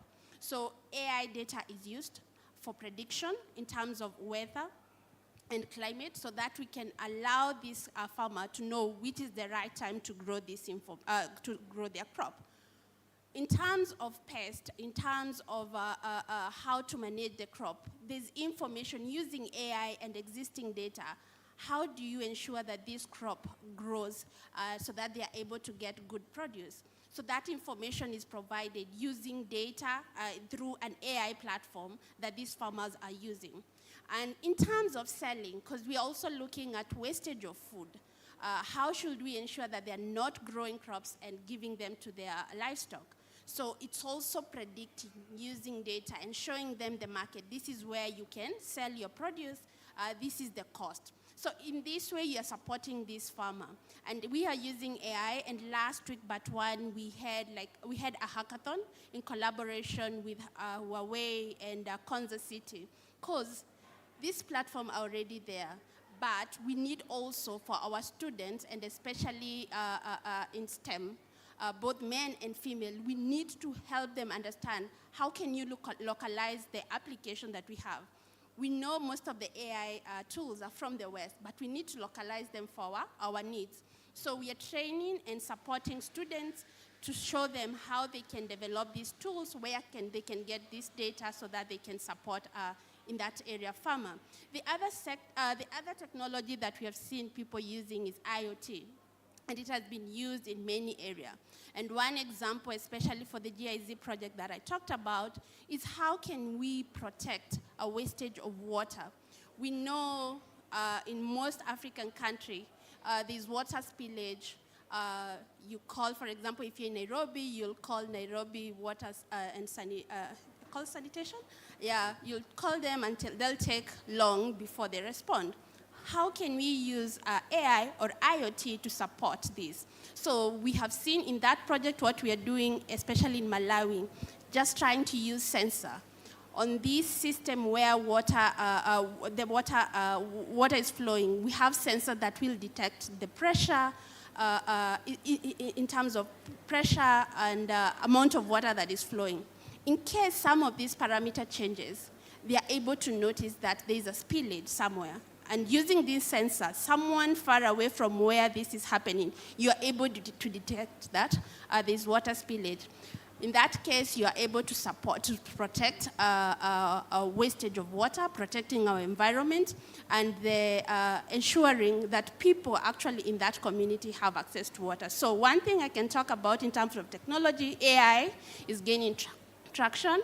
Sensors where data is collected from the satellites, and sensors which are placed on an environment to collect all this data.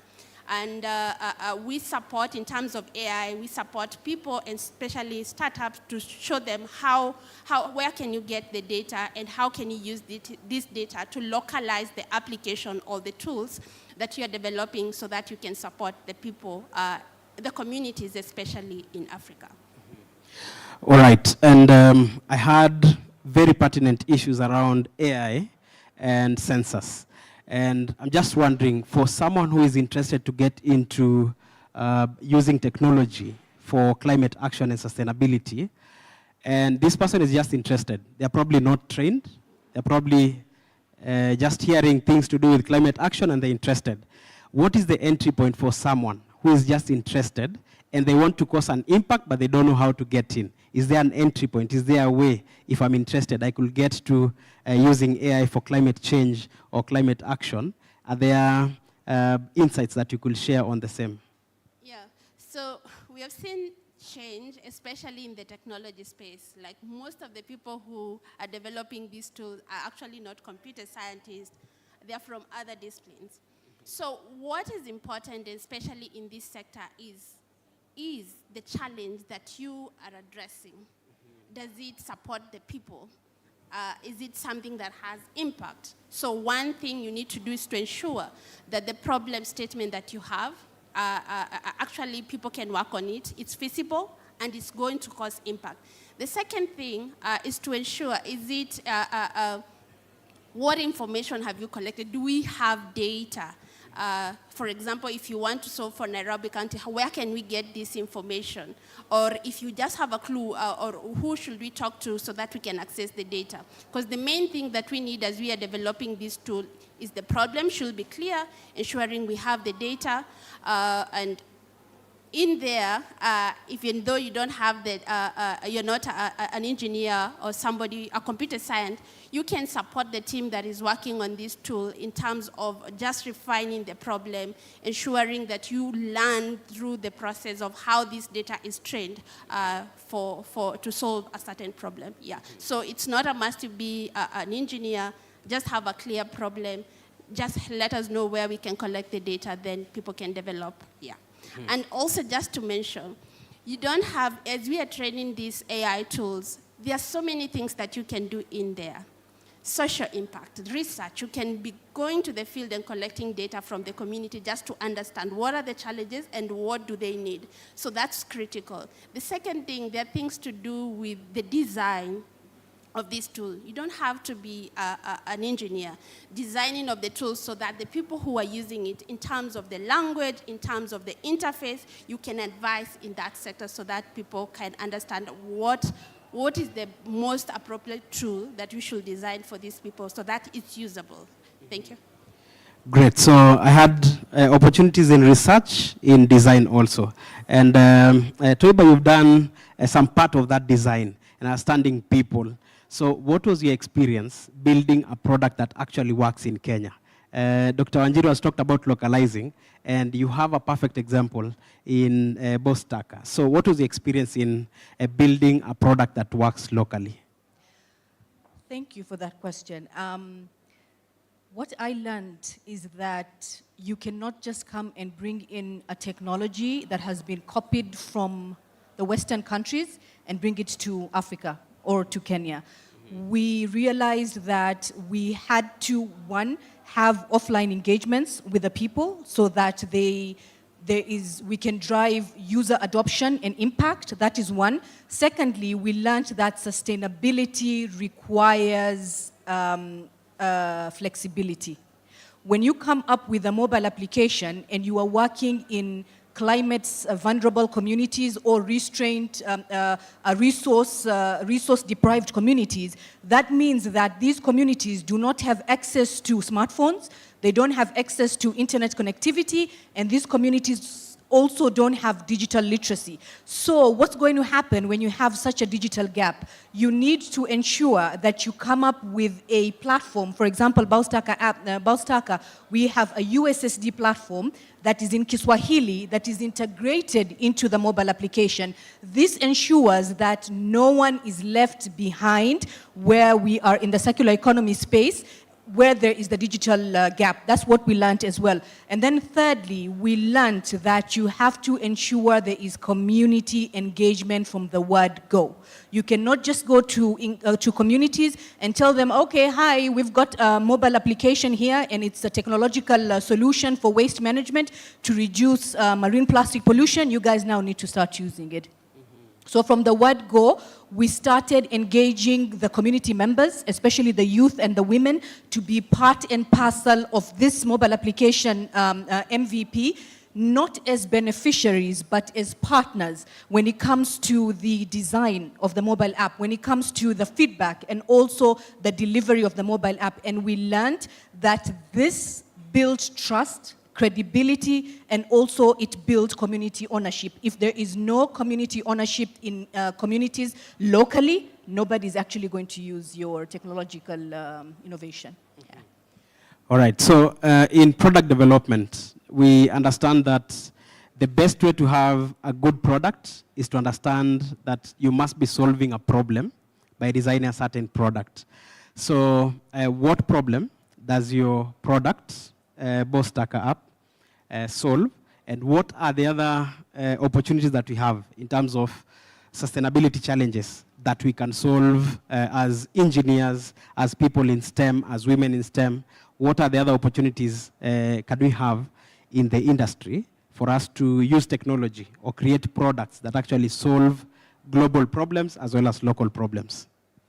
Thank you. So the Baustaka app, it solves the marine plastic pollution issue, the challenge, that is one.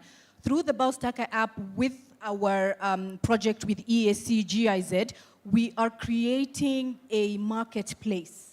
Okay? It's not just about you having environmental impact. This marketplace will ensure you're not just trading plastic waste. There are other waste streams. You have paper, you have glass, you have organic.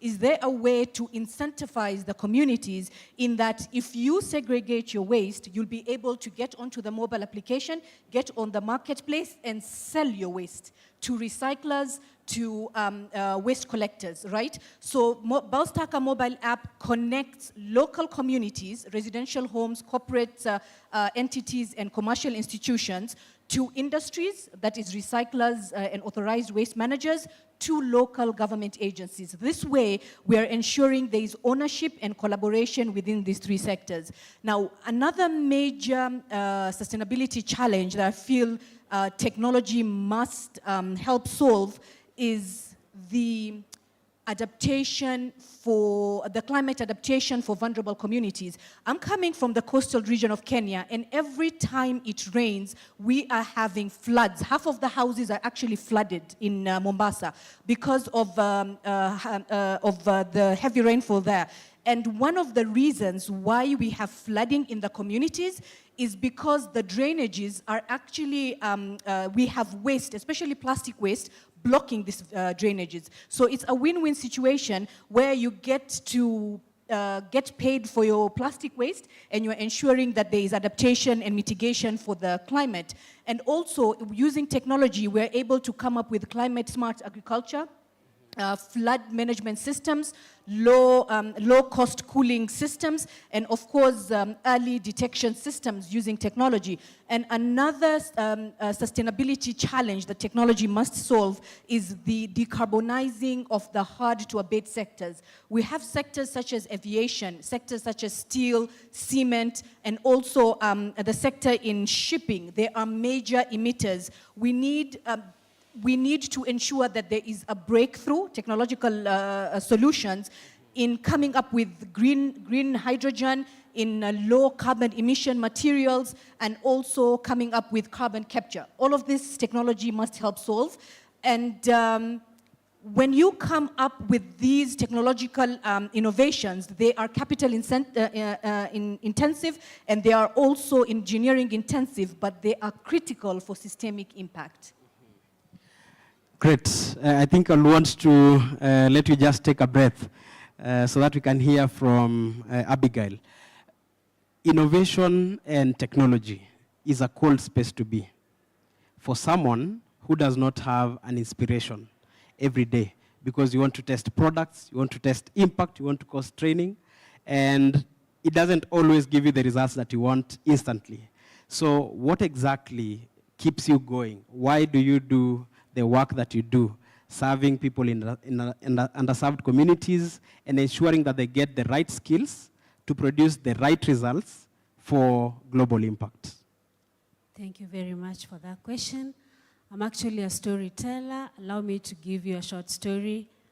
I've had previous speakers talk about Kibra. I was actually born and brought up in Kibera.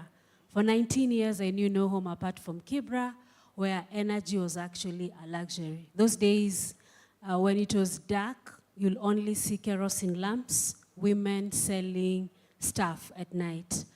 Having been born in Kibra, we were exposed to things because of energy poverty. We were exposed to things like gender-based violence. I remember one particular time, my mom had sent me to go and buy flour. When I was coming back, someone grabbed me. Because you can't not see the person that is on the other side because it's dark. Thank God I was not raped, because I told the guy, allow me to take flour back home, and then I'll come looking for you. Then the fool released me. That's how I was saved. I thank God. The other thing is that there was a lot of crime and there was a lot of insecurities. I like it when people talk about Kibra, but I am glad I left Kibra and I still usually go back to empower people there. Having seen what we went through, going through energy poverty, literacy level for girls was very low because we had to drop out of, girls I mean dropped out of school because there was no enough energy, and then sometimes people were forced to go to Ngong Forest to fetch firewood to come and cook. So you can imagine having experienced such. But now, being on this other side through mentorship and given the space and given an opportunity to get higher education, that's what actually takes me back. That young girl that was there that did not have a dream. And most of the time, most girls in Kibra, what they only want is to get married. We forget that we are continuing the cycle of poverty. That is what actually takes me back to informal settlements and the rural areas to empower and mentor the young girls and tell them, you can make it. I was there once, and we are ruling the world. Thank you. Amazing, amazing, amazing. All right, I'd like to invite Peter to just make a short announcement. Quick, fast. Thank you, and I'm sorry for interrupting. I'd just like to inform everyone that we are expecting PS Susan Mageni, that is the PS MSMEs, and we wanted to have a side chat. She's going to be joining the next panel after this. So I'm calling upon all of us to not leave, and if possible, you can just take 2 steps of where you're seated so that we make it interactive and then ensure that we don't leave any seats or gaps in the middle of this. So if you don't mind, please just, if you see a seat in front of you, just grab it, come forward so that we have that session starting. I'd like to make an announcement to all exhibitors also. Exhibitors are also invited to come make their way to the conference center as we expect Madam PS Susan Mageni, who is going to be joining us shortly for the afternoon session, which is about to start.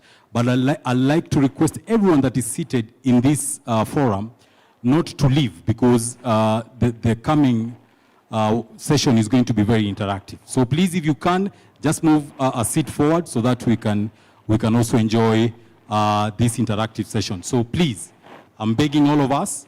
I know some of you are looking me as ill as kunaendaje hapa, but just do me a favor to just make it interactive a session. Just move a seat forward as you also invite other guests to come and just make this interactive as possible. All the exhibitors, if you can hear me, please make your way to the conference so that we can have this session as interactive as possible. For those of you, these ones can move, this one can stay, but the others who are there, please just come forward. I'm not so sure whether the exhibitors can hear me.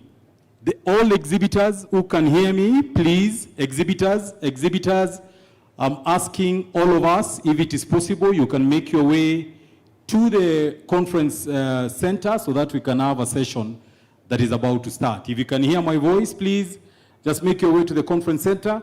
We are expecting our guest who was meant to be here in the morning.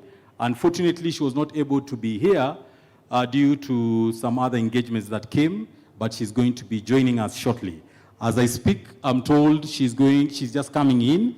So let's give all the attention to her if we don't mind. All exhibitors, if you can hear my voice, please, all exhibitors, I'm calling upon all exhibitors at your exhibition stands, please make your way to the conference center so that we give a warm welcome to our PS, Susan Mageni, as she comes in. I repeat, all exhibitors, please, if you can hear my voice, please make your way to the conference center. We are about to have such an interactive session that is about to start, and we do this in 30 minutes and we're done. Thank you so much. I think you can continue. All right, thank you so much, Peter, for the announcements.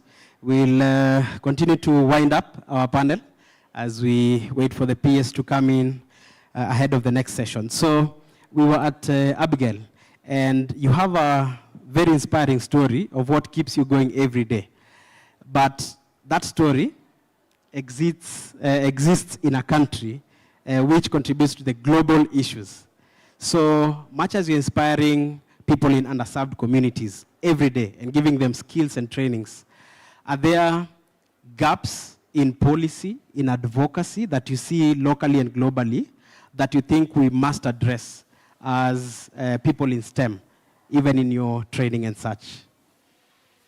Thank you. I have my colleagues here who happens to be engineers. I will be asking them to answer, but let me first start by saying that when we started doing the needs assessment for solar training, by then the policy for the government was you can train for like 2 weeks. You do solar technology is divided into T1, T2, T3. That is grade 3, grade 2, and then the highest grade. And by then, after you do your certification with NITA, then you will you'll build a job profile over 6 months, and then you will be licensed by EPRA. But over time, because solar technology happens to be new, there's different innovations, then again the government policies, they keep changing even before we actualize the previous policies. So that has been an issue. I know there's infrastructure, initial capital. Allow me to ask one of engineers before the PS is here, Emmanuel, to talk about the advocacies, the policies, challenges that we face. All right, Emmanuel, you can just step to the stage. And we'll give you the privilege of sitting on the other moderator's seat. Thank you. Good evening. I'll go quick. There's been a challenge in the policies, and especially in the renewable energy sectors. The stakeholders are still continuing on articulating all the points that would favor everyone. I will start with the policies that are not favoring the IPPs, that are independent power producers. It has been a challenge, especially in the solar sector. That is the number one. And another one is the collaboration between the ministries. Like in Kenya, solar is under Ministry of Energy. That's why we are licensed by EPRA. But you realize that solar products are coming through and they have to be checked by KEBS, which is under Ministry of, I think, kindly? Yes. Ministry of Industrialization. Exactly. So you find that if I've been installed a solar system and it has a problem, which ministry do I go to? It has been a challenge and you don't know where to start. And then implementing the policies has been also a challenge. Like, yes, EPRA is licensing, and not all projects. Like most of us, we are using electricity at home. How sure are you that the power was installed by a licensed person? How can you prove anyone? And there is a policy that is saying all installations must be done by licensed. So that has been a challenge. Another one is when developing these policies, there have been a top-down, traditionally top-down. Things come from top and we receive. And there have been a challenge of not involving the public. Not everyone who would give a point has to be a professional in that field. So I'm glad that nowadays EPRA calls us to meetings, sends us emails as stakeholders, but I still ask that it be taken to the public. People to say, okay, this is how we want it. And then lastly is also us, as the community, we are also a problem. We don't know the rights, we don't know the policies, we don't know how to approach them, and we don't know where to go to. I think there must be an advocacy that has to be done in the grassroots levels. Thank you. All right, Injira, just hold on. Just hold on where you are. Yes. This is the first time that we hear that we are the problem as the society and as the community. Yes. So where do we get this information on how to champion for policy from a community perspective? Who should we talk to so that they can act on our interests? I'll narrow it down to energy, which is my area. EPRA, Energy and Petroleum Regulatory Authority. Nowadays they try. And that is why I'm saying if it is done not in the traditional top-down way, if there can be community awareness and advocacy, where people can be called, you know, in the old times we used to get messages from the baraza za wazee or even from the chief. If such channel can be also be used, and public amenities, people go to church, people go to mosques, if it can be even brought down to such levels, I think it will be even better. Toiba had something to add. Before Taiba, can I just add something? What he's saying. What we are doing as an organization is that we are doing creation awareness. We are going to churches. We are going to the barazas. We are also working with self-help groups, doing creation awareness about solar technology, its benefits, and also your rights. Thank you. Thank you. I just wanted to bring in the perspective of the plastic circularity sector, the circular economy sector. You asked me a question whether Bostaka app is just in Mombasa County. One of the major challenges is double taxation. That is not financial. When it comes to policy, is double taxation.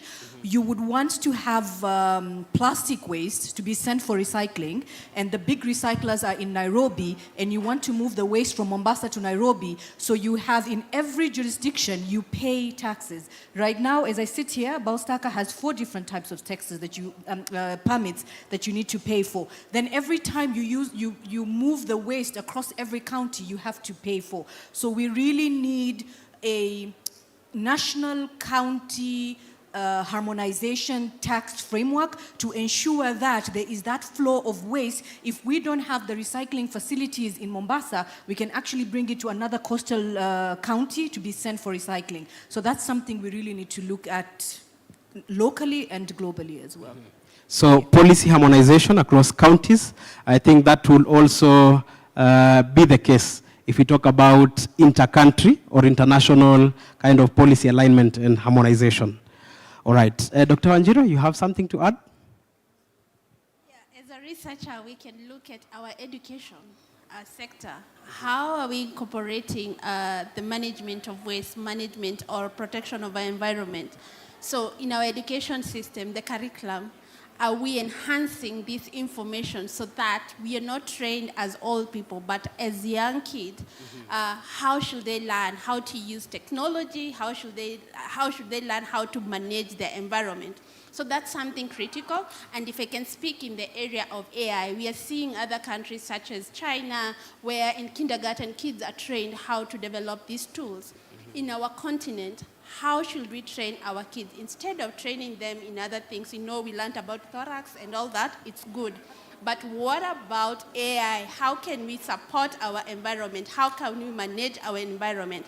So the education sector, we need to look at how we can train our students, incorporating this curriculum in our education system from early age so that they learn how to manage the environment and how they can incorporate tech to support our environment and climate changes. Thank you. Great. So train our children on essential aspects of things that will matter to us. All right. So engineer, because you're holding the mic, are there policy changes that we must adopt in the next 5 years, looking at the future of sustainability and climate action? Are there policy agenda that we must push in the next 5 years? Yes, especially, let me start from my area in solar. We have been enjoying tax exemption, and it is so sad that I think even from next year or from this new financial year, we are still in discussion, trying to negotiate for it, but trust you me, it will be higher. And if that is this sector only of solar, the tax exemptions are not yet, the new financial bill is not favoring that. And if that is just one sector, I'm so sure that even the other sectors will also suffer the same. So we'll need new policies. And that is why when I started, I said even in energy sector, the Energy Act 2019 has a lot of loopholes that are still in discussions. And even the protocols of licensing solar technicians, the T1, T2, the scope is so narrow, not favoring most people. So if this policy is in the process of being made, even the other sectors, like the way Dr. Taiba has mentioned, we need And the only thing that we do is let us fight for it, let us push them in any platform that we get, and it shall be well. Though it is sad that solar will be expensive, but we still hope it shall be well. Thank you. Great. Asante sana. You can now take your seat. Let's clap for the shortest serving panelist. This is Engineer Emmanuel. All right. So, Dr. Wanjiru, I want us to get closer to innovation and look at how African engineers and technologists will play part in shaping global technological advancements in sustainability. So what exactly is the direction, what is the future of innovation for Africans in the global market? Thank you so much. And maybe I'll speak in terms of the climate tech funds that have been available. And since it has been growing, funds especially to support technology that will support climate change, it has been growing. And for example, in Kenya, where we have almost more than 29 startups that are working on this area, 53% of that funds in Africa is in Kenya. So how can we support our innovators, the startups that are already there? So we have seen change in how these investors are supporting these startups. Now they are moving from early stage startups to those who are already scaling. You have established, you have mastered the problem, you know where you'll get your data, you have already shown the impact of your project or the technology that you're using. So that's where most investors are looking at. And it's not wrong for the people who are startups or doing the research and development who are in that stage. But we are trying to see how can you scale from that problem statement that you have to scaling. That's what investors are actually looking at. And if you are in this space, if you can have a very good proposal that is talking about the problem statement and how you're going to scale, not needing huge capital to invest, but to show how you're going to scale and how the impact is clear. I think that's where most investors are looking at, and that's where they are looking at supporting. We have seen so many technologies in Kenya. I'll speak about Kenya that we know that are scaling. You have seen electric motorbikes, you have seen buses. So they're showing the impact, the pollution. They have reduced the noise pollution. They have reduced the gas emission. So those are some of the things that people are looking at. How can they scale? How can they support that? Because they have already shown the impact. And that's the direction that most investors are looking at. Thank you. All right, thank you so much, Dr. Wanjiru. And now I'd like to ask if there is any question from the audience. If you have any question or comment that you'd like to address with our panelists. I have just one more round of questions for the panelists. All right. So, Dr. Toiba, Dr. Wanjiru has talked about a few opportunities in sustainability and in climate action, and she's also talked about financing that is available. So are there any other opportunities in sustainability and climate action that you see that you'd like the audience to look at and take advantage of? I'll speak about the circular economy space.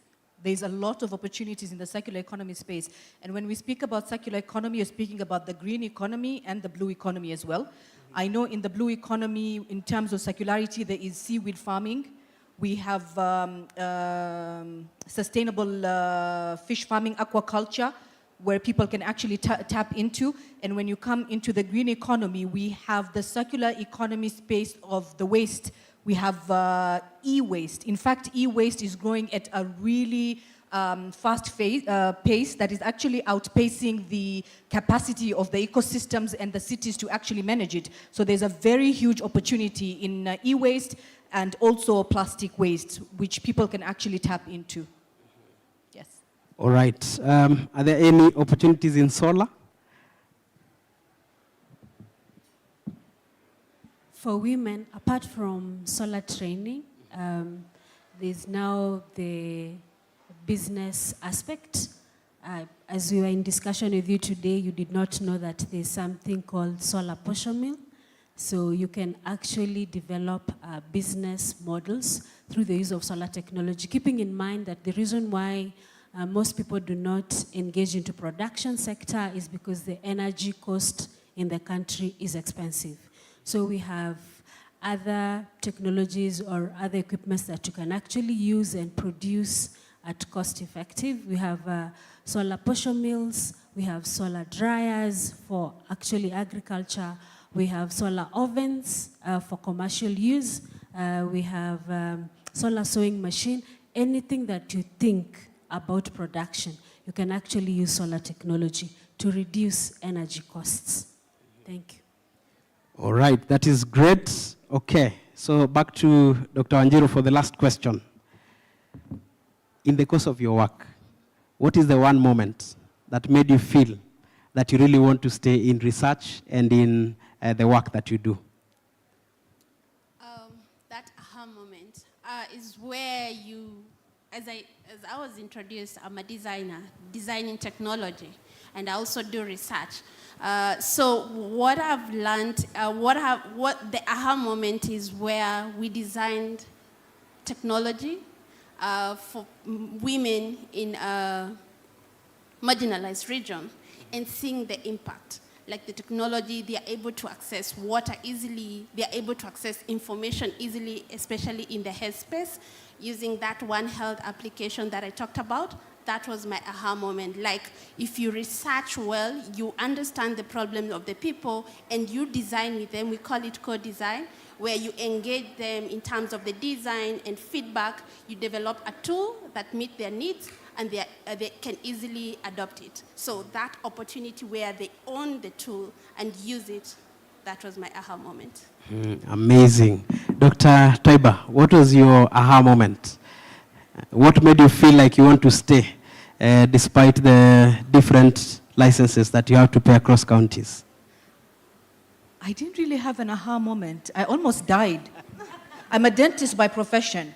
During COVID-19, I was driving, there were lockdowns, and I was driving to go get my basic necessities before they shut down the supermarket. And there were matatus and myself, we just got into, on the roundabout, and I'm seeing people braking, and I took an emergency brake because somebody dumped waste, mixed plastic waste, on the middle of the road. So when I got off, I was like, who in their right mind would do such a thing, you know? And that was like when I said, you know, I need to do something about this. We almost died because of this. So that was when I said, let's venture into this. And when I went online and started doing some mini research on why people would do such things, I learned about, I came across a report by United Nations Environment Program that if we continue business as usual, there would be more plastic than fish in the ocean. So that triggered me to action. I don't know whether that is my aha moment, but that is what happened to me, and that is how I transitioned from dentistry into social enviropreneurship. Yeah. And just a question. So, have you proved that point so far? That we might be getting to a situation where we have more plastics in the ocean? Definitely. Is that a reality now? Yes, we're having a climate crisis right now because of plastic pollution, especially in the marine ecosystem. So we need each and every single one of us to ensure we're segregating our plastic waste at source, and it's sent for recycling. All right, just to see from the audience, anyone in recycling in the audience? Anyone who is doing recycling? Yes? Okay, I'll come to you so that you can tell us about recycling and what kind of investments you put into recycling. Abigail. My aha moments. It's moments, by the way. We have a project at Kilifi County where we develop business models for widows who are at risk of widows' inheritance. It still happens because of high patriarchy levels in some parts of African communities. And we work with 45 widows, and then there's this young widow who was almost being inherited, and we started now the solar portion mill.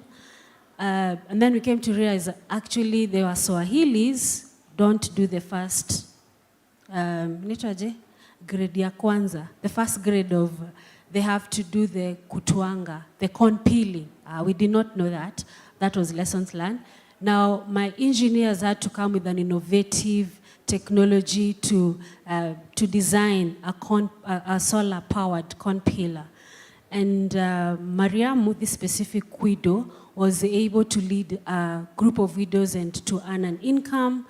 And she had now the right to make a decision that she will not be inherited by the brother to the late spouse.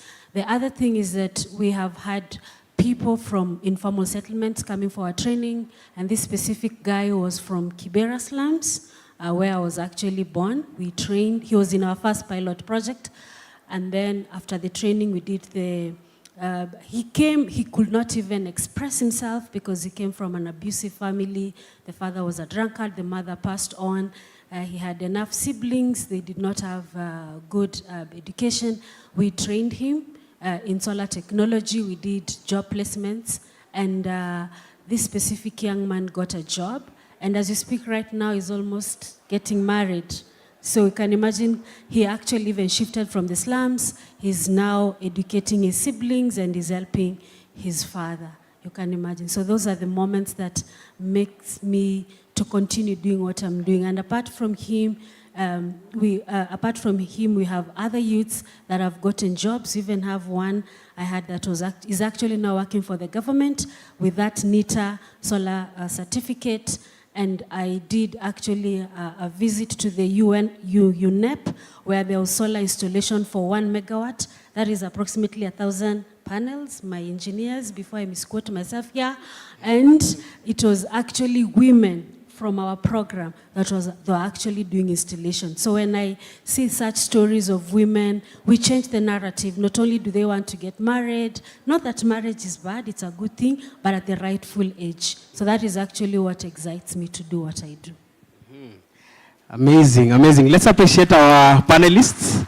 I'll come back to you for the parting shot, but let's hear about financing in recycling from Ruby. I mean, I don't know what you want me to say, but basically, I mean, as I'm listening to all these projects, when you look at the impact space and the trends, the impact investment space and the trends of what's happening in impact investment, like some of these projects, some of these initiatives is exactly the right avenues of what we want to be financing and funding. When you talk about, I spoke on green engineering, but if you also talk about blue economy and the effects of what's happening in the ocean and ocean landscape, and I also believe in, I mean, at the end of the day, what future are we giving our children, our grandchildren, the next generation? And this is by taking an aspect of doing means such as recycling, it blows my mind that we're still not doing enough of it. I was with a different fund this was a different fund that I was involved with about 7 or 8 years ago now. And it brought a solution in East Africa. And those 2 companies that we helped are doing very well, have done well, but I'm just surprised that it's still not at a larger level yet. But this is what blows my mind, because we've been talking about climate change for ages now. I personally have been working on the impact investment space on the African continent for more than 10 years. So I've seen a lot of these solutions. I've seen solar lights, solar home systems. I've seen lots of these variations of different solutions over the past decade and a half, but yet we're still slow. We're not there yet. Like we're still taking our time, and when we need to do more.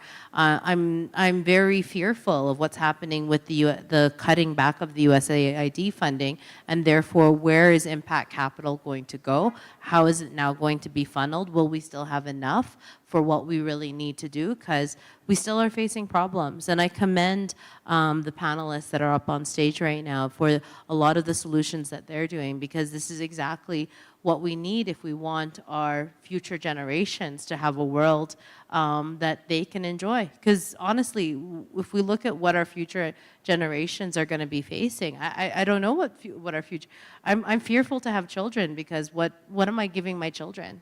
You know, we're not giving our children anything exciting. to be frank and to be honest with you. Unless we play our role, unless we play our part, we do things like recycling. The fact that one of the things that you said that shocked me is that it's 20,000 shillings, it's 20,000 shillings fine. Why are we not doing much more recycling in my apartment complex? Why are we not doing more? I have to personally take a proactive approach. I bring my own recycling to a station. Why is that not, why is that not straightforward? So it shocks me. That said, we have invested in it. Investors are investing in it. There's things called blended finance mechanisms where we're putting technical assistance facilities in place. Just this year alone, we've helped about 3 different investors and funders work on various different projects and funding mechanisms to ensure that we are investing in climate. So the funding is there. Just are we doing enough of it, and how are we doing it well? Like, can we ensure that we're doing it well and at scale?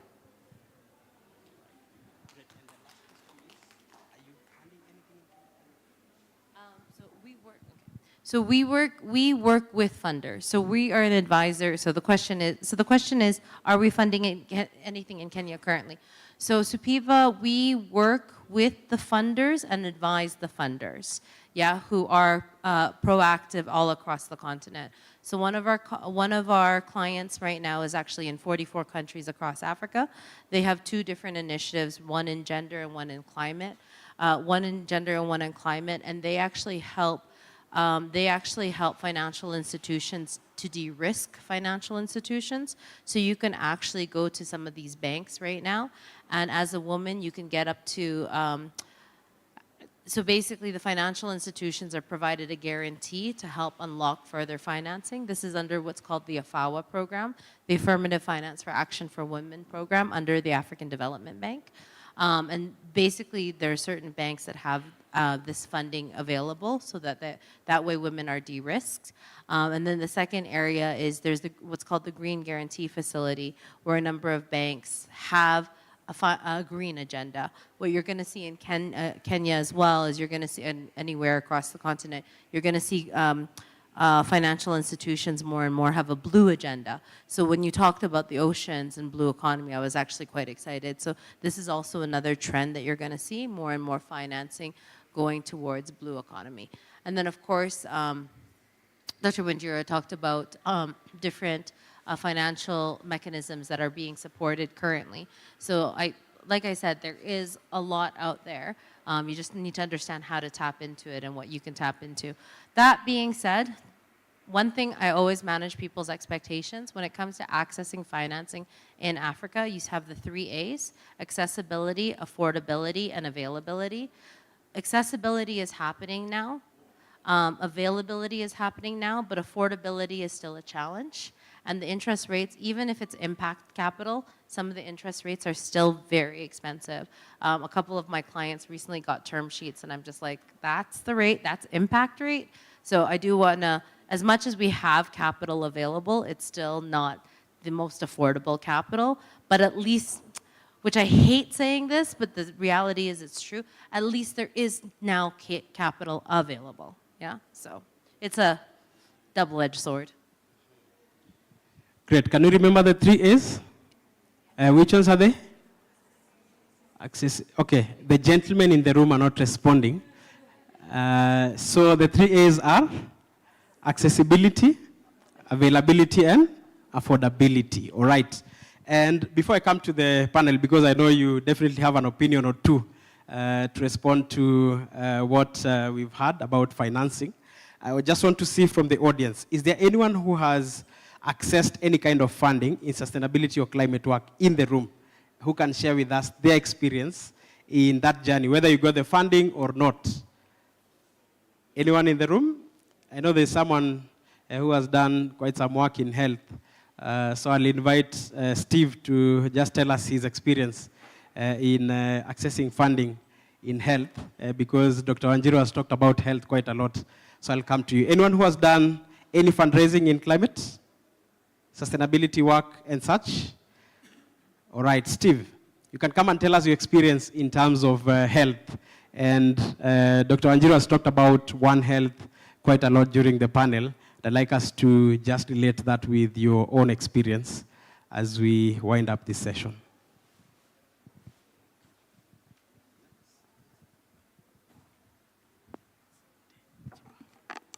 And Eugene just ambushed me. Hi, good afternoon, good evening, everybody. My name is Steve Dimba. I run Clinic Telehealth. It's a digital health company that specializes in telemedicine. So we've been in operation since 2023, thereabout. So the journey about fundraising, and Dr. will agree with me, is not a walk in the park. Initially, if I'm trying to look back, if we could have started around 2018 maybe, where there was a lot of funding flooding the African market, it would have been easy. Fortunately enough, we started when there was what we call the VC winter. That means funding was now reduced in the African market, though the big three in the African market still attracted the biggest share of the funding. That means talking about Kenya, Nigeria, South Africa are normally the big three in terms of attracting funding. So initially, most, because as we're in the VC, the venture capital space, that's where we try to source our funds, most of the venture capitalists were looking at how fast can you scale your product or proposition to reach a wider audience and touch a bigger population while delivering value. But now, currently what they are looking at is just how fast you can be able to scale, is how fast you're moving to profitability with your entity. So that means you need to provide value to the population that you are serving so that the returns they are giving you can be able to also sustain the business post the money they will give you. So they are looking at not how scale, but how sustainable is your venture. So for us, that we are in the business of ensuring we are democratizing healthcare, that means your phone, whether it's a smartphone or a feature phone, should be a hospital that you can access any health services, whether it's a doctor consultation, whether it's a pharmacy service, whether it's a lab service, or mental health and therapy services. We should be able to access there. So for us, what we did, we calibrated our product proposition, and we launched 2 value propositions, what we call Afya Call and Afya Chat, to cater for the needs of various populations that we're interested in. And that now changed the narrative of, so for us, we didn't go build an app like Bowstacker, because we look at the data that we were doing research on, we realize people download apps, yes, but usability becomes a challenge. And you'll agree with me, in your phone, you got like 10 apps that the last time you touched them was 6 months ago. But on the supplier side or the app owner, they say we have 1 million downloads, but that does not translate into actual usage. So for us, what we did, we look at the behavioral pattern. I guarantee here, everybody who has a smartphone, he has a WhatsApp. Then why not use that tool? And studies show WhatsApp is 98% of people who have mobile phone use WhatsApp as a communication tool. An hour will not pass without you checking your WhatsApp status of message. And the studies also show people spend an average of 4 hours on their WhatsApp. So that's why we launched our Afya Chat. It's right on WhatsApp, so we build a chatbot that you just have to know our clinic number or get our keyword, scan it, and you're already in. You say hello, the bot kicks in, gives you a menu. That means you can be able to access the doctor services within a jiffy. So that means you're reducing barrier to entry to your service to near 0. So when I tell you to download an app, you'll tell me I don't have bundles, I don't have this and this, but your WhatsApp is already live. So that means sending hello becomes like second nature, saying hi, and you get service. So that's catered for the people who have smartphone. But the people who do not have smartphone, what did we do? We had to launch our Afya Call. So that means building an automated voice recognition service, an IVR, where when you call our number, our system will automatically ask you leading questions. So we'll build speech-to-text AI recognition in the back end that will be able to ask you leading questions, gather that information, and allocate you if it's a doctor service that you need or a therapy service that you need. Becomes so easy. So that has now given the opportunity in the table of the VCs that now they are looking at this proposition is now touching the minds and the behavior of a particular segment of the population. Our focus are not the millennial per se, we are focusing on the Gen Zs and people in that. So 18 to around 35 years of age, that's our focus group. And those are the people who can easily order something online without a jiffy. If you ask my dad or mama, they'll ask, why should I need to see a doctor physically? But if you ask a Gen Z, if they can talk to a doctor on the phone, they're still good. Because standing 2 hours on the queue on the hospital is longer. Now, that is what now has opened the rooms for us in some VC spaces, and we're having discussion. That gave us our first check mid last year, and now opened doors for us now to be able to scale. So what is happening in the current dynamic of, especially in the fundraising space, is how sustainable your product is or your value proposition is, and what impact is it touching the people that you are targeting, and how scalable is it. They got an opportunity because with their app, they can scale in so many countries within a jiffy. And that's what VCs are looking at, or people with the pocket money. But now what we are realizing also because of the winter, the African pockets of people who are now pulling resources and trying to back up African founders. It's still in nascent state, yes, but it's now growing to supplement the winter that we're currently experiencing. I hope I've explained that, June. All right, let's appreciate Steve for sharing his story. All right, so that will be the last thing that we're talking about, matters how you accessed your own funding for your work, all right? And then now we shall proceed to the closing remarks. We start with Dr. Wanjiru. How do you access funding for the work that you do, and how are you able to sustain your work financially? So at Kala, what we do, we have 3 arms at Kala: consulting, the lab itself that developed the tool, and Qubit, which is AI a unit. So I'm in the consulting arm at Kala. So what we do, we write proposal, consultant come to us, we do the research for them or a project for them, and that's how we access funds too. Now, from the insights we get from the research, we have the lab where we incubate this information that we gather and develop the tools and test them with the people in the market. So that's how we access the funds.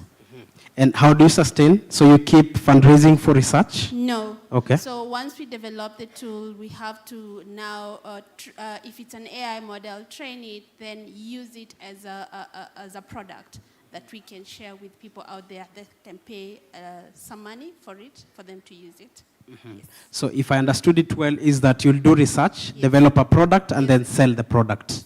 So you continuously create products that you sell. Yes. All right, that is great. Thank you so much. Dr. Toiba? Okay, for Baustaka Enterprise, we are a waste management enterprise. We charge corporates, high-end residential homes, and commercial institutions to manage their waste.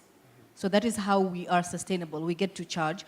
And then now when you segregate your waste and you get paid a cash incentive and it's sent to us, we sell that waste to recyclers, so we make money that way. Right now, currently, we've set up community-based machinery, so we're going to be adding value to the plastic waste. Again, we're going to be making money that way. But we have won several prizes, and during the pilot phase, we've been able to raise $500,000 during the pilot, so now we're looking to actually raise more. Yeah. So in developing the initial product, the MVP, how did you raise funds for your MVP? Personal funds. Okay. Yes. Because I really felt I needed to be the change I wanted to see, since I had like a personal reason why I was venturing into waste management. I brought in my own personal funds for 2 years.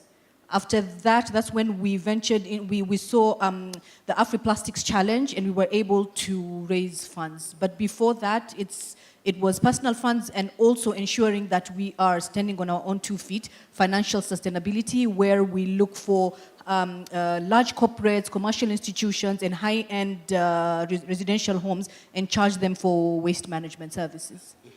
And how are you planning financially in terms of your growth and scale? How do you intend to fund your growth and scale? As we're growing right now, we're getting, in fact, the amount of waste management contracts we're getting now, we don't even have the capacity for it anymore. Because what we did right was to build a brand that has trust, credibility, and community ownership when we started with the MVP. So now we have that. We are actually getting contracts, and we are, in the next 1 month, we are operating using an Uber system where, because we've piloted using Baustaka as the waste manager, now we're opening up the system where, wherever you are in Kenya, you'll be able to get onto the Baustaka app, see which waste managers are around your area, or if you want to trade your waste, and you book a waste management service on the go and you get paid instantly. So you are creating green jobs, you are ensuring the environment is clean, and you're actually making money for yourself to be financially sustainable.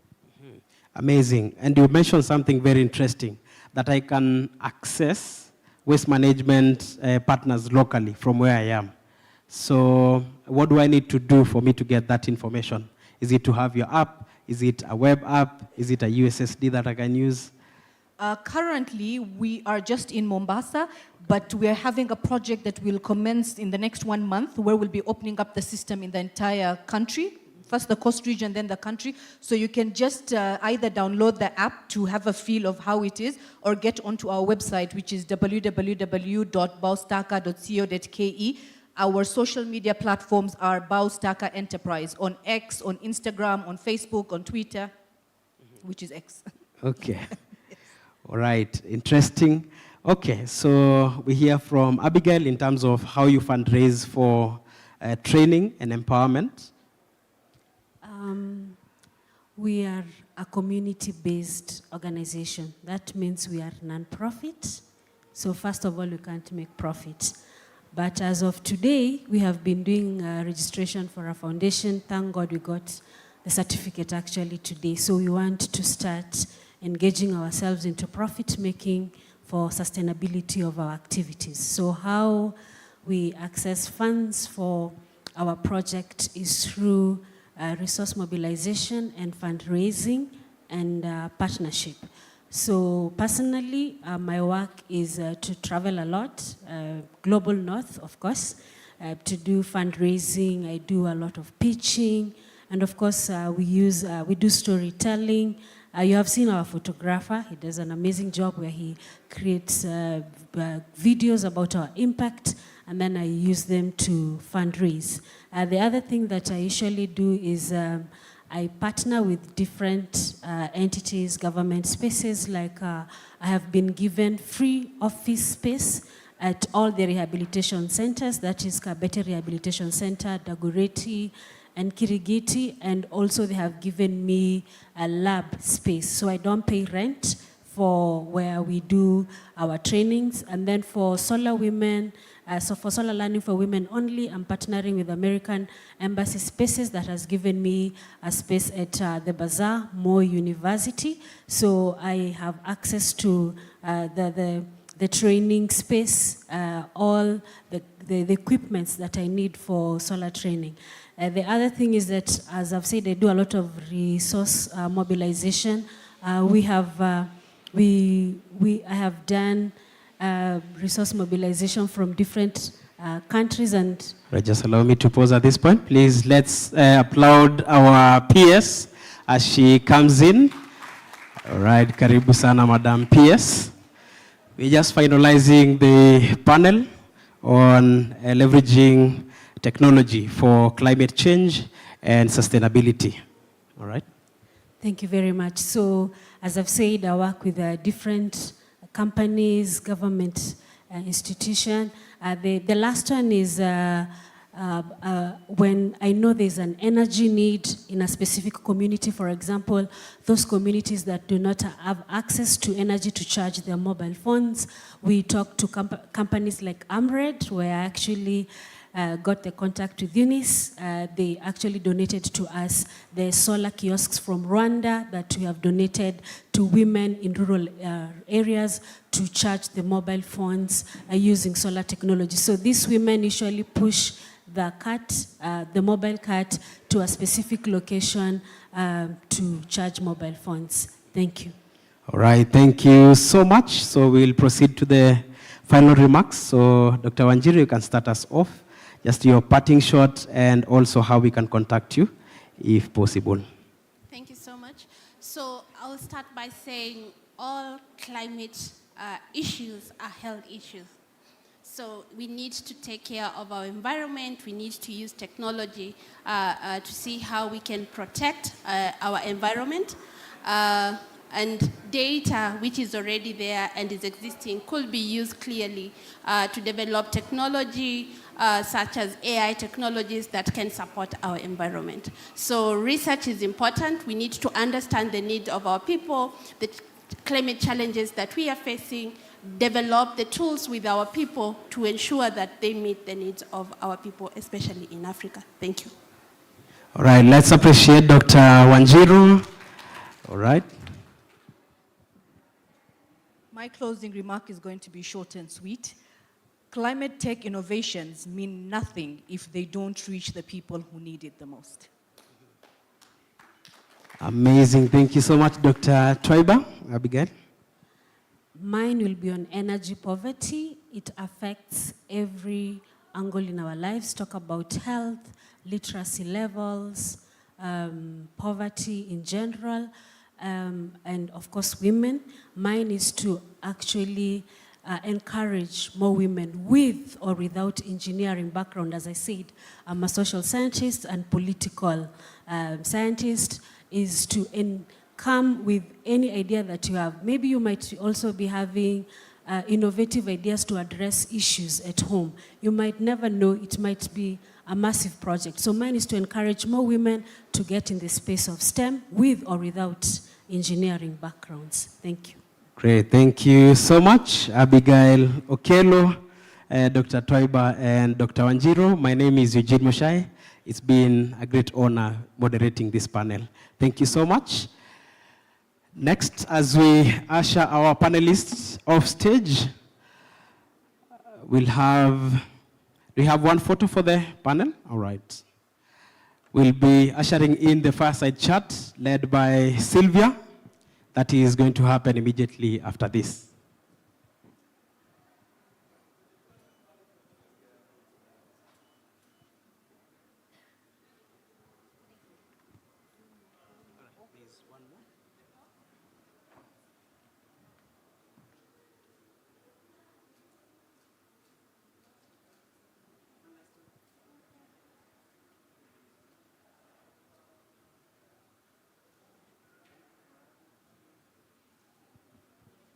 All right, so much. Let's appreciate the panel one more time as they take their seats. And as I also invite the next moderator, that is Sylvia Wamboi, to take us through the next session. Let's put our hands together for Sylvia, who will be moderating the next session. Karibu sana, Sylvia. Thank you so much, Eugene. I'd like to ask the people in the audience to stand up for 1 minute and stretch. I know it's been a session that has been, extremely informative, but also long. Just stretch, shake it off. We're going to have a 30 minutes fireside chat, and I want you guys to be present, yes? So can you just stretch your arms up, side, side. I know you've not gone for yoga in a while. That's a move. All right. Firstly, I want to say welcome to the Fireside Chat. You can take your seats now. Welcome to the Fireside Chat. My name is Sylvia Wamboi Mureithi, and I will be moderating this particular conversation. And I want us to lean in on a topic that is really overlooked sometimes, but also very, very important, yes? So the topic is going to be about startups without borders. So global collaboration for local impact, all right? And on stage, we're gonna be having 3 panelists with me, and I'm gonna go in order with introducing them. So as I'm welcoming them on stage, please clap for them, appreciate them, okay, for their time, because they're really doing us a service to bring their experience and their expertise, okay? So we're gonna start with James Ayugi. Please welcome James.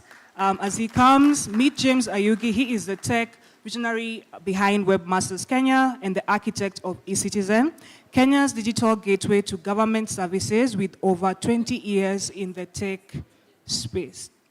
Oh, sorry. He's been pioneering the tech team, please.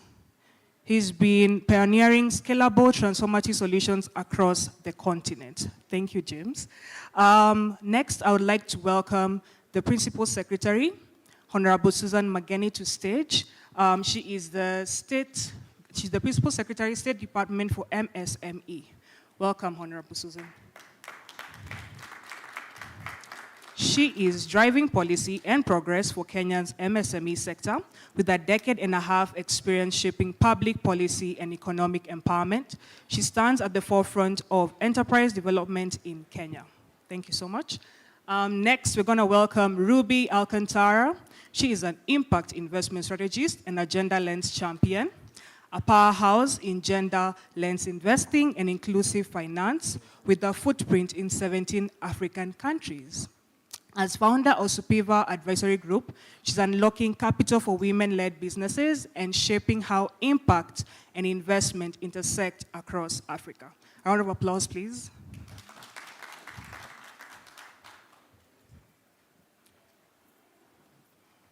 Okay, so let's get into it. One thing we understand is that now innovation is fast-moving, meaning that you're not limited to the area that you live in when it comes to partnerships and collaborations, right? So I can be sitting in Nairobi and my partner is in Lisbon, right? Or is in Nigeria, whatever it is, right? So now we want to discuss how can I still build something that focuses on the local impact but still scale globally, okay? So I'm going to start with Ruby. You have worked across 17 countries, advising on everything from diaspora bonds to gender intentional financial products. So let us know, what has been some of the biggest shifts or gaps you have seen when it comes to unlocking capital for women-led?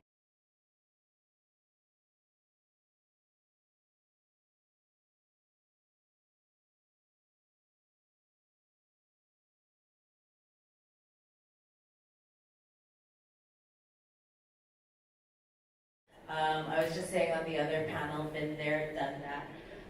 Been there, done that, got the t-shirt. How are we going to actually do more, and what do we need to do more? And the biggest question that you're asking me is what have been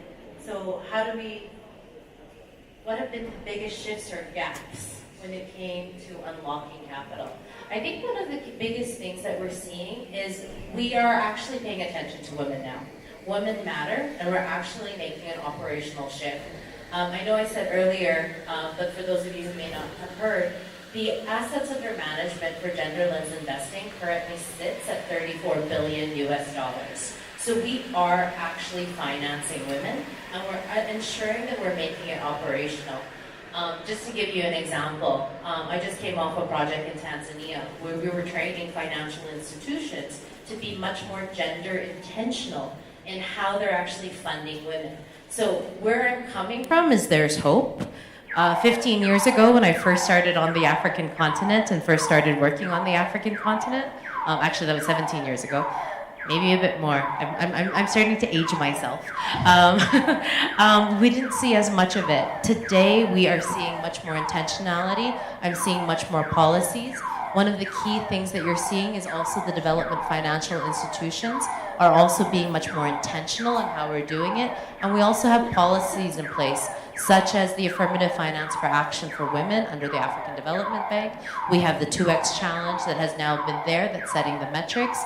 And we also have other initiatives like MasterCard Foundation's Africa Growth Fund. So there's a number of initiatives that are there that are being much more intentional.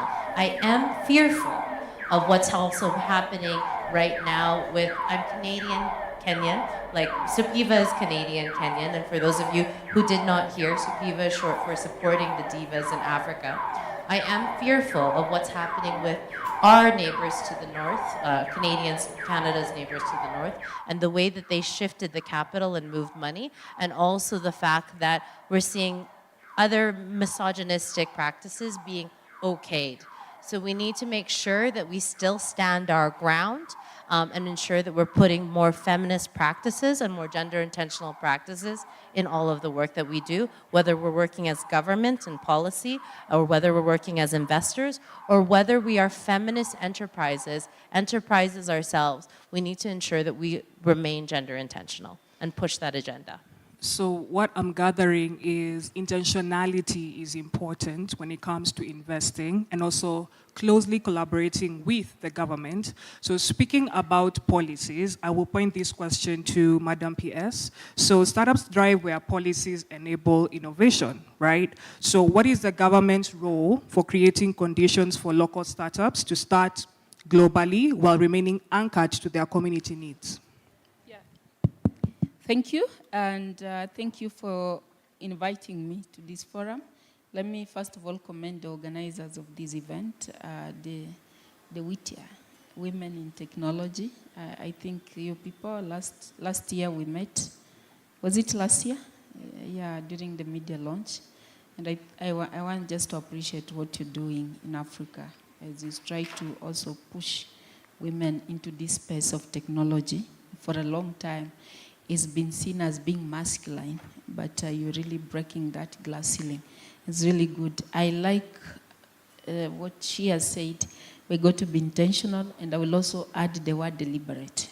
You know, if we are not deliberate in whatever we do, then we'll not do it. And first and foremost, why do we think this is necessary as government? And where are we, especially the current administration? If you look at our 5 core pillars, I mean, agriculture, MSME, universal healthcare, affordable housing, and technology, digital superhighway, and digital economy, you realize that the current administration is very much intentional at pushing technology to the next level. And everything that we're doing right now in government, technologies now has become a major enabler, from digitizing the government services. Over 20,000 government-facing services have been onboarded on eCitizen, making it easier for access, unlocking even entry into business, and many other, and improving the efficiency in public service and delivery. So we are intentional already, as you say, as a government, and even for the few services that are ready to be onboarded, I think they have given us a timeline led by the head of state saying that we need to onboard all our services. Why is this so critical for us in Kenya? Because aside from agriculture, if you look at what is our competitive advantage, number one, of course, because agriculture is the backbone of our economy. So a lot of our exports have actually been in agriculture. And sadly enough, we've been exporting raw materials. So now the focus is, if we need to create jobs, if we need to generate more revenue, we need to go the direction of value addition, the manufacturing. You cannot achieve this without innovation. And that's why now innovation becomes so critical. Under the pillar on digital superhighway, we have committed ourselves to construct at least over 100,000 kilometers of a digital superhighway. This means that we want to make sure that even the small village markets, are connected by internet, so that then we can promote e-commerce. The mama mboga there can be able to sell her produces, her sukuma wiki, while they are still in the farm because of access to internet. So to that end, it shows already policy-wise, we become more conscious at creating an enabling environment. But again, also, aside from agriculture, we are looking at technology. And what really gives us confidence in that space is because we have a young population. The Kenyan population is young, and it's growing young and younger every day. A lot of our young people who are technology savvy. And I think as a country, we have really achieved much in terms of just daring. We keep on daring and coming up with ideas. So our startup ecosystem currently in the continent, we're actually leading. The other day we were looking at, there was an assessment of how much money had been pulled in the startup ecosystem, and Kenya has taken lead in the whole of Africa.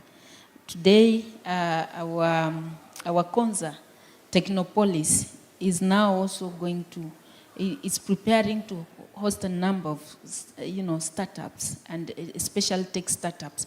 So meaning that the future for this country and the next tradable and the global market is going to be technology.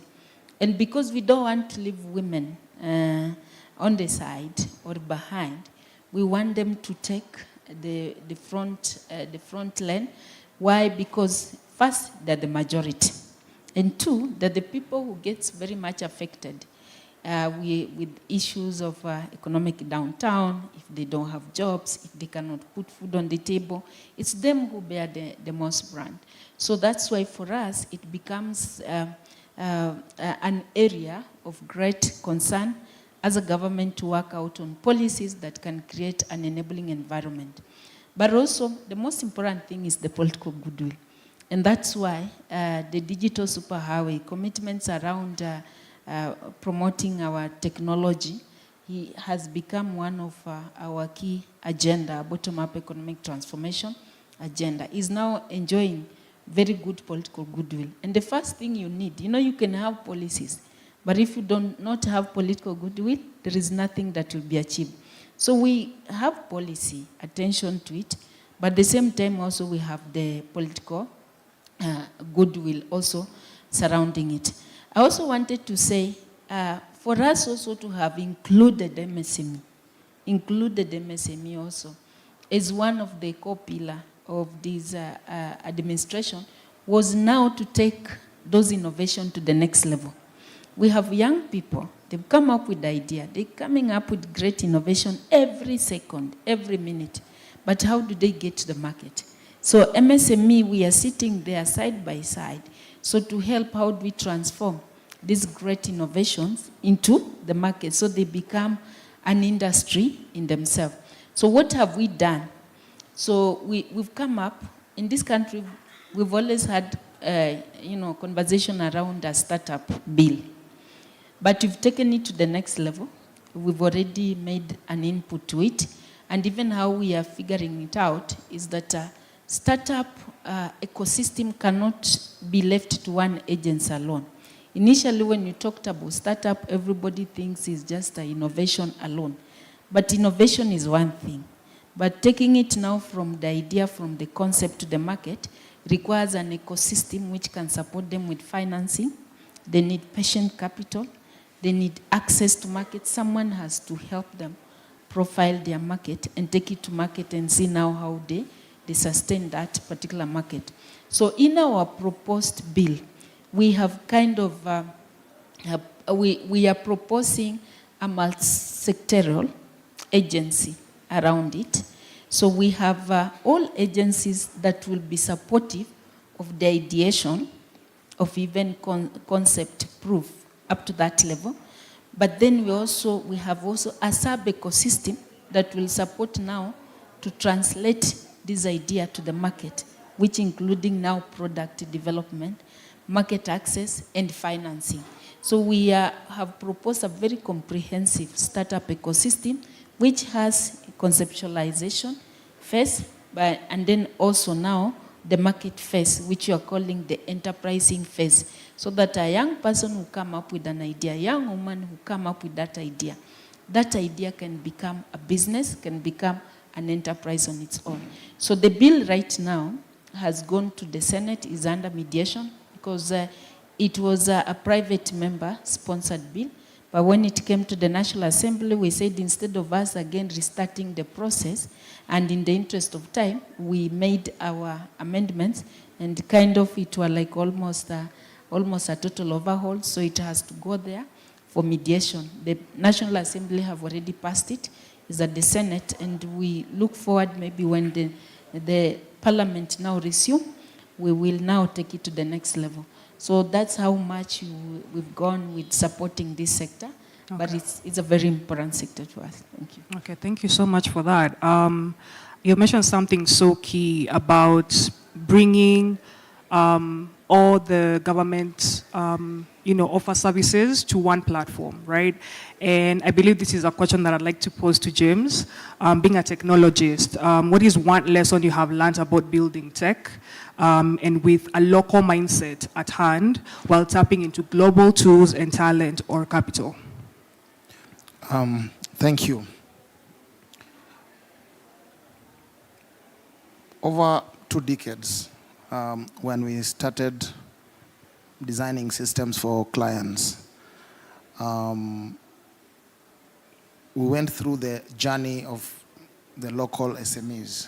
So where you develop websites and then you reinvest in the business until when you start making profit. Now, the problem is most of our SMEs don't think global or don't think at scale. So the original infrastructure of their technology will crash the moment you start scaling or you start getting many hits to your site.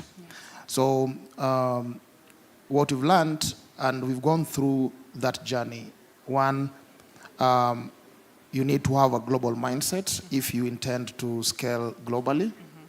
And when you're setting up the foundation, you need to understand so many dynamics. Example, if you're targeting Africa, you may need to understand local policies. There are certain countries, example, when it comes to data handling or data protection. You have data residency, where when you're launching a platform, the data of the citizens of that country needs to sit within the infrastructure in that country. So you need to understand this kind of policies. When it comes to payments, you need to understand if you will need to be licensed by central bank. But most importantly, when you're a startup and you want to scale without having to spend so much money, it might be important to establish partnerships with bigger non-brands and start solving local problems. In other developed countries, they solve their own problems. So when you try and copy whatever is happening in the first world and try and replicate here, they end up failing just because you did not listen to the ground. So we encourage listening to the ground, developing simple solutions with a global mindset, and then piloting it, and then scaling. All these big platforms from Airbnb, it was just an event, a conference, and then someone came in with an idea where you can lease an extra room with a mattress, and then now it's a global product. So we believe if you're able to solve your local problems, you can be able to replicate the same in other jurisdictions. Also, we've realized that majority of startups in Kenya, they are not strict with their books. So they'll make money and they'll be spending directly from the account. So when investors or financiers are coming in, they'll want to understand what's your business plan, what have you achieved so far. So you'll realize that we are not investor ready. Most of SMEs are not investor ready. And this is pretty much because either lack of sensitization, especially in the local communities, for them to just understand how to run an enterprise, how to save, how to bank. Because there are some people who are running business purely on cash or M-Pesa. They don't have a bank account. They don't have a relationship with their banks. So that way, you cannot be able to scale. Also, we have this mindset where most of our SMEs or businesses will die with their founders. So we don't establish continuity planning or succession planning from onset. So we need also to build a build-to-sell model where you're building a company, create value, and sell. That's how now we'll start having local investors. Because if in other countries, most of the people who are investing in tech, they've built something, they've sold it, now they have capital to invest in other startups to just diversify their investments. So I feel when it comes to scaling, get the right tools in terms of existing frameworks. You don't need to reinvent the wheel. So if there is AI, you can use already existing infrastructure to help you develop faster. And one of the things that we learned, software engineers will not be replaced. They'll only perform better. Yes. So it means we are able to come up with better technologies in future with the help of AI. Thank you. Yeah, because that's so true. When you look at AI as a resource and not like something that we need to fight, then we're able to incorporate it into our day-to-day. It saves the mundane for us doing the boring stuff and focus on the creativity, which is something that was mentioned in an earlier panel, right? And also thinking globally and not just focusing on, we're gonna start small, we're not always gonna be small. At some point, you may find yourself trying to open a branch in another completely different country. And you need to be prepared for that, yeah? So that's a really key point that I have gotten from what you said. I'd like to switch to the audience. Do you have any questions? Any person with a question? Any questions from the audience? Mic. Do you have a mic?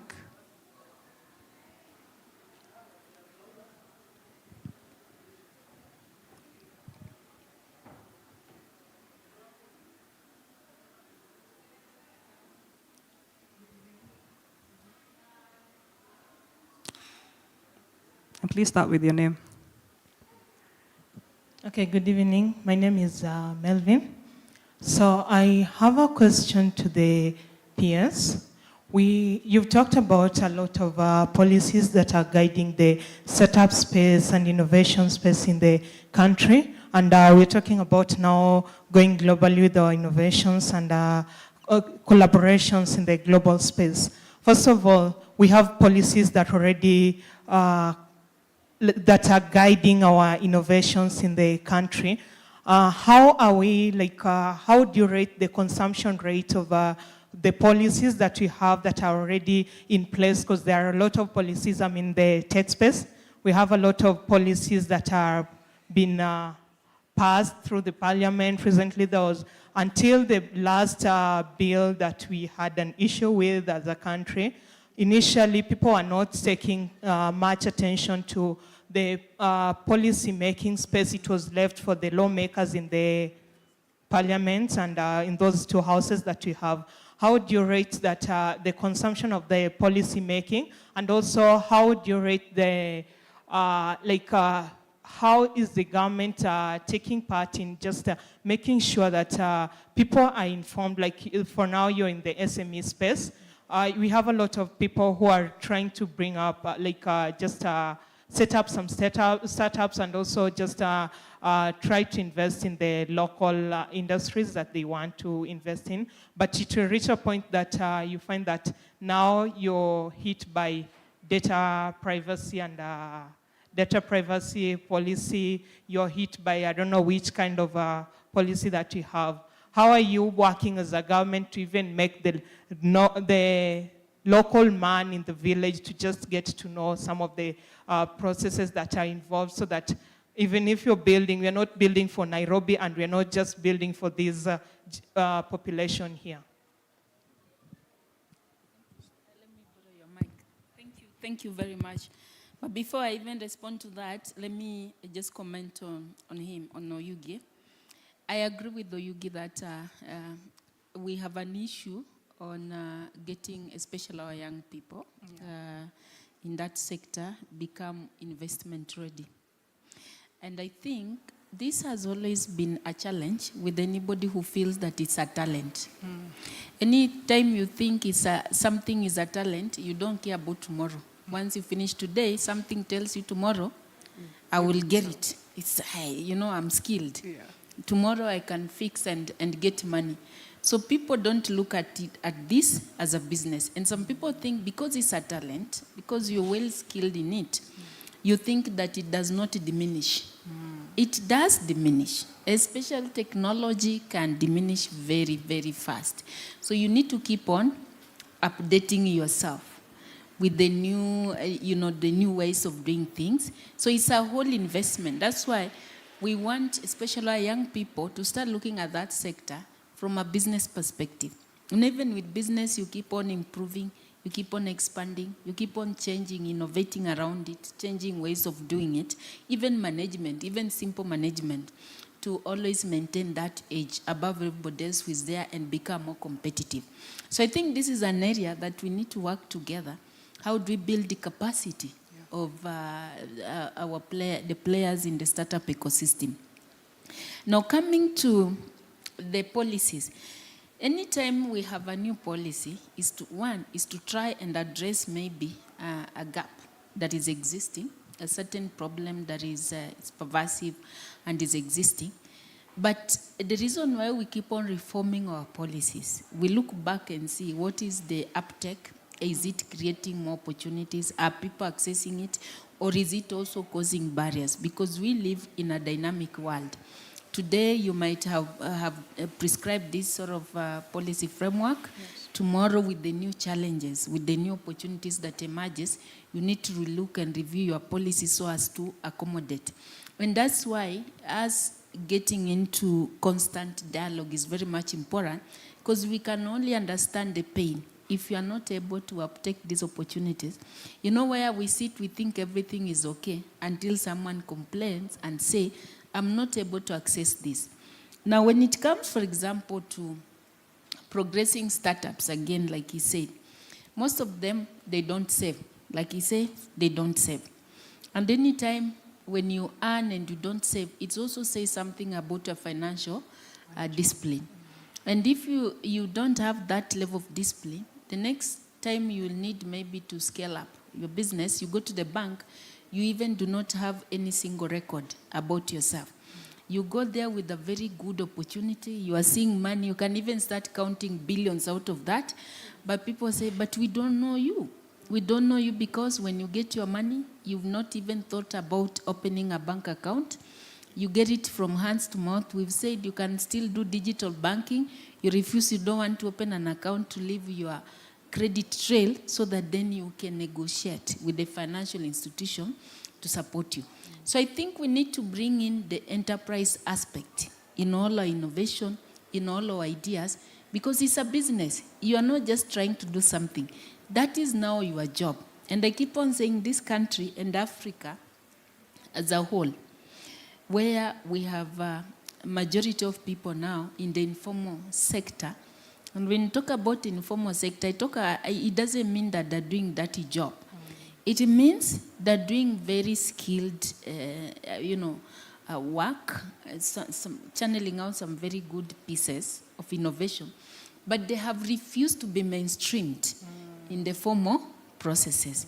So anytime we talk about formalization, people think, they want to come for taxes. They want to come for taxes. That is usually the story. Oyugi here will tell you, because he formalized his enterprise, he's been able to get even more business opening, because we know him. You can work with him. We recognize them.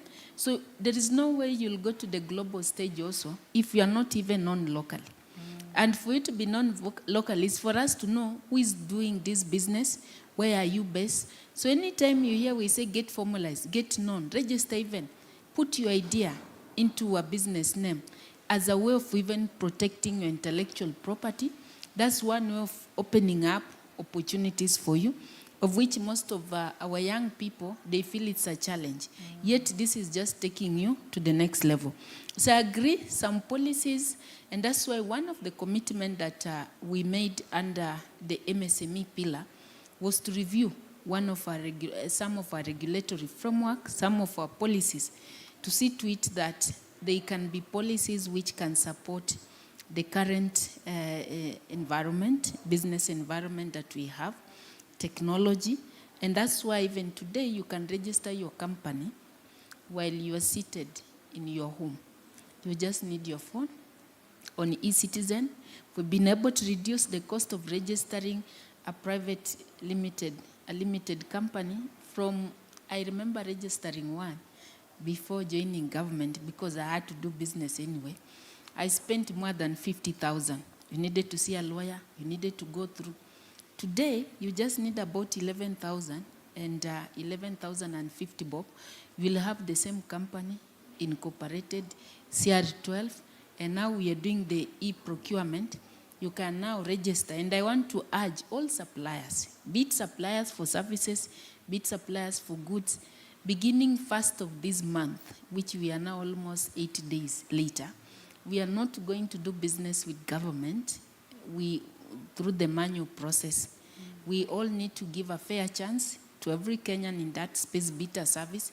So you need to go to the e-portal, the e-procurement portal, register yourself, whichever category you're doing, so that then you get a fair chance of doing business.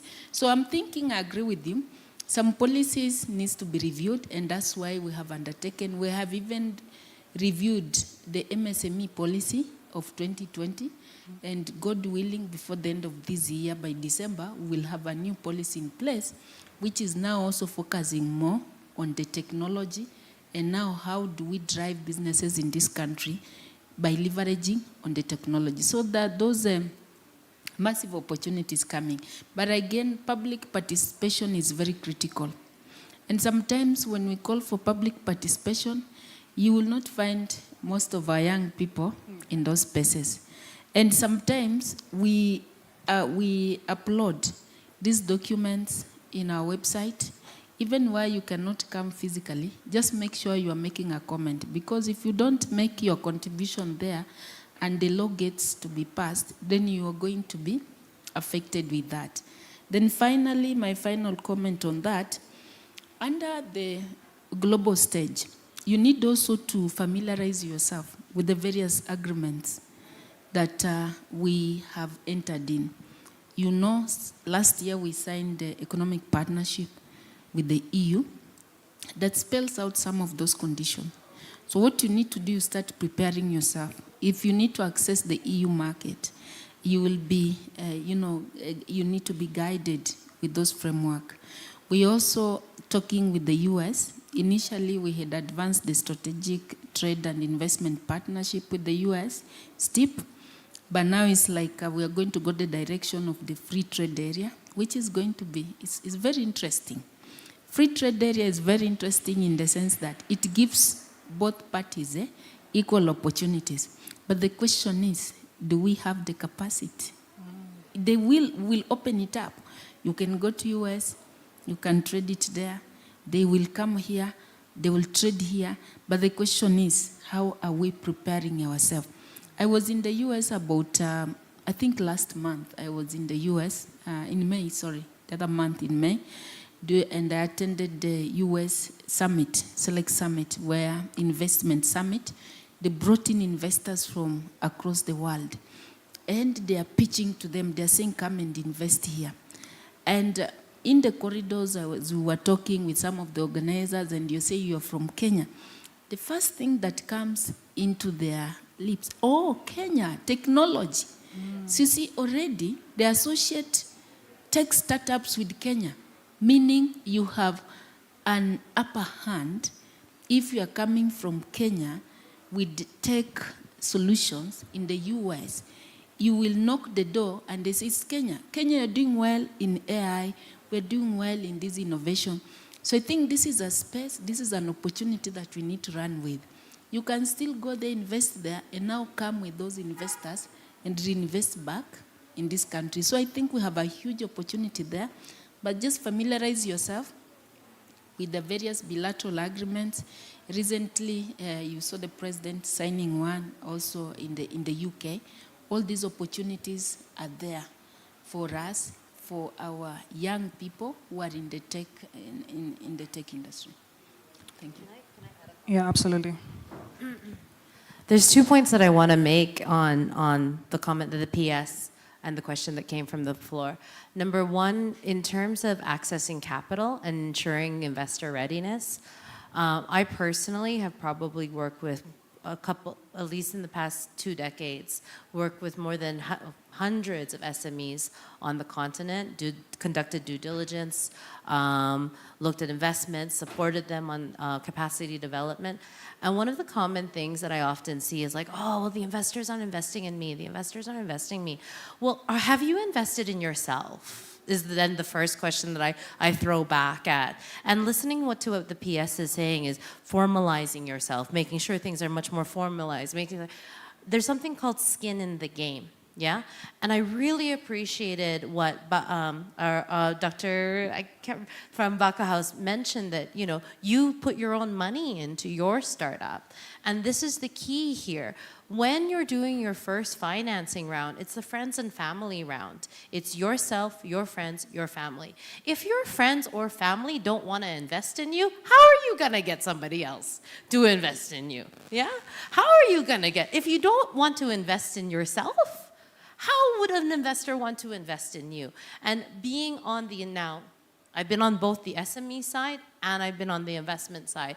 And as soon as you have skin in the game, as soon as you've shown your commitment, as soon as you've shown and proven that you've got everybody else supporting you, everybody else cheering you on, everybody else having your back, regardless of what country you're operating your startup from or your business from, investors will come and back you because they will see a good idea, a good team, and see that you are taking a formalized approach, as our PS has mentioned. The other thing that I want to say in terms of policies, I think you heard from the intro, I've lived in 17 different countries, and that 17 different countries is across Europe, Africa, Asia, and North America. And I personally, just to share with you, I actually have chosen to spend the majority of my time in Kenya. And I've lived in Nigeria, I've lived in South Africa, I've lived in Tanzania. And I think that, and I hope it maintains this way, so I will put that strive, but Kenya has made a very conducive environment for economic growth and development. So when the PS says that oh, you're from Kenya, oh, Silicon Savannah, the tech capital of Africa, I mean, you already have a good starting place, to start from, because in the past 10, 15 years, we can show all the different examples that have come out of Kenya that are technologically innovative in the way that they're growing. So I do think as long as we maintain this conducive policy for ensuring that innovation and technology can thrive in this environment, then this is what's going to ensure that we can continue to grow on this path in Kenya. That's lovely. Thank you so much, Ruby. I know we'd love to have this conversation for hours and hours because it's really pertinent for us to learn what is available to us, not only as women-led businesses, but also as, okay, I'm gonna give one, okay? Only one. I can't do two. Unfortunately, I can only do one. The guy with the glasses at the front. Good evening, everyone. Good evening. All right, my name is Sam. So my question is around the startup system. So there's something which is happening, especially if you've come up with your startup, then you've bootstrapped it to the point of now you need more capital, then you start looking for investors. Everything is good, but now, as I think most of the VCs that are currently in Africa are not actually based off from Africa. And for them, some of them, I was speaking to a particular partner, and he was telling me that for his VC to invest into a startup in Kenya or in Africa, they have to be incorporated in a particular country of their choice. So you find out that most of the startups, they started off in Kenya. They did their research off in Kenya, but now when it needs to scale, they are incorporated in another country. Simply because the reason is they do not understand, they're not familiar with the system in Africa or in Kenya. So the financial system, the tax system, the risks are too much. So my question is actually to Madam PS. So what is the government doing to make sure that we are not losing on these very good startups that end up being incorporated elsewhere? So they just act like another Apple or Microsoft that initially was in Kenya, but now it was incorporated elsewhere, coming back to Kenya to offer services. So we lose on tax, we lose on even growth simply because you're not able to control or empower them, because now the investors are not, or the VCs are not very confident in the system and structures within the country for them to invest with these companies still being incorporated in the country. Thank you. Okay, so I think the reason why I feel you, by the way, and why we're even moving very fast on the startup bill is also to kind of address some of those concerns. We know that the present day, we used to say brain drain is in the technology sector. Because a lot of our people, and especially our young people in colleges, they're coming up with very good ideas. But before they know it, they have already shared with someone outside there. You know, because you just come up with an idea, you don't think even this idea is so big, you start sharing, you get someone even online, you say, you know, have this idea, and we are very generous. Kenya, we are a very generous society, I must say so. Because I've gone outside there, and you go even to some of those factories just to look at their line of production. I mean, they will not even take you process by process. They try to also to kind of hide certain information that could help you go back and reproduce what they're doing. Yeah. But here in Kenya, when someone comes, and we will begin even from the point when we came up with the idea, step by step, even draw it up to the point, and you're already giving out your information. And now something came called TikTok, heavenly sake. If you open TikTok, people, you are just exposing your whole idea outside there for a few likes here and there. But somebody, you have already given all the process. Somebody is taking those process and then developing a product which will bring it back. Now, the point which is question, where he's saying, because you are so desperate, you want to scale up your business, you need financing. Those people come with condition, and I said, for us to do this, we want to incorporate in our own country, isn't it? They're also doing that because they need also to catch up with Kenya. And we need to be, by the way, we've been enjoying this space for quite some time. I would say now for the last 2 decades, ever since we came up with M-Pesa and the technology around that space, we have been enjoying. But if you are not careful, people are going to overtake us. People are in hot pursuit. I've been in conversation around mobile money. And in some other economies, people are asking yourself, you know, people are saying, how come we've not heard of a lot of fraud on the M-Pesa? And we say, but our system is so tight. So they don't believe that it cannot be cracked. But you see, people are studying, and where to get enough information that can help you unlock is by young people, because they say, and imagine you are a first year or a second year, you don't even have money for food, and you are chatting with someone online, say, I'll push you $50. You will do that. You will give all your information, just by a click of, hey, you can share what concept, so people are sharing. So we want to regulate that space.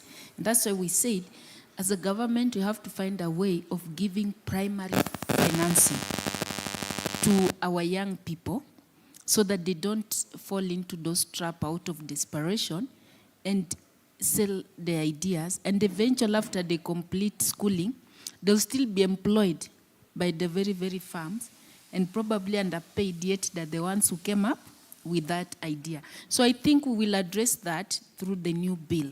We also consider that to kind of try and prevent that brain drain that is happening right now, and people handling you are desperate. If not, look for money elsewhere. The bill, one of the areas it will address is a framework for funding our startups, because and any idea that comes up, that has been there. So we are looking into that, and we are worried as much as we also worried. Yeah. Thank you. One lady who's extremely insisting to ask her question, and I don't want to limit her, so just allow us some few more minutes, please. You can go. Thank you. My name is Rachel Omboingoshi, and my question goes to specifically Mr. James. As AI hubs and AI factories emerge globally, how can Kenya strategically position itself to build AI ecosystems that are both globally connected and locally grounded in addressing uniquely African and specifically Kenyan challenges as eCitizen and the other organizations that you have created? 2, what models or frameworks can guide us in ensuring the technology developed is context-aware and capable of delivering meaningful local impact through global collaboration? I think it's similar to what he asked. Thank you. I think, did you get both, or do you want her to repeat one or two? It's very long. Okay, she can repeat the first one. Yeah? Just to shorten the first one, Yeah. Yes. the idea is eCitizen is for Kenya by Kenya, right? Yes. And you building it and making it sustainable to the point where we don't have to think that you had to partner up with many external organizations to build it. There's the question of how can we create our own local and our local AI hubs and AI factories and sustain them enough so that we may not ask for a lot of external support, like you starting a program and now having to talk to Microsoft and Google. How can we do it by ourselves here, for ourselves, especially being that we have issues with data scarcity and all that? How can we still engage to ensure that we have our own AI hubs and AI factories? And we are supposed to shorten it, huh? I'm sorry. But I've understood your question. When it comes to AI, and of course, platforms that scale, these incubation hubs, what they do in most cases is just give you fast access to facilities. You know, most people don't have internet, they don't have a computer, and of course, peers who can challenge their thinking. So most of the iHubs and these innovation hubs are designed to incubate people who want to build something from ground, and the intention is pretty much that.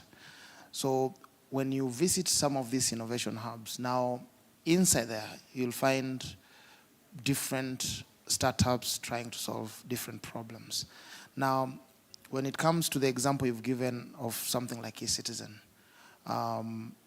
first, we've used 100% local talent, but we've also used global tools.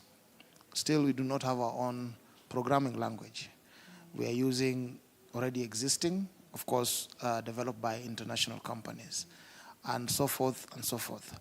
Back in the early 2000s, it was very difficult to build a system. So you'll build everything from ground.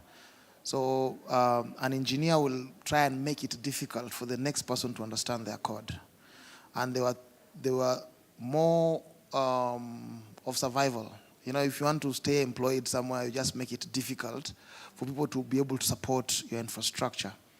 Now, these days, of course, there are tools that development frameworks, example, Python, there's Golang and other programming languages that have standardized development. So in the event of change, and you need someone to come in and build or support a product, it is easier because you just say, I'm looking for someone with experience in Python and who's able to do X, Y, Z. So for SMEs that want to build local innovation that can scale, you don't have to reinvent the wheel. Use what's already existing because they are operated under international community, open source. There are some of these technologies that are open source that will help you build international standards in terms of systems, and it is allowed. When investors are coming in, or when you're selling your tech company, some of the things they look for is your tech infrastructure. What are you using? Is there availability of resources within or skills within your ecosystem? So deciding which tool you're going to use is very, very key. First, for scalability. There are certain languages that are only good for bootstrapping and proof of concept. You can't scale with those tools. There are other tools, still free, but they are designed for enterprise-grade platforms. So just to try and summarize, any startup, don't try and reinvent. Use existing ecosystem in terms of infrastructure. For version control, use things like GitHub, Bitbucket. For hosting, you can use existing infrastructure. There are several data centers here. There are others that can help you start. Even M-Pesa was initially not hosted in Kenya. Later on, it was brought in here. So even eCitizen, when we started, it was at AWS, but the government insisted data residency. So everything now sits here. So we are able to build, of course, local data centers to be able to host for data residency. And that is pretty much what we need to push, especially the government. We believe data centers, especially AI-powered or AI-ready with those chips, these are investments that governments need to do. Just the way they're building roads, they need to build this data center so that when you're developing all these models, it becomes cheaper. Using, I don't know if anyone has used AWS to do some of these things. It's usually very, very expensive getting those credits and all that. So for the local talent to be able to innovate, they need the infrastructure, technology to help them. And that is where I feel the government is still lagging behind. And the way they're investing in the roads, the way they're investing in the housing, they also need to put the framework and infrastructure for AI and for the future. That's how now the students and the kids can be able to access AI, and we can be able to train our own models easily in your local languages. And in my opinion, that's currently what is lacking. So there is policy side, and there is, of course, knowledge, so that people know this is what we need to use, the tools that we need to use for this kind of. There's something that probably we missed to discuss, intellectual property. When you are building any product, it is also very important to register the intellectual property. This is what, this is an asset in your business. So most people don't register, they don't protect their ideas, they don't protect their trademarks. And it is very, very important for you to register it when you've just initiated, before you even start talking to people. Make sure you formalize signing non-disclosure agreements. Those things come in handy. Even with your own employees, just sign them, and then it will protect you when it is needed. I hope I've answered it. I agree. And even, let me just add on that. I agree with you, but you also need to appreciate that AI is very new. The other day, last week, I was on a certain WhatsApp group, and I think someone's, now there is that AI thing that is hovering, the Meta. So somebody started engaging. You see, like the normal group conversation. So somebody asked, how about this robot doing what? So AI kept on giving us stories. So people, automated response. So someone said engaging, and then say, now, AI, you are really boring. You can leave us. And you say, okay, fine, I will now go, but you look for me again. So what you're saying, the issue about content, which content? And so I think content creators and all those infrastructures you're saying, and we don't have to wait until our young people have even graduated. I'm thinking that maybe this is a proposal that I'll be putting forward. Right from the institution of learning, we need to come up with those incubation centers for that, and then try to see if we can come up with common user infrastructure where now our people there can be able to kind of just hone their skills and find their footing in that space. Because all this thing begins even when you're doing your project. Your usual class, the project that you do, that's why you put your best foot forward. Because again, there the motivation is about getting marks. So you do your best. And you know, if you were to go back to your college and start looking at what you've been doing there, you find that's where you put your best. And it goes somewhere, and you don't know who is going to make use of it. So I agree. The whole issue of IP needs to be mainstreamed right from the learning, during the learning process, so that you start now protecting your idea as you move on. So it's a challenge that you're going to take up. If at all we have to make technology become our new product for export, because I think we have an upper hand when it comes to that sector as a country. Thank you. I think most people, in most cases, don't really believe that what they are building is going to be big, right? So they underestimate themselves based out of fear. So I like the fact that you're talking about from the grassroots, build like you're building for a brand that is going to go global. And so maybe thank just you. lastly, on the issue of investors, I think our definition of investors has always been a bit very skewed. We always look for the white skin. So now if in this room, you see like our good friend here, that sounds like an investor. You think Susan here is not an investor, isn't it? And the question which she asked, you want people to invest in you, but how are you investing? In yourself. Yeah, how are you approaching your networks? We have so many Kenyans who can, local investors. But I think also one of the areas that has been of a challenge has been also like the capital market right now.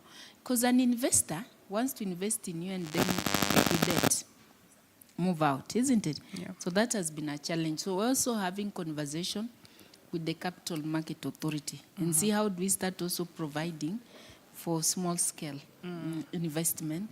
So if you come up with an idea, I can put in my money, and I know when it's you start doing well, I can move out and go to another company and support like that. So I think we are really looking at this holistically because this is an area we are going to export more technology than even agricultural produce in the coming years. Thank you. Thank you so much, Madam PS. I know this conversation has taken longer than it was supposed to be, but I hope everybody has learned something crucial. So as we close, I just have one question. What is your call to action individually to either founders that are in this room or who are going to be listening to this particular conversation, who want to build beyond borders while making a local impact? What should they take away?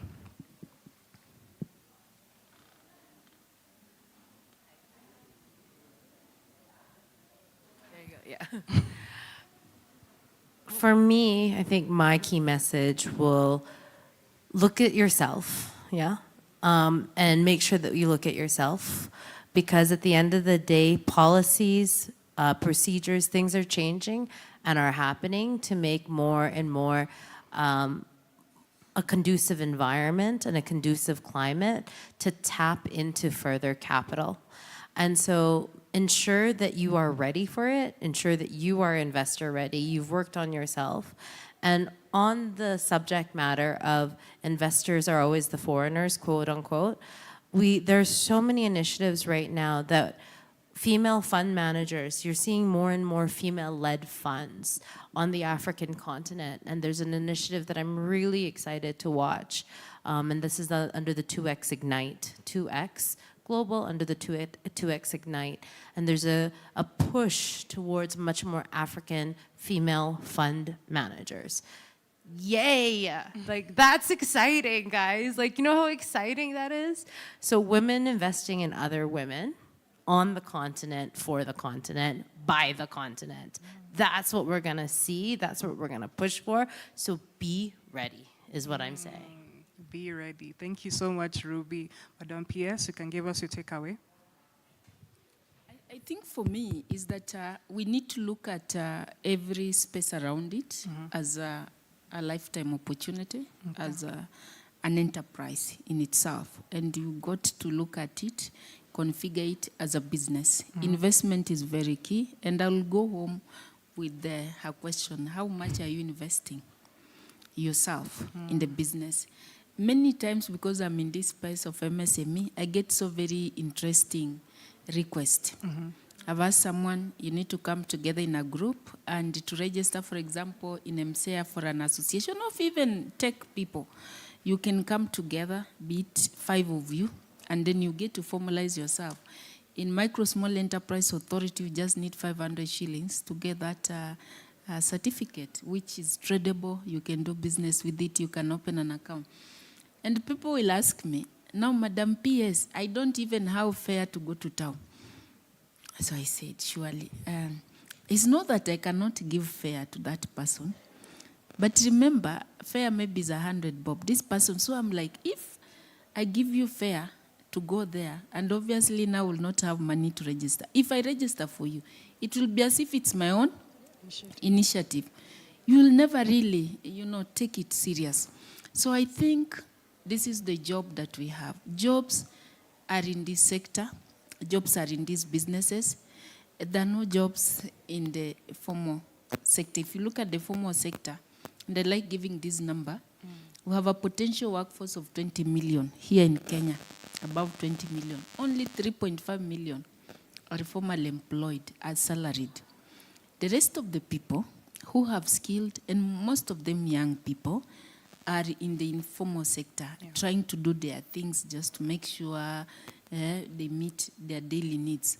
So these are the people that we exist to support, to help them create their own enterprises, create their own jobs. And so we are saying you need to enterprise your skills. If you've gone to school, and like the panel which was here, for you to be in technology or to come up with innovation, you don't need to have been an IT expert. You just need to know which solutions is needed. Like he said, where do you get these ideas, the problems? What are some of the problems that we have in this society, in your own village? And so the solution is what now becomes your next level innovation. So I think we want to start appreciating every space that we are in. If you're a young person, if you're a woman, there are a lot of support. And by the way, I like also giving this disclaimer. When we say women in STEM Africa Summit, for example, the focus is not just on women. But the reality is, if you need to progress the society, you take women first. If you take a woman in front, she cares about the children, she cares about the husband, or the significant other, or everybody else. So you've taken the whole society forward. So when we say women, I know men will say, how about us?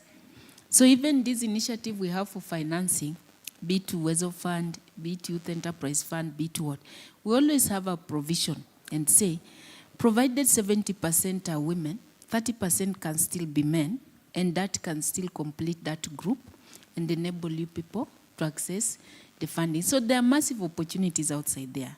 It's just upon us to organize ourselves and look at everything that you're doing as a business that you must invest in and grow. And then open up to local investors. We are so many people. People just even know where to put their money. You know, there are people in this country who have money but they don't know where. And that's why you see most of them, they run to real estate. Some which will take time before they start.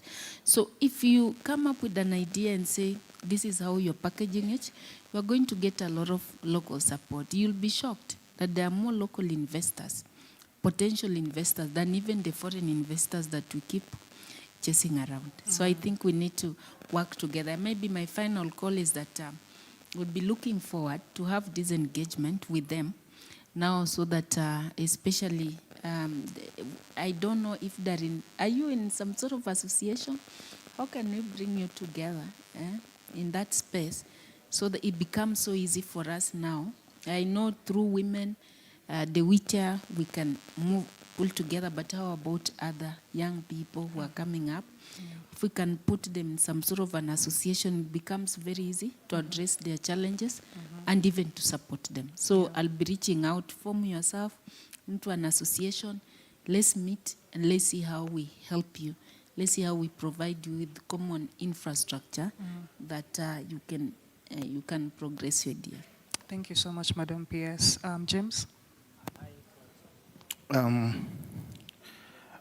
My parting shot or my call to action, when you start a business, start it with build to sell mindset. So when you have that mindset from day one, every single day you'll want to add value to it because you are looking at the cash out. People who don't build to sell, in most cases, they only solve their unique needs. Let's say you want to pay rent, you want to pay your bills.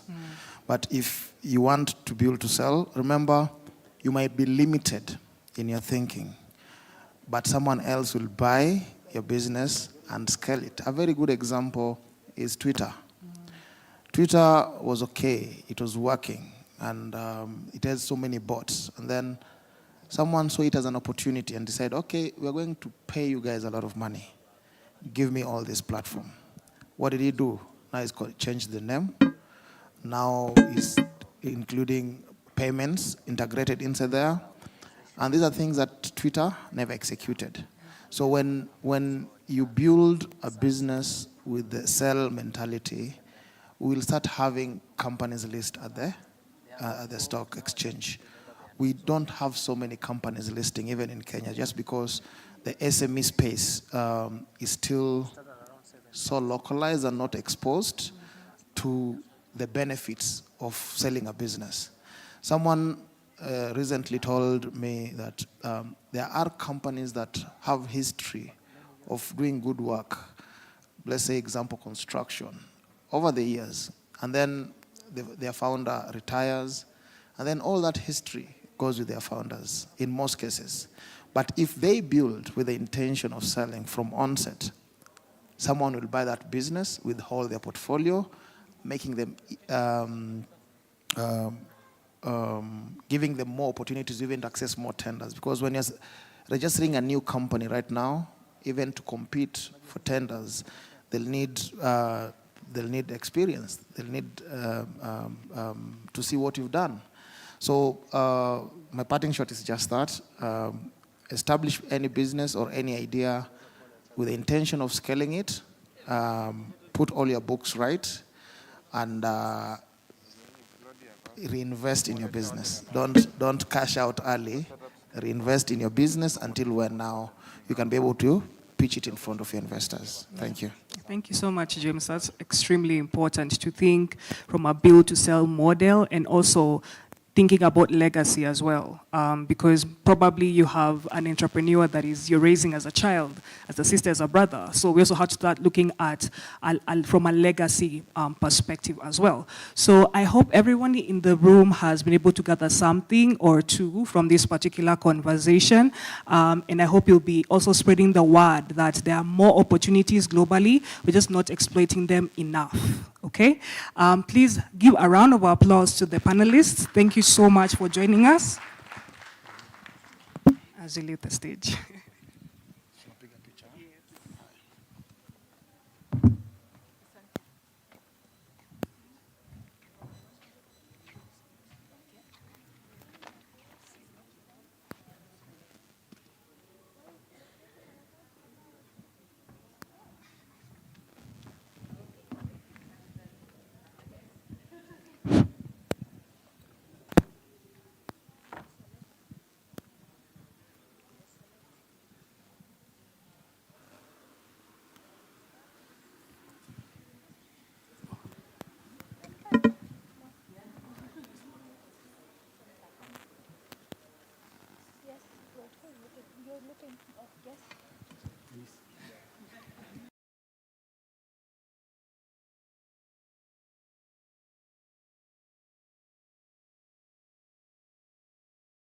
David?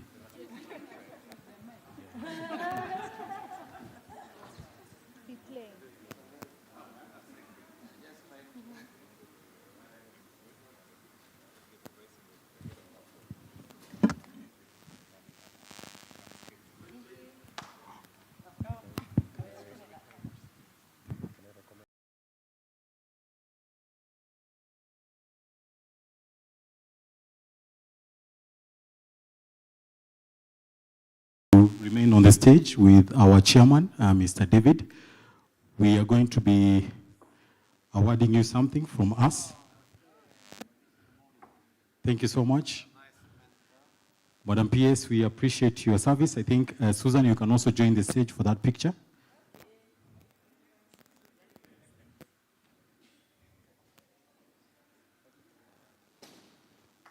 Thank you so much. We appreciate.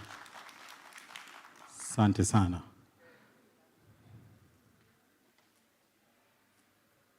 Great. Thank you so much. I appreciate. Thank you, David. Thank you, Madam PS. Thank you, Susan. So we've come to the end of the session today. Kindly let's appreciate the just concluded session. I know it's been tiresome. It's 6:30 p.m., but we are glad that we are over, we are done, and we appreciate you. So this is just to let you know, tomorrow we are on again, starting from 9 a.m. Please come, invite a friend, tell a friend to tell a friend that CTW Whittier Summit is happening again tomorrow and Thursday, so that we close in style. Sawa. I'm being told there's a session downstairs. Please get to see our members on the other side to advise you on the dinner tonight, and then we can proceed. Otherwise, thank you so much. Have a nice evening, and see you tomorrow. Get home safe later. Thank you.